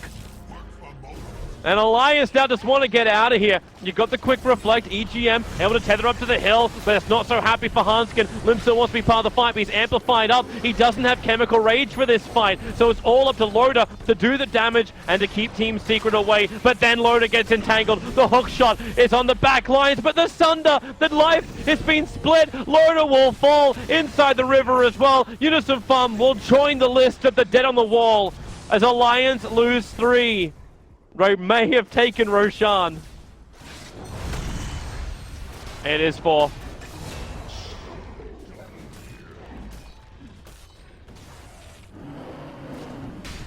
Do they have to force buybacks now? Because they're going to lose tier 3 tower mid. Yeah, Metamorphosis is now up. Chemical Rage is not available. It's wearing out now, and he didn't have it during the entire engagement either. So Acid Spray is slowing the push. They lose the bear for the second time. But MP is still strong. He's now got a fresh bear up and running. They trigger off the shrine, so Limp has a little bit more life to survive. The concoction flies forward. It's going to hit onto MP. Hanskin not really in range for the swap just yet. And Limp, who does he really want? He has the Aegis Immortal. MP, he can't die now. He only just summoned up the fresh bear and gets caught out by Unison Farm, who TP'd out to the shrine. An unstoppable streak has been ended by... Wait, was that... Yeah, ended by Unison Farm. It was his. So Unison Farm gets a crap ton of money for his 4-star. And Alliance will counter push down the mid. Radiant's middle tower has fallen.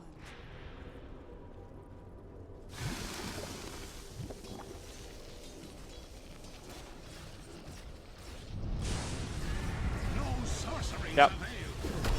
The Puppey can slow it with Crush. There's a relocate coming in. So EGM's going to join the front lines, give a little bit of extra regeneration. Fortification's going to make that difficult as Limp has to toggle himself slightly through the tower attacks, and they back out.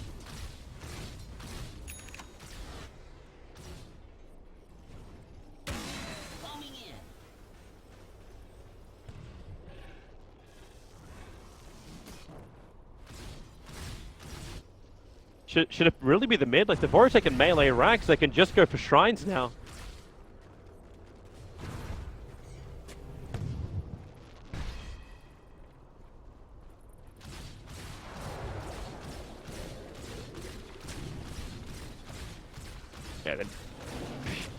Yeah, just look at it. Now they'll do it. It just makes sense, like they tried to fall out before after they took the objective. Like, they still got the objective they wanted. The issue is the fact like they could have someone TP in behind them, and if the next port of call is going to be the top lane, they won't care about the bottom shrine. It's just this one shrine to allow Alliance to potentially flank them quickly. Radiant's bottom tower is under attack. The tier 1 tower will help him there. In fact, it's going to get him there. He now has the money, can buy the full Manta. The courier's already on the way. It looks like also Loda, he's got the Javelin over on the courier, so he's tossing up. How much surplus has he got? Okay, only barely enough, but it's not enough to buy the Basher. But he'll have buyback if Team Secret wanted to force the issue. No? Oh, it's in his stash. I thought it was in, I was reading his quick buy. There we go. He has the Basher.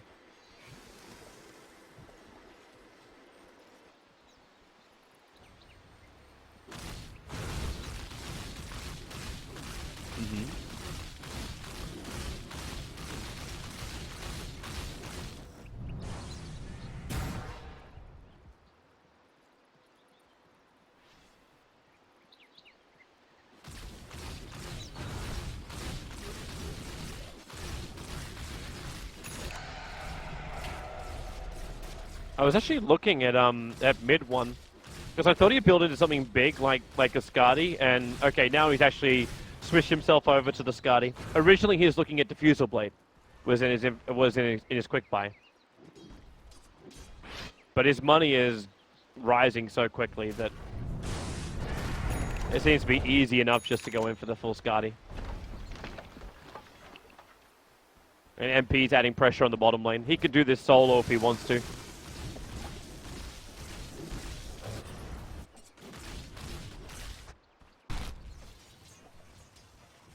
Yeah, and with Unison Farm? Yeah, it's the lifestealer. The issue is he needs vision. This is the vision he's currently got, so the rocket flies out, but doesn't see Pilot Eye and it sees KheZu way too late.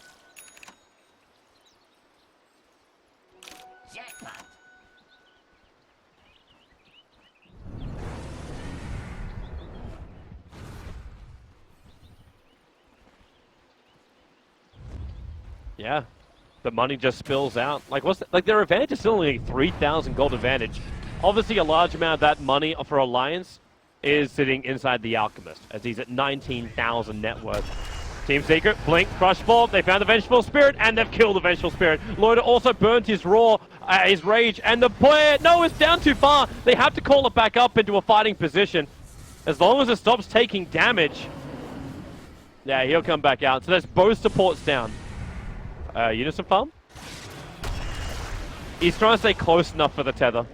Not possible.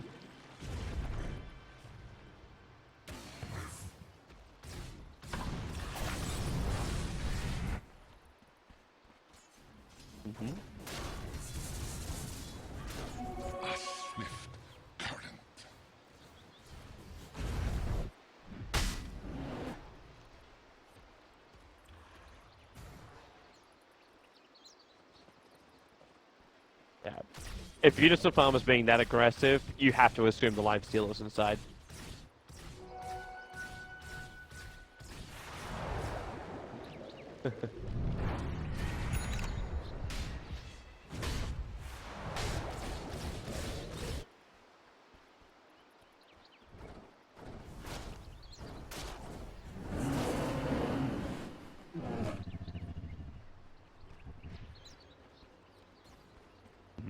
They're going to be a lot more confident going into the next fight too, like mid one with a full Skadi up and the double Hurricane Pikes. And even then you got the Mjolnir fully finished over on Lone Druid. It's not going to be terrific if he loses his bear right now on the sides, and that's exactly what Alliance is looking to do. 3 paw swipes, and actually they give the last little hit into Limp. So extra cash for him, and looking to get very close towards that Octarine on the Alchemist. Yep. It's the older build of the Alchemist, the one we've been more used to in the past. Here comes the push from Team Secret. Limp is here to defend it. Metamorphosis 16 seconds away. So a little bit longer to wait. Thanks to their Observer Ward, they do know that Unison Farm was coming back, but it's not going to be an opportunity for a kill. Puppey's looking forward, he'll find Loader, but no one else is close enough to him. But now they have it. The Observer Ward, it pays dividends. Unison Farm came back over again, and that's a huge one. 46 seconds without the clockwork. A window has been opened.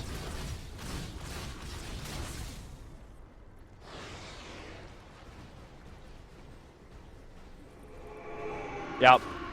This should be bottom racks unless Alliance can achieve something absolutely amazing. Puppey already jumps in, gets a stun on the Alchemist. He's losing life quickly. The stun is on Terrorblade. Remember, he's still got the Sunder available, plus the GA. KheZu keeping everyone alive. Mid one still dropping down low. Limp gotta be careful. There goes that Sunder. Manta, and then dodge out. Everyone wants to bail. The buyback was forced, I believe. Yes, it was by the clockwork. Tower is under attack. So Team Secret may just be happy with this.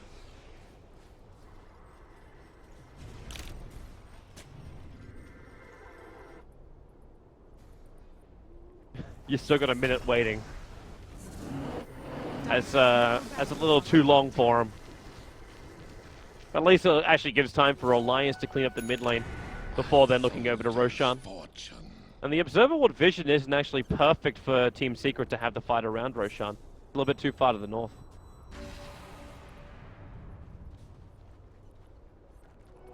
Coin of the realm.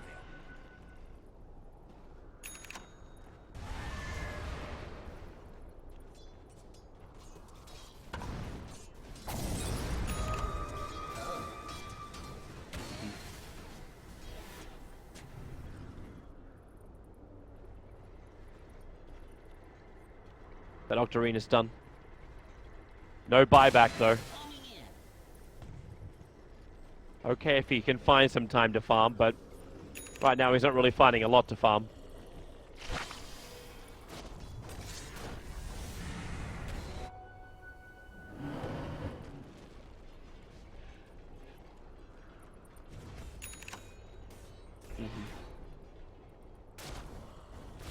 Yeah.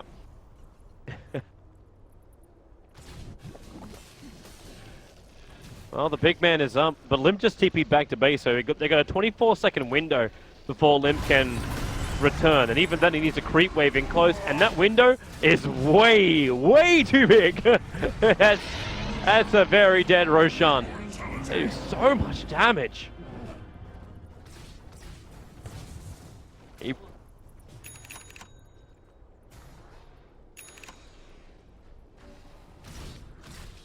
Yep. And you're noticing what the other items are coming up. Monkey King Bar over on the Terrorblade. The same's being built up by the Lone Druid. In fact, he's already got the Javelin on the Courier. Probably just waiting for that last little bit of money to finish the job. And in fact, he just got it.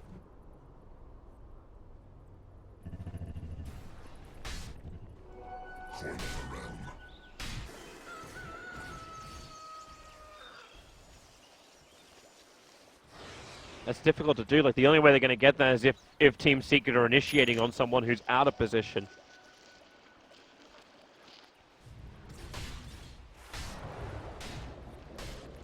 Oh boy, the perfect 32-minute rune for Team Secret. A nice double damage, and they're already pinging it out for MP. Unless they want to give it to Terrorblade. MP looks like he's hitting harder than anyone else right now.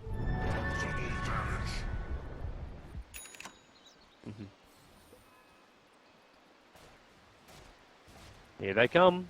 Loader is the bait. Let's see if they take it, and yep, they do. Loader unable to get the rage off in time, and the hookshot forward. Innocent Farm couldn't do anything. The amount of damage he's taking is ridiculous.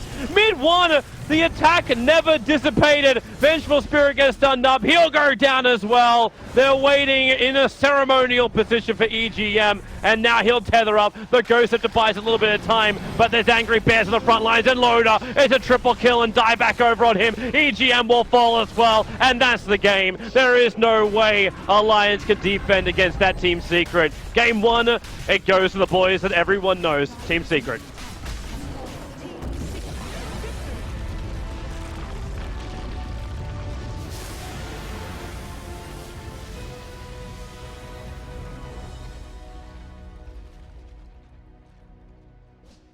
Yeah.